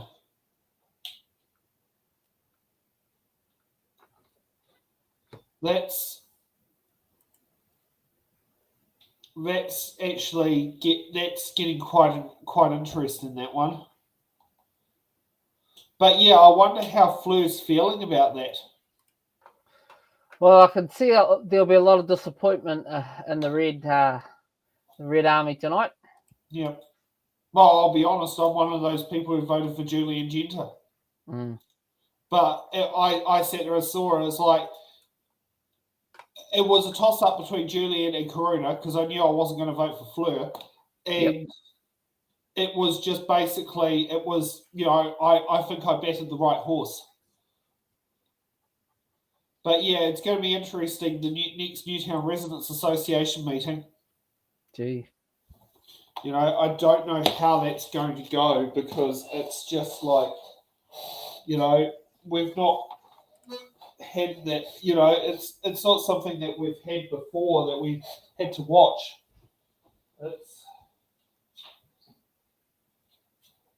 I mean, the next Newtown Residents Association meeting is going to be a very interesting meeting.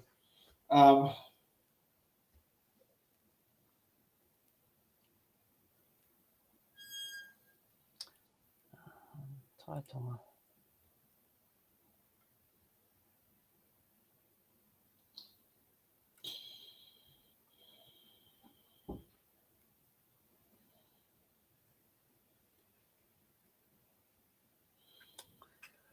Yeah, oh my gosh. Woohoo.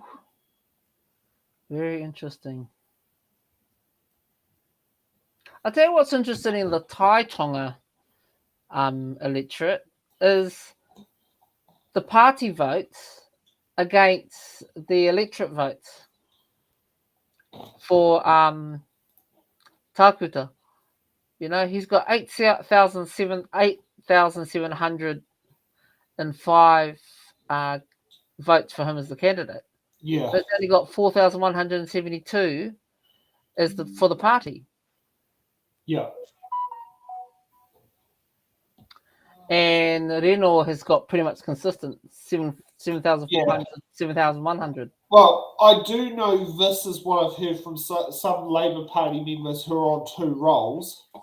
Or not on two rolls, who were of Māori descent. There were people in the Rongotai electorate who switched from the general roll to the Māori roll because they didn't want to vote for Fleur, but they still wanted to cast their vote for Labour, and they felt that was the right place to put it into Reno. Well, I actually went from the general roll to the Māori roll, back to the general roll to support Ginny, and then back to the Māori roll to support Kushla. So, you know, I've done it strategically, and this time I think I've made the right move because Kushla's killed it, and also she came so late in the game. But, you know, that's one of the things, you know, being able to switch roles, it's a strategic thing. Yeah. Hello, Linda. Hey, kia ora, kia ora. Kia ora, Linda. Hi. Hey, look, I have to go to work because I'm even late for work because I normally start work on a Saturday night at 10 o'clock. But I've been watching you guys and it's awesome. I mean, apart from I'm just commenting on really about the seats that I'm kind of involved in. I think Te Taitonga as well as Hut South, Rimotaka, and also Rongotai, because that's kind of my rohe, given where I live and also where I work. And I think tonight it's really interesting. I mean, oh my God, Te Pātai Māori, fantastic. Yeah. With Te Taitonga, you know, and I'm thinking, you know, good on them. I think they've actually done really a lot of hard work. I know that their strategy was really they were focusing around Wairiki and things like that. So I think Te Tai Tonga, I think that's absolutely fantastic. Interesting about New Zealand First, and you know, from working in the markets, I'm there. You know, they really campaign really strongly. Yeah. You know, and it's kind of like, I'm sorry, it was the old Pākehā man vote. You know, that people kind of stuck in a little bit of limbo. So I found that really interesting. Around in Wataka, I think National did a really good hard campaigning. Yeah. You know, and you can see it in some of the stats. I mean, anyone who's up against Chippy, I mean, good luck to them. Yeah, exactly. And you know, I think Emma did a brilliant job to challenge the sitting Prime Minister. Agreed. Yeah. She campaigned really hard. I mean, I look at it from, you know, I'm there on the ground every Saturday in the pouring rain, can I just say, for the last 4 Saturdays. Oh. And I missed it, but well, I didn't miss it, but I missed it, if that makes sense. yeah, not so. I mean, definitely in Lower Hutt, they were some really hard campaigning. And I tell you, the other people that campaigned hard and they really split votes was what was that other party? The one that had all that Māori kind of semi-Christian party. What was that one? Oh, Freedom. Yeah, Freedom. Yeah, and I mean, as people, they were real nice. As some of their party ideology, not so much. But, you know, I mean, you know, I take my hat off and I mahi to anyone who's actually gone out there and decided to, you know, to campaign. But, I mean, if we look at the It's in the Ballot shows, Vision was the part of Freedoms that we actually had the ones that had the most candidates that appeared on our show. Yeah. And they always brought audience. They were always well behaved. They never caused a stir. They clapped for everyone. Yeah. So they looked like, you know, they like, I remember the Tauranga electorate and like going like, thank you, audience. We didn't need to add a clap track. Yes. Yeah, I mean, I think, you know, and I think whether you agree with someone's ideology or not is completely up to you. Because on the day, what I found really interesting with this election, because this was my son Max's first election, you know, and we were going down, and I said to him one day at home, because he's only with me about 2 days a week because he works in Upper Hutt, but I'm in Mile Bay, and I said, oh, you want to go down and vote? And because I knew exactly who I was voting for. And he was going, oh, no, Mum. He goes, I really had to think about this. This is my first vote, and it's really important to me. Did he end up going on Māori or general roll? Oh, he was on the general roll, I think. I think the general roll. I mean, Arabella's like going like, oh, I think general, but I'm not sure. But I know Mum's a Māori. Yeah, no, and the thing is, I was talking to some customers today about the Māori roll, you know, in Pākehā, because they don't quite understand where we're going from here. And I said, well, the thing is that an electoral, you know, MP, I said they have to look after the whole, their whole constituency, and that is everyone. I said, when I'm on the Māori roll, and with my MP that's there, I said they're focusing on policies which are about Māori for Māori, you know, and I said, and what really essentially started as apartheid, you know, has now become a place where we can have our voice. And the thing is that we need more Māori to be enrolled. And if we have more Māori enrolled in the Māori roll, then we have more seats. I mean, Te Tai Tonga, I mean, God bless Reno. I mean, but you can't serve the entire South Island and a blip in the North Island. And make any type of difference, you know, and I think that is, and I think we need more Māori seats. We need more Māori on the Māori roll, and for me, it's not about segregation. It is about having your representation in Parliament, which is focusing on what's important to Māori. You know, as a Te Tiriti partner, you know, we've got to have that. But you know, I'm just like, I am stoked. I am stoked for Te Pātai Māori, man. I'm sorry, but I am, and I was Labour tūtaru for years. Yeah, well, I remember doing the Māori electorates combined show because you know, our Māori electorates just did not fly the way planned, which is really interesting because from 2020 we'll hit out for not covering any, and then when we went to cover 4, we ended up having all the shows were aborted. But I remember meeting, Taikuta, and the members' bill he talked about was changing the way the representation for the Māori electorates was to actually contemplate all of the Māori enrolled in the area rather than those on the Māori roll, and his reasoning was exactly what the same thing you've said, te tai tonga. Yeah. Which And I is- mean, and you're only going to get more Māori seats and a fair kind of distribution of that if we have people that are on our Māori roll. And I worked for the Electoral Commission a lifetime ago, I think, when that was what we were trying to do, because we were coming up to people that were able to register either on the Māori or the general roll. And again, even that is pretty screwy. It's only every 5 years. So, and I don't know. I mean, I'm pretty passionate about my politics. I'm incredibly passionate about, about better outcomes for Māori. But we have to do something, and I'm thinking, I'm sorry, but Te Pātai Māori, I'm really happy that there is a viable alternative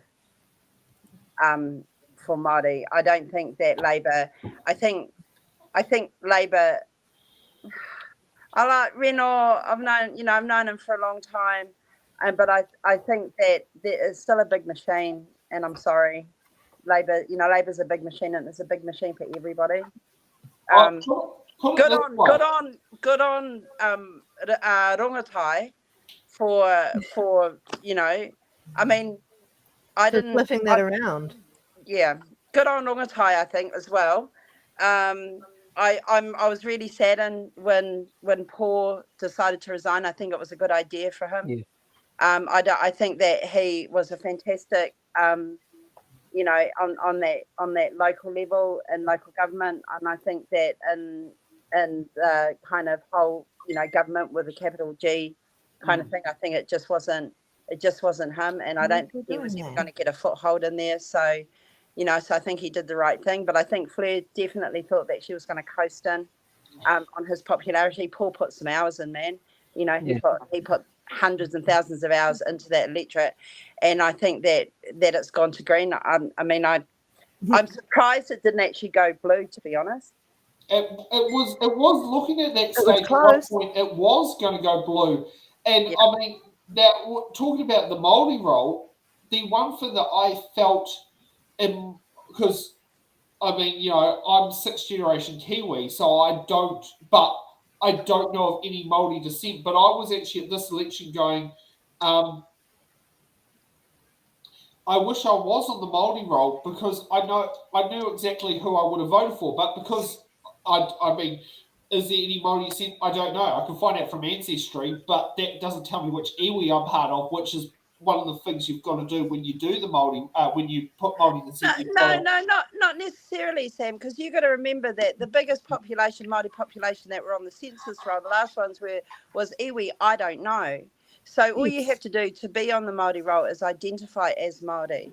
Now a lot of Māori don't know their hapu or their iwi, and that's really part of, it's a responsibility, certainly when I went for my day job, to help them find their way home. But not necessarily, honey.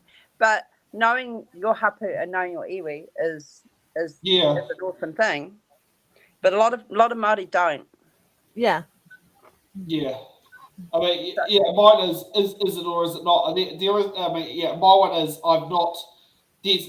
Nothing's been talked about it in the family. I mean, the only part is that made me go, it potentially could be there, is that 6th generation part. And I mean, we're looking at this one for me is the fact that, my 2 parents, my 4 grandparents are all born in New Zealand. And I mean, great-grandparents, I know mum's side, they're definitely born in there, and I'm very certain dad's side was as well, but I'm not 100% certain. I do know my great-grandfather, grandma's father, did have cousins in Scotland during World War II, but I'm not sure if that was one of his parents came over to New Zealand that started that family chain in New Zealand. I'm not 100% sure. So these are things that I'm probably going to look at now. And I mean, you know, I've got dad's side of the family where they've always been supportive of it. But I mean, my grandparents were supportive of it because, you know, granddad was the principal of Te Tahi Bay Intermediate. Grandma was the second in charge associate principal of Aotearoa College. You know, you'd have to be, if you're in that area, you'd have to be supportive of Māori. And I mean, Grandma remembers sitting there and saying, you know, from 1974 when she started at Aotearoa College to 1990, the Māori and Pacific Island proportion of Aotearoa College went from 75% to 90%. Wow. Hey, look, I'm gonna have to go because I was meant to start work about an hour ago. And I was meant to start work about an hour ago. I have amazing team. Hey, I just want to there was that Mickey out to my mum, so I'm really kind of stoked. So thank you so much. Well, I am definitely Wanyamata. Dad's still there. He's bloody bouncing around at 89. Wow, I didn't realise that. Yeah. So my dad's 89, and he's slowed down quite a lot this year, which is really unfortunate. But he's like still fighting for his independence. He just went up to Porongaho a couple of days ago to take a television up to our little holiday place. Oh, And he's been around Johnny. So Hone. So Johnny, we've been involved with that court case, the Wakatoon Corporation court case, against the Crown for the Nelson Tents land. So that's been 10 weeks. That's 10 weeks in court, which has been a bit of a long. Yeah, but my brother James is still there. My sister Aroha's in Otaki. Yeah, she's an artist. Yeah, she's an artist up in Otaki. You know, and so it was really cool. And I was there texting, going, yes, that's me. Yeah, Well, I thought it was you, Linda, and I was thinking, I said Honey's sister because I haven't seen her for so long, and I wasn't quite sure if it was you or not. And now that we've made the connection, I'm really glad. You know. Yeah.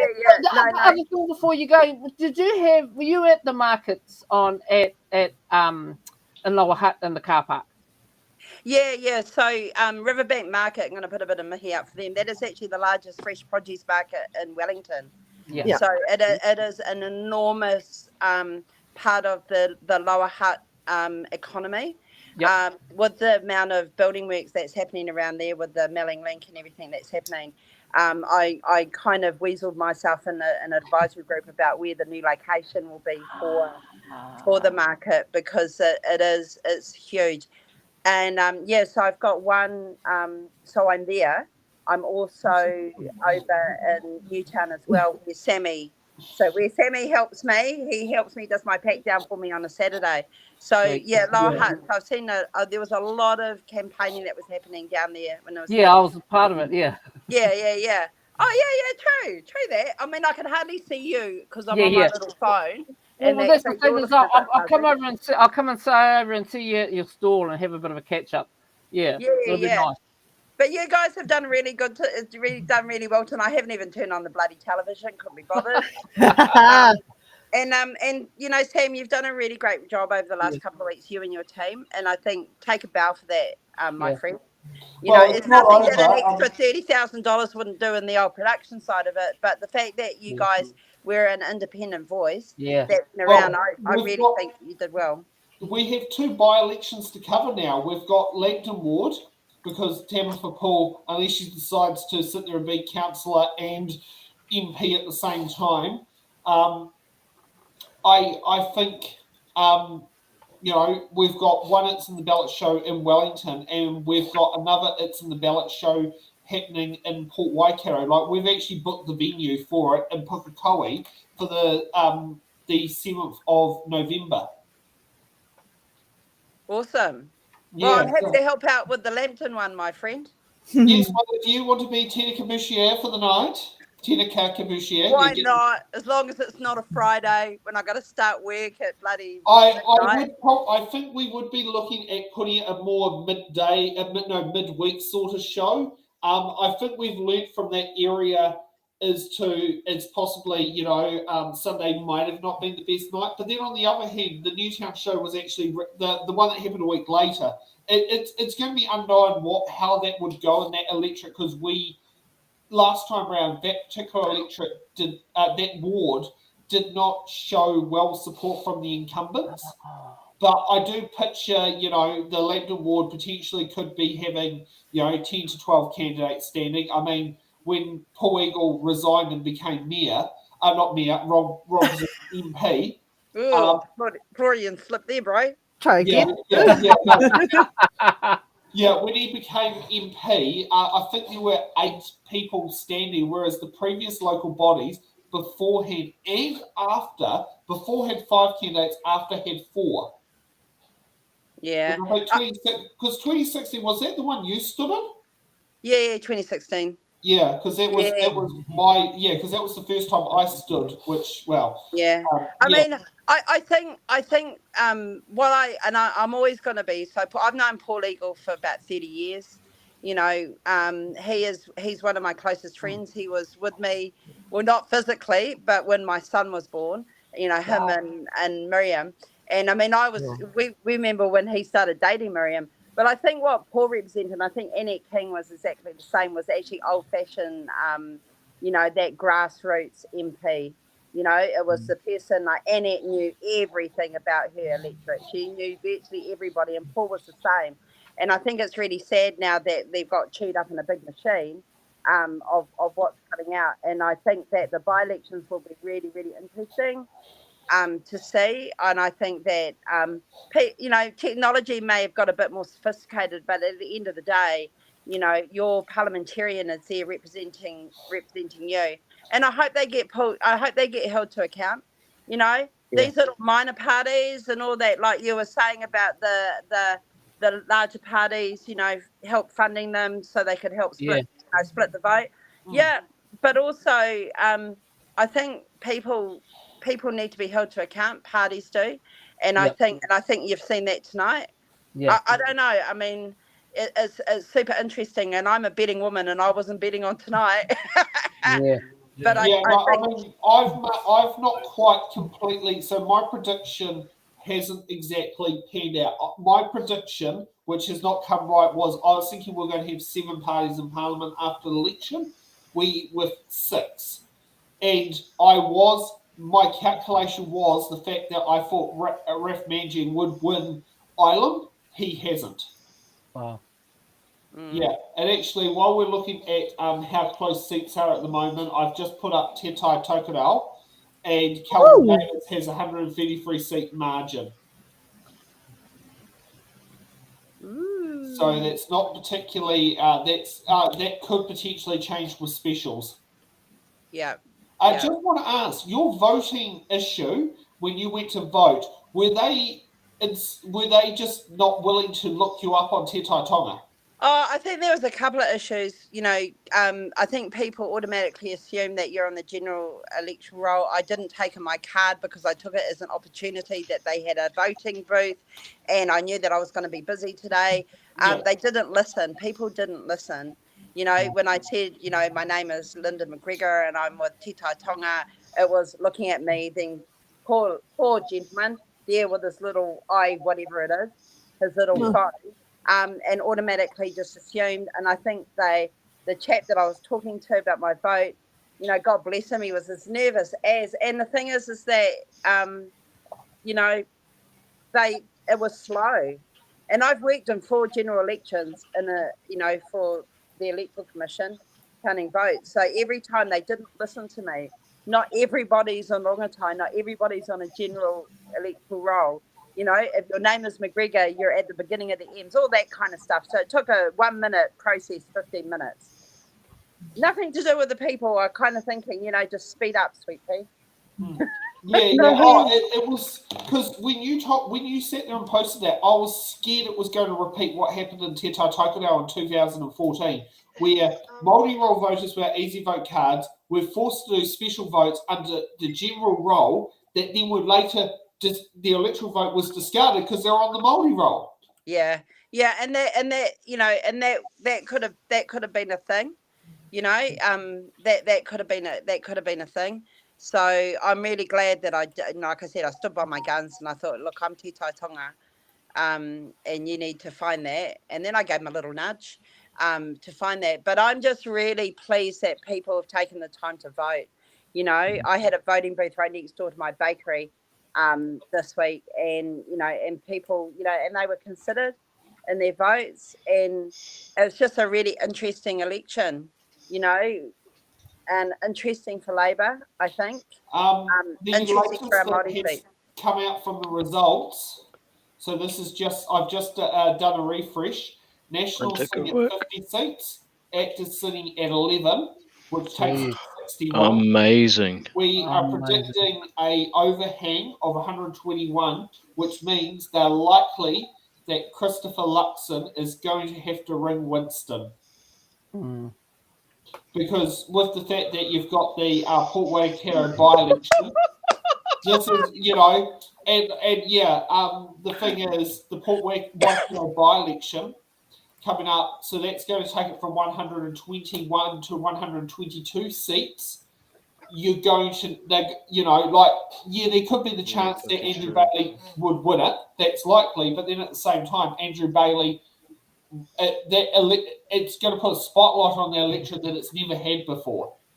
So, do you think, though, Sam, in the last election, New Zealand first? Well, what are we? New Zealand first, eh? Yes. Oh, Winston, God bless his consults.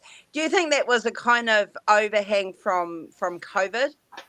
Do you think that, or something here? Because he's come back. He's a phoenix out of the ashes. That man. Because they disappeared, and man, have they come back. I believe I think it's also the biggest thing. So Jill's sat there and said, but Winston was the only politician who went to the parliamentary protest, and That's there, right. and there was a lot of protest votes that would have gone to those other parties that could have gravitated to freedoms that didn't and went to Winston. There were a few candidates who were originally going to stand for, like Kristen Murfitt, I think the name is. She was originally going to stand for Democracy Now or something in NZ. Sorry. Didn't mean to Stacey mess put a with your copy flow. on the screen. Heading. The Democracy, she was originally going to be Democracy Now, and then suddenly she switched from being Tauranga electorate to be a plenty electorate for New Zealand First, and it wasn't the only candidate that switched to New Zealand First. So there was a lot. So I think some of those, parliamentary protest votes that could have gone to Brian Tamaki went to Winston Peters. I agree. Okay, that's interesting, because when I saw New Zealand First, they were like 75 in the shade, or maybe 365 in the shade. All those boys that were campaigning for them, But I think that's really interesting. Anyway, seriously, I'm gonna be late, bro. I'm gonna be late, but you guys have done a fantastic job, and hey, thank you for inviting me on. I was actually had my shower cap on as you invited me on. I did look a little bit like Edith Sharples.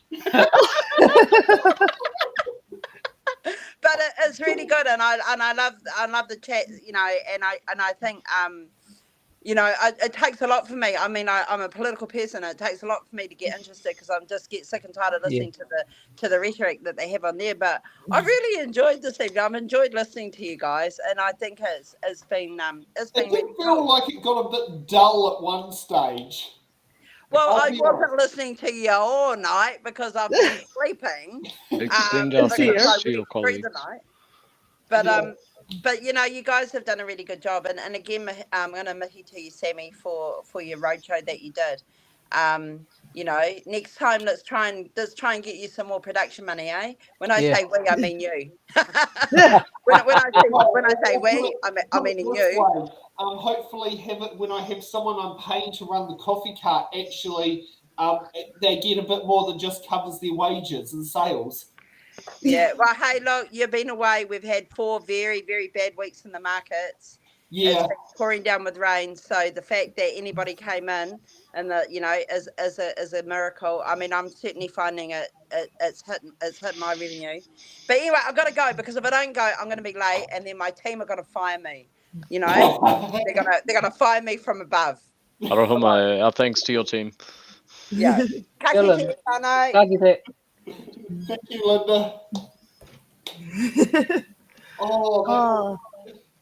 I did want a chance to tell Linda this before she had to disappear, but for Māori voters, it was changed earlier this year, so it's no longer only that 5-year period right. where you can change roles now. So long as it is not within 3 months of an election, whether it's general or local body, you can change role now whenever you like. Yep. So just so long as it's not within the 3 months before the election. The campaign period. Yeah. Yes, you can okay. do whatever. So My question was, why is it 3 months? Because it's the campaign. That's the official campaign period.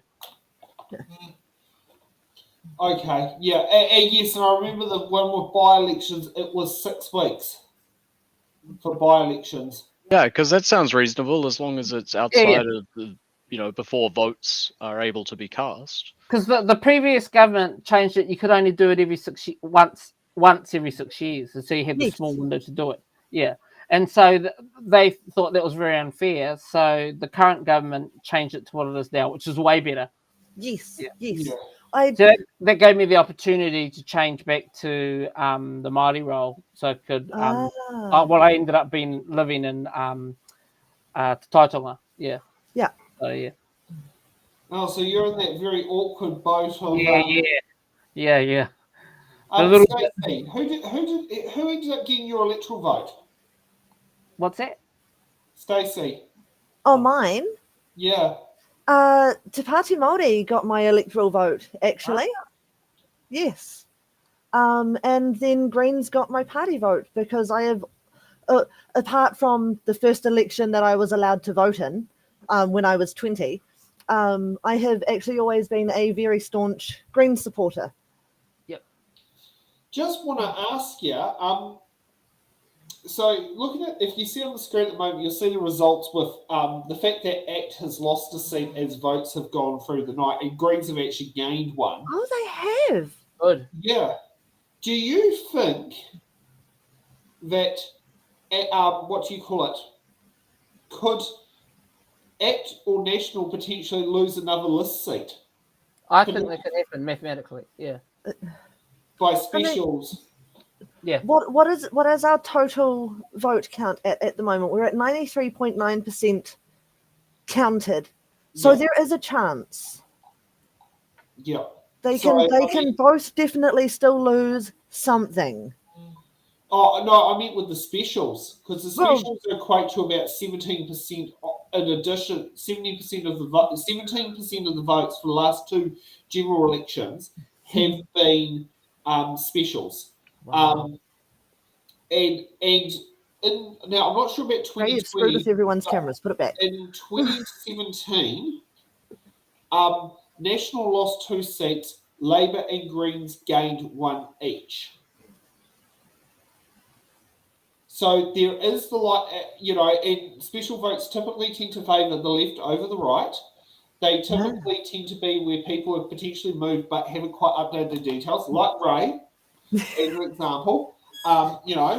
So that could actually go on it, so in turn they do it, or you have it where people are away, like Christopher Luxon actually put in a special vote. He went to Botany to vote, but he lives in Epsom. So his vote is a special vote. So did Chris Hipkins. He casted an early vote that was special somewhere else in the country. So both of their votes haven't even been added to the tally. At least the good news is Chris Hipkins can actually vote for himself because he actually lives in his election. Yeah. I feel like that's kind of, biased. But it's not like the Electoral Commission can tell that he's voted for himself. So, Well, actually, it kind of can in the current system. wait, really? No, he's done a special vote. Oh, well, okay, yes. Yes, and you got to remember, one form of that special vote goes to the Registrar of Electors. The Registrar of Electors checks across on the electorate, go yes, and they belong on the electorate, or no, they don't. Yeah. Or are they on the roll or not on the roll? And it goes from there. And then obviously, if they're not on the roll, the vote's discarded. If they're not eligible, and if they are on the roll but in a different electorate, the party vote's counted but not the electoral vote. Hence why I didn't want to see anyone who ends up with that situation of they're on the Māori roll, get told they can't be found on the general roll, get given a general roll voting paper for this special vote that then gets disregarded because they're on the Māori roll. And I don't want to see that actually happen.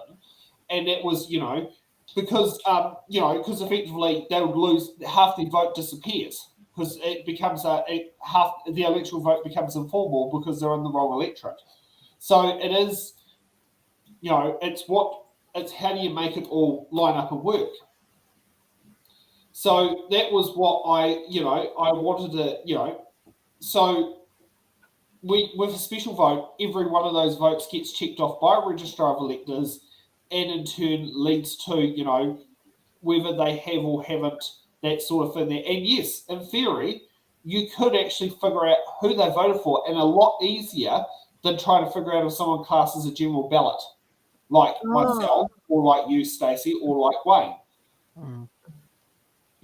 But yes, I do remember last local bodies having to get special voting papers for Ray. Yes. Yes. Yeah. Actually, I want to ask. And then also you had to come and pick up our voting papers for us and take them in because we tested positive and couldn't leave the house. Yes, and I somehow still never caught COVID. Yes. I'm still trying to figure out if I've had it or not. I've not tested positive ever on the Rex test. Yeah.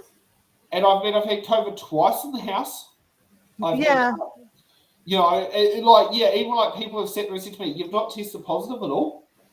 Yeah, I seem to be someone who the tests do not, recognize my antibodies, you might say, because Stacey's had a faint positive and I've had like the dimmest line, but other times I've known I've been exposed because others in the house have tested positive. My rat test does not come back right unless I'm doing it wrong, but I don't know. I mean, I do, as I remember the time when Charles got I'll show you the it photo when my face was melting. Yeah, I remember that, yeah. He was so much worse off than I was. Oh my god. Yes, but remember, Stacey, you hit the booster like 2 weeks beforehand. Well, no, I'd gotten the booster done in August. Yeah.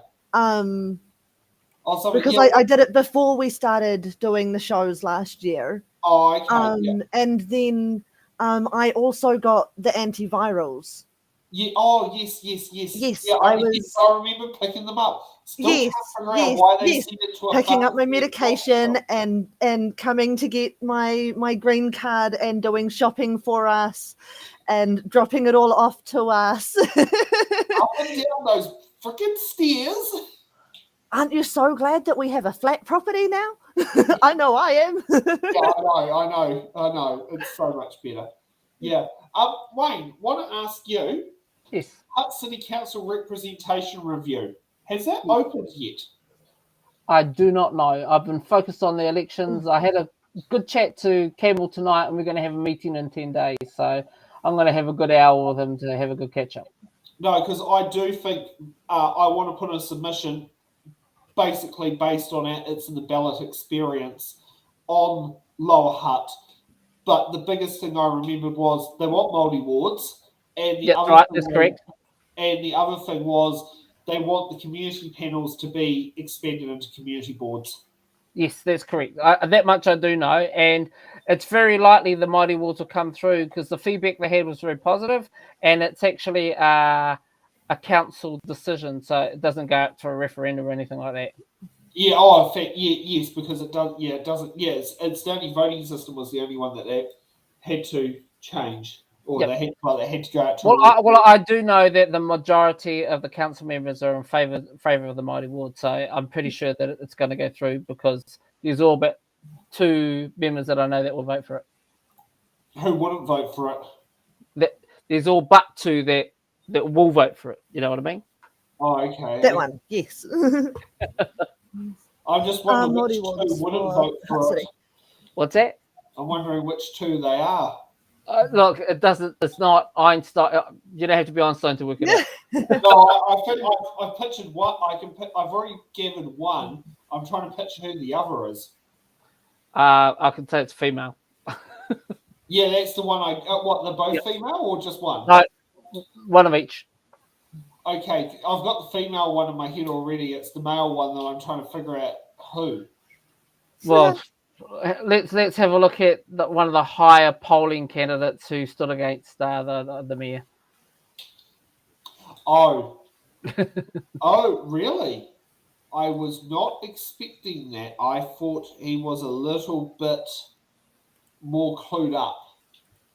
Well, those are the only 2 that have been anti-co-governance the whole way, and that was their campaign strategy as well. Yeah. I was going to say there were only 2 other mayoral candidates, weren't there? Or there was only one. There was only one really other real player. Yeah. Yes, but there were only 2 other candidates besides Campbell. Yeah. And that particular person most definitely said a lot. Yeah. That they were anti. Yep. Yes. And that they would not support introducing Māori roles for Hutt City Council. That's great. Yeah. Māori wars, Ooh. Yeah, I think that's it's one of those things. It's and the other thing is about the Hutt, it will actually be proportionally represented. That's the thing that also is actually working out is the fact that it will probably lead to 2 Māori councillors, not one, in Lower Hutt. That'll be interesting. Yeah, no, because they've sat there and said the population is 20%. What? Sorry, I'm just buzzing out on Ray's picture. It's New Zealand in the clouds. Hold on, he's going to move so that you can see. There you go. I love it how the seat just keeps like, is it not? Right, like, is this a person or not? But yes, there you go, literally, land of the long white cloud. Yeah. But it will be interesting to see how that goes around. Because I need to put a submission on it, and also I need to put a submission in on the Wellington City Council one as well, because for Wellington City Council, I want to see if we can up the number of councillors, because we do have some ward discrepancies out there that need to be ironed out. And the biggest one is the ward I currently live in, Pakaukawa Southern Ward, with 2 councillors, whereas every other general ward has 3. But it's always had 2 since they reduced the number of councillors down to 15. Yep. Yeah. So, should we call it a night? I think we should call it a night. I mean, yeah, it's looking pretty obvious. Yep. At this point, until those special votes come in. Yeah. We're not gonna get too much else. Predictions? Who do you think will be Deputy Prime Minister? Winston or David? Or will they be co-deputies? Wow. What do you call it? The cabinet ranking going in the path where, what do you call it? Nicola Willis is ranked 4th in cabinet because Winston and David are above her in the cabinet rankings. Yeah. Well, okay, hold on. Let me have a look at our piece of paper here. There they are. About party list cabinet rankings are a bit separate again. No, I know. I think this is going to be hard to call. Winston is. People don't give him credit for his experience. and he really knows how to get blood out of a stone. You know Yes. what I mean? He And does. If, He if, really he's a, does. if he's a necessity, he is the stronger of them, and so it's actually in their best interest to have him. But I think Seymour's egos is probably going to puff up a bit after this, and I think he's going to want to gun for the job. So I'm going to be honest. This one here, I don't know which way it's going to go. You know what I mean? I really don't. It's going to be hard. I have a funny feeling that Winston is going to refuse to work with National, just like he did with Labour back in 2017, if he's not made deputy. Wow, that would really open the things up. Yeah, It really would, because that's what he did to Labour back in 2017. but I don't actually think that'll be successful, because as is polling for campaigning for this election, he's actually run Labour down. You know, and there's no way for him to reopen that door. You know, and Labour aren't interested in working with him either. Exactly. So if he tries to pull that, he might end up just being out of luck.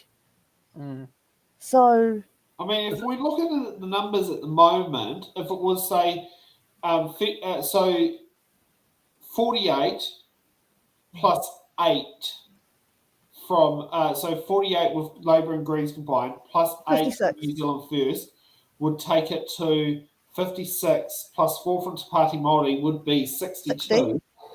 See, that's still hung Parliament territory. Yeah. So Reality Land is, or would probably have to go to, Reality Land is National would be the way, like more constitutionally sound majority with the coalition, with the potential way the coalition could work. But the other thing that could actually happen is there could be a snap election called middle of next year as well. That could happen. And I could picture Christopher Luxon actually doing that and trying to pull off what Clements Attlee did in 1951. That would be a clever move. That would be a clever move. But it could backfire. Yeah.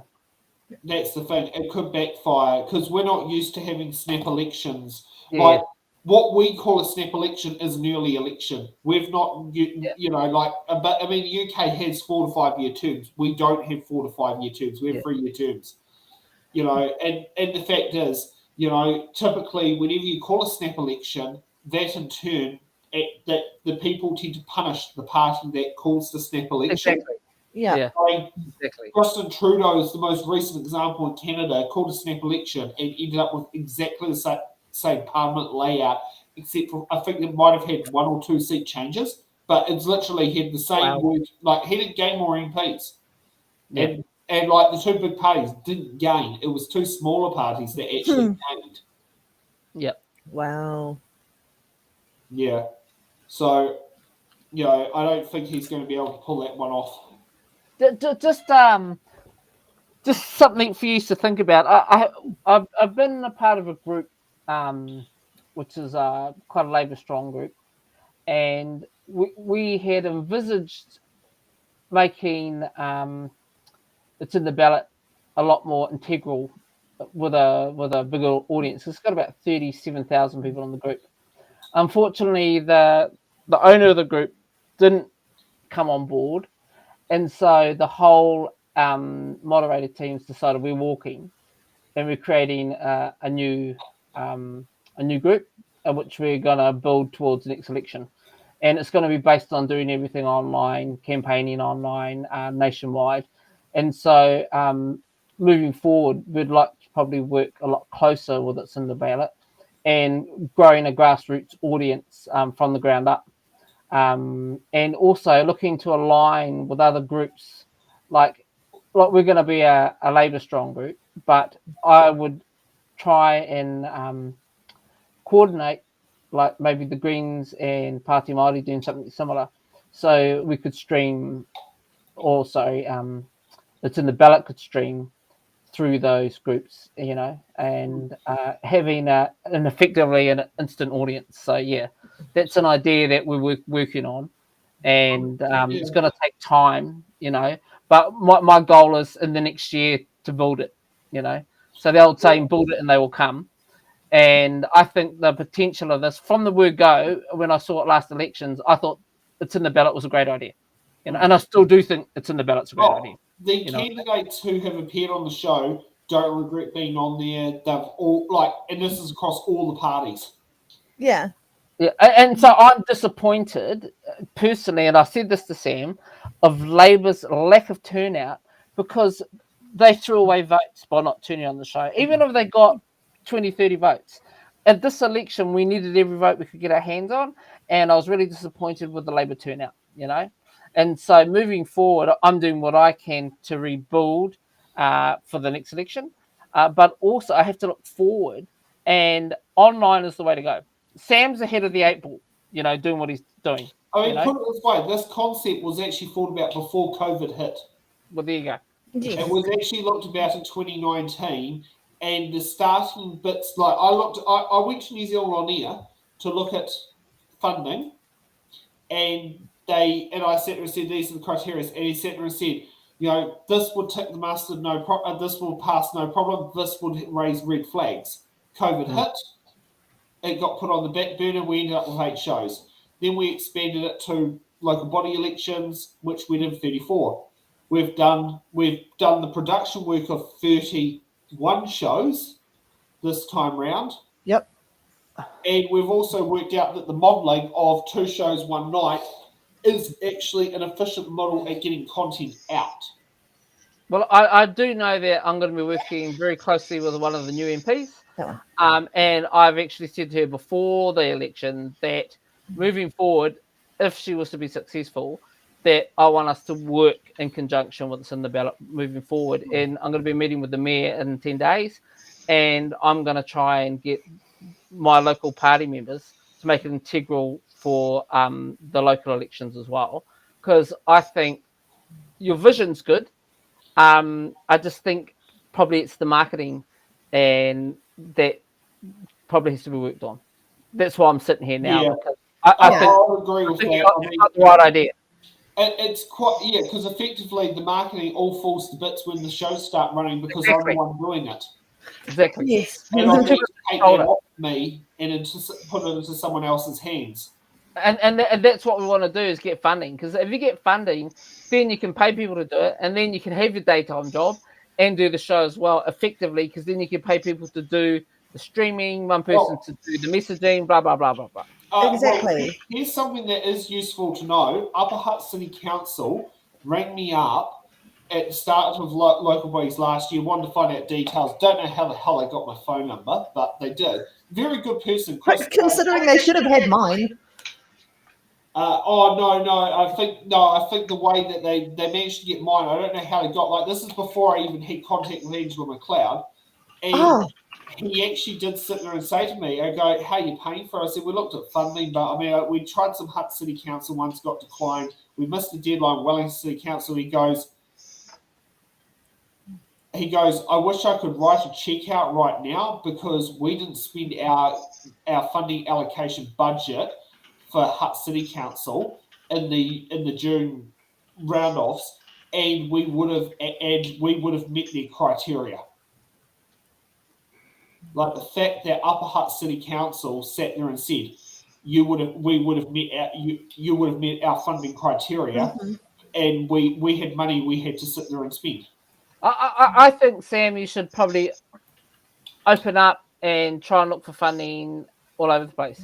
I like the idea that you had about looking to Māori TV for funding. And I think, that's one I'm very, see, that was just a timing one for this election, but I do think they're the right place, I think, to go. I think that's a great idea, and I think that this, because it's independent, I think this show is really important. That's why I know I'm flying the red flag all the time, but I know I have to be very careful of the way we do it, because of the show's, independent. And I realized that shows like this are the future. and I'm surprised that other shows like this don't exist yet in New Zealand. So I think we should really Fair. run with it and make it something. I mean, it does follow that old Selwyn Too Good's format of it's in the bag traveling around the country. It follows exactly, ripples that follows that effect completely. Yeah, and it's, and like, there are people who, when I was doing that, they said, Selwyn would be very proud to know that his concept is translated into something else that is equally delivers the public service. I agree. Yeah, Ground level practicality. Yeah. And if you cannot be there in person. Yeah. And that's the thing, because after COVID, everything went online, and so having the ability to partake on especially during the campaign period, people don't have the time to physically get to locations. So being able to do it online, driving on the way home while you're making dinner, that's where it's at, and that's why I was really frustrated at the lack of turnout, especially from the party, which the flag I'm flying for. And that really got up my nose, because I did everything I could to push people who are in very powerful positions now to go this way, and they didn't take my recommendation, and I'm very frustrated. And I'm wondering, could Ginny not being on It's in the Ballot potentially be the thing that may have cost her Hut South as a contributing factor? That would have been a contributing factor. I have no doubt in my mind, because you have to be selective of what you go for. But an online forum like this, it's recorded, so it can be played at anyone when they have the time. Exactly. This came from so there was I heard Mike Butterick, the national candidate for Wairarapa, was rung up by Rob Mark, and he goes, "Well, I got told it was a waste of time." And Rob Mark just basically sat there and said to me, "Go, you do realise that stays online right up until election day, exactly, and beyond." That's the power of it. It's actually on my online marketing, like he says, it stays there, and if you missed it, you can play it when it's. So a lot of your shows, I didn't watch them all on one go. I watched 10 minutes there, 15 minutes there, and it was good. You could zoom past it. That's what I like about downloading programs or movies. You can move it up to the bit that you want to listen to, and if you missed a bit, you can go back. Well, hang on, what was their answer? Go back again. Exactly. Yeah, I mean, well, here's the other one is, I was speaking to Arena Williams' campaign manager when I was up in Auckland and saying, and he watched the Mana show. And I'm like thinking like, oh God, because I'm like thinking like, that was the one where Barbara was not really like, I've never seen a campaign manager go out of their way to say, I'm not coming. And it wasn't the only candidate either. And he had Frances Hughes, who was like telling everyone but us that she wasn't coming. Yeah. It was like, including like, it was just, but it was amazing how those, that particular show was the show that Arena Williams' campaign manager watched. Yeah. But and the one thing we need to do is get the big reveal too. We've got to figure out how to make that more stay in line now, because got to admit, we got to one electorate, and then basically it was from like Wellington Central onwards. We didn't have the resources to get the photos of the candidates all printed out, all ready, because we couldn't even get hold of candidates to know what their photos look like. I think what you want to do is, looking forward, is choose some of the younger candidates or the younger MPs. And sell the idea just after the election, moving forward.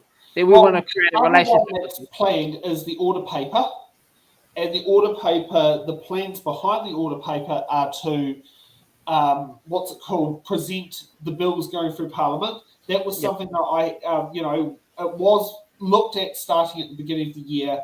It did not happen because of the reason, just trying to make it work at the time, but I think now that we've got a new Parliament term coming up, I do think it's going to be there. Angela McLeod has offered to help make it happen, because she has worked as a parliamentary, was it EA? Oh, yeah, an EA, she knows the ins and outs of the system. And so, you know, if we get the order paper happening, we will keep that It's in the Ballot audience glued. And I can tell you from different movements across the country, they all like the idea of the order paper because it just actually helps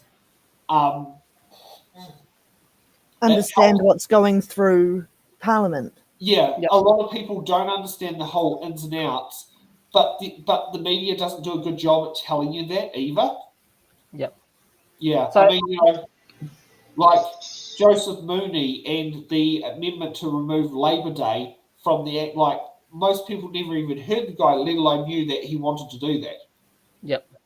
Yeah. Yeah, I didn't know that was a thing at all. I don't Yeah. even understand half of the process, and I thought I would growing up here. Yeah, no, that was an SOP put into, that was, opposition parties typically tend to put SOPs in there. Yeah. I mean, part of the things with the original ones with Māori wards with the referendum to veto it was actually put through as an SOP. So under the original Act, Local Government Act that established Māori wards, it was an SOP that put in the referendum thing. And then it was only Manaia who actually removed it because it clearly was not doing what its job was intended to do. It effectively was literally vetoing in many cases a unanimous council. Mm-hmm. Yeah. Okay. Well, thank you for joining our election night special. I enjoyed it, team. I really enjoyed it. That's right. Thank you for being part of us. You know, I mean, it's great that Linda gate crashed it. You know, Yeah. we had Guy. You know, the fun part that happened in house. For someone who was going to call it quits at 10 o'clock at night, somehow we got to midnight. Look at that. Hold on. If anybody's interested, before we go, I was just checking out the margins in a few of the electorates. Yep. Rongatai, Julianne is up to a 925 margin. Oh. Yep. I can't remember what percent of the vote that was at though. Oh, okay, it's getting there. Oh no, it's dropped again. So 87.8. Your margin's gone down. It's dropped since I looked about 5 minutes ago. Okay. Yes, and at Interesting. 87.8%. Ohario, Greg's in the lead by 1,424. Yay! That's a good lead. It just proves the fact that the fact that people are trying to swan in there from Karori did not pay off. Yeah. Actually, that was one electorate. I think it was crafty. What Greg did was going electorate only. Yeah. Yes. That was a smart move of Greg, and I It think was that for has Greg, paid yes. off. Yes. What else did I look at? Now Te Tokadal. I didn't get to that one yet. Oh, okay, we've got that on the screen at the moment. 387 is the Ooh. margin at the moment to Kelvin. Is that still to Labour? Yes. Okay. Because yes, that was 133 the last that we saw it. And that's at 95.6%. Ooh. I thought they would have conceded the seat at that, possibly. Oh, no, 300. Yeah. You'd Ooh, think no, so. No. It's too close. It's definitely looking like Takuta's got the seat for Te Tai Tonga. Where's Reno on the party list? Oh, we did this already. Not that I can remember. Yeah, no.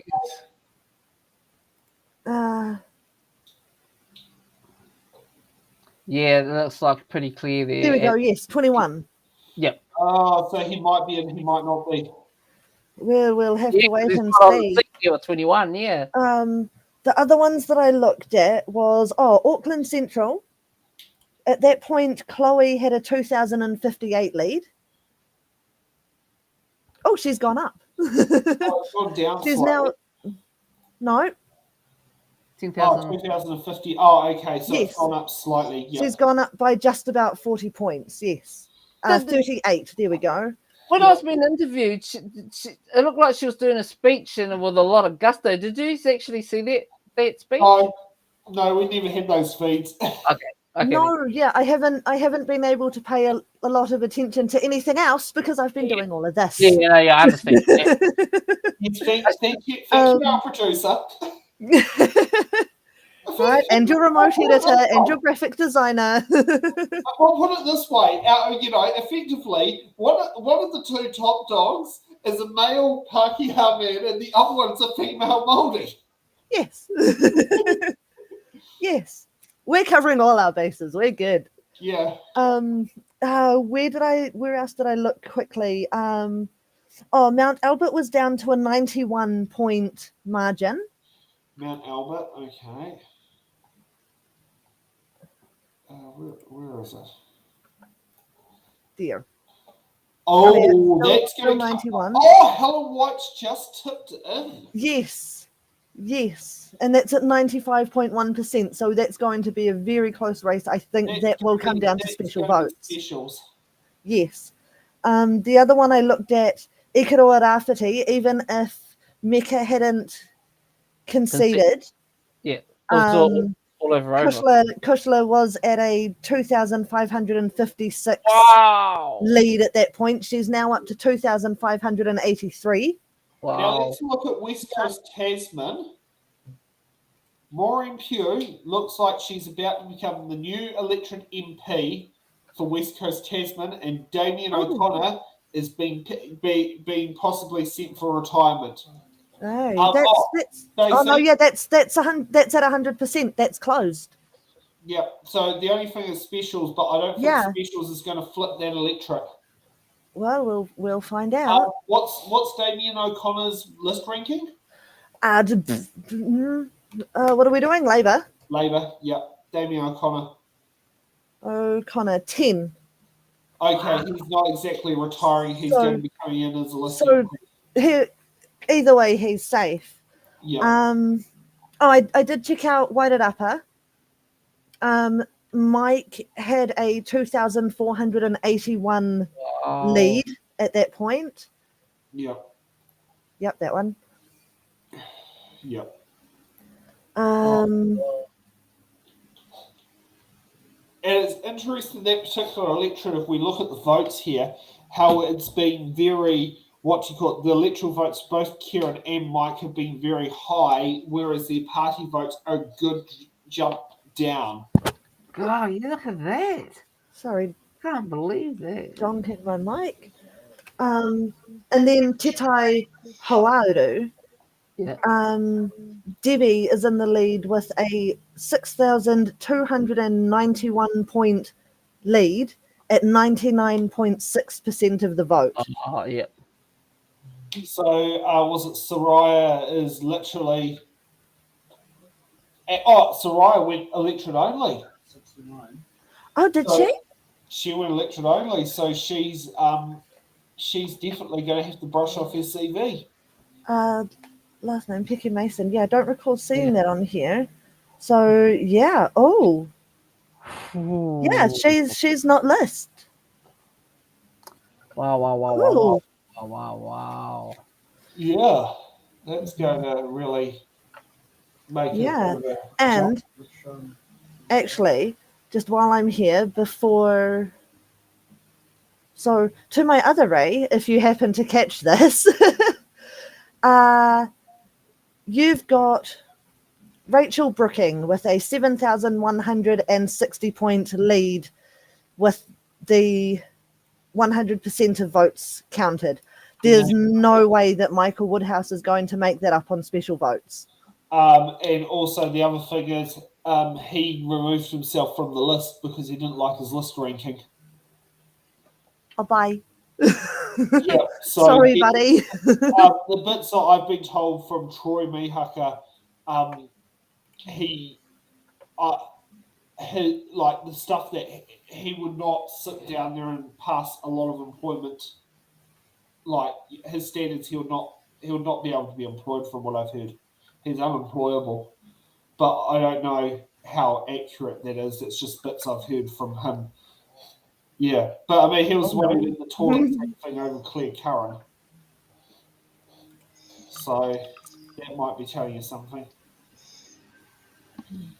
Yeah, let's take a look at Wellington Central to sit there and see how much of a whipping Tamitha gave Abraham, who by the looks of it is not looking like he's going to be back in Parliament. Oh, really? Yeah, no, he's quite a fair bit down on the list. Sorry, hold on. Where are we? Wellington Central. Yep. What was our margin there? 3,309. Yep.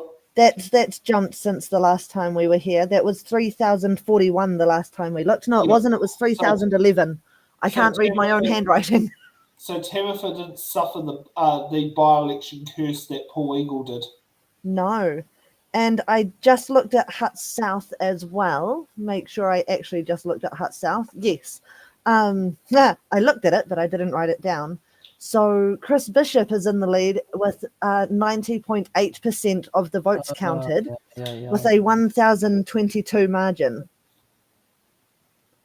So I don't think Jenny will be back as elected MP. Well, there's still 9.2% of the votes to go. There's still 7 booths to be counted, and there's still the special votes. So there is a slim chance. You know, when you're getting the 7 booths to be counted, where are you getting that information from? Where it says electorate number at the top. Yeah. And then it says 69. Oh, I see. I got it. Yeah. That's how many, 76 is how many polling places were open around the electorate. Yeah, so this is where she pulled it in last time. When it got to Wainuiomata, she had a 2,000 vote spurge from Wainuiomata. But I was polling over there, and she didn't have as good a response as she had last time. It was a lot harder door knocking this time around. I'm going to say door knocking this time around physically took it out of me, because every time I got home after door knocking, I was knackered. Absolutely knackered. Yeah. Okay. Anyway, I'm going to bed, and hopefully I'll be working further with you all moving forward with this. It's a good idea, and I just hope, whether I'm part of it or not, because off the record, I'll have a conflict of interest coming into the next year. I might not be able to be involved at this level, but I can be involved behind the scenes. We can make it work. Well, you know me, Sam. I've been a big supporter of yours. You know, a lot more behind the scenes. Yeah. But you know, I from the word go, I've always thought this shows the future. You know, and I'm happy to try and make it. Let's aim for 2026. All 70 predicting free electorates of New Zealand. I'm actually creating a group before I go to bed for the new group that I'm starting up. So that'll be the last thing. I'm gonna hit the set. Starting to feel it, and hopefully I'll be seeing you both more often. Good night. Absolutely. All right. Good night, Wayne. And thank you for joining me tonight, Stacey. It's great to see you kind of in the host chair in a way. Wow. We haven't had you as a host this time round. No, but I think you've done a brilliant job as being the producer. Thank you. I've been trying not to die. So yeah, I mean, as soon as Wellington, no one was asking where you were. Good. I don't like being remembered. I'm not people person. Yeah. I'm really not. Natalia, if you're still watching, I'm sorry, I've only just seen your chat. Currently, it looks like national, but we still have a few polling places to go, and the special votes as well. So it does look like a hung parliament territory. It does, and it looks like if Christopher Luxon goes ahead, he's going to have a freeway coalition. The interesting part is, will he actually make the freeway coalition work? Winston Peters. At this point, our parliament looks like it's going to have 121 MPs. Now, this is before the Paul Waikato by-election, so it's probably going to go to 122. So that's something that is being looked at. So he'll need at least 62 seats to function. And at the moment, with the results of National having 50 and Act having 11, that takes it to 61. He's going to need Winston to get over that line. or the other one is hoping to win the Port Waikato by-election. God, it's that same part of the country. So that is the other thing is he could win. So that's the other one is wait till the election. Now, May Chen did recently put out on the AM, there's an interview that she says Parliament would have to have a government and everything formed by the 12th of December. So that is a date that Parliament would have to reconvene by, is 12th of December, because by then the writs would have been handed back to the Governor General from the Electoral Commission. And I mean, so maybe they might hold out to the by-election. Who knows what's going to happen with it? And I mean, Christopher Luxon did sit there and say, be careful who you vote for. You might, otherwise you might be going back to the polls. But he's got to be pretty careful because it did not pay off for Justin Trudeau recently, and it very badly backfired on Clement Attlee in 1951, which is the reason how Winston Churchill got a second term as Prime Minister. And it's interesting, that whole ins and outs of how it all works. So sit there and do that. And 7th of November is when we do the Port Waikato election show. Yes. And we will obviously need to look at a date for Lambton Ward. Well, if that goes ahead.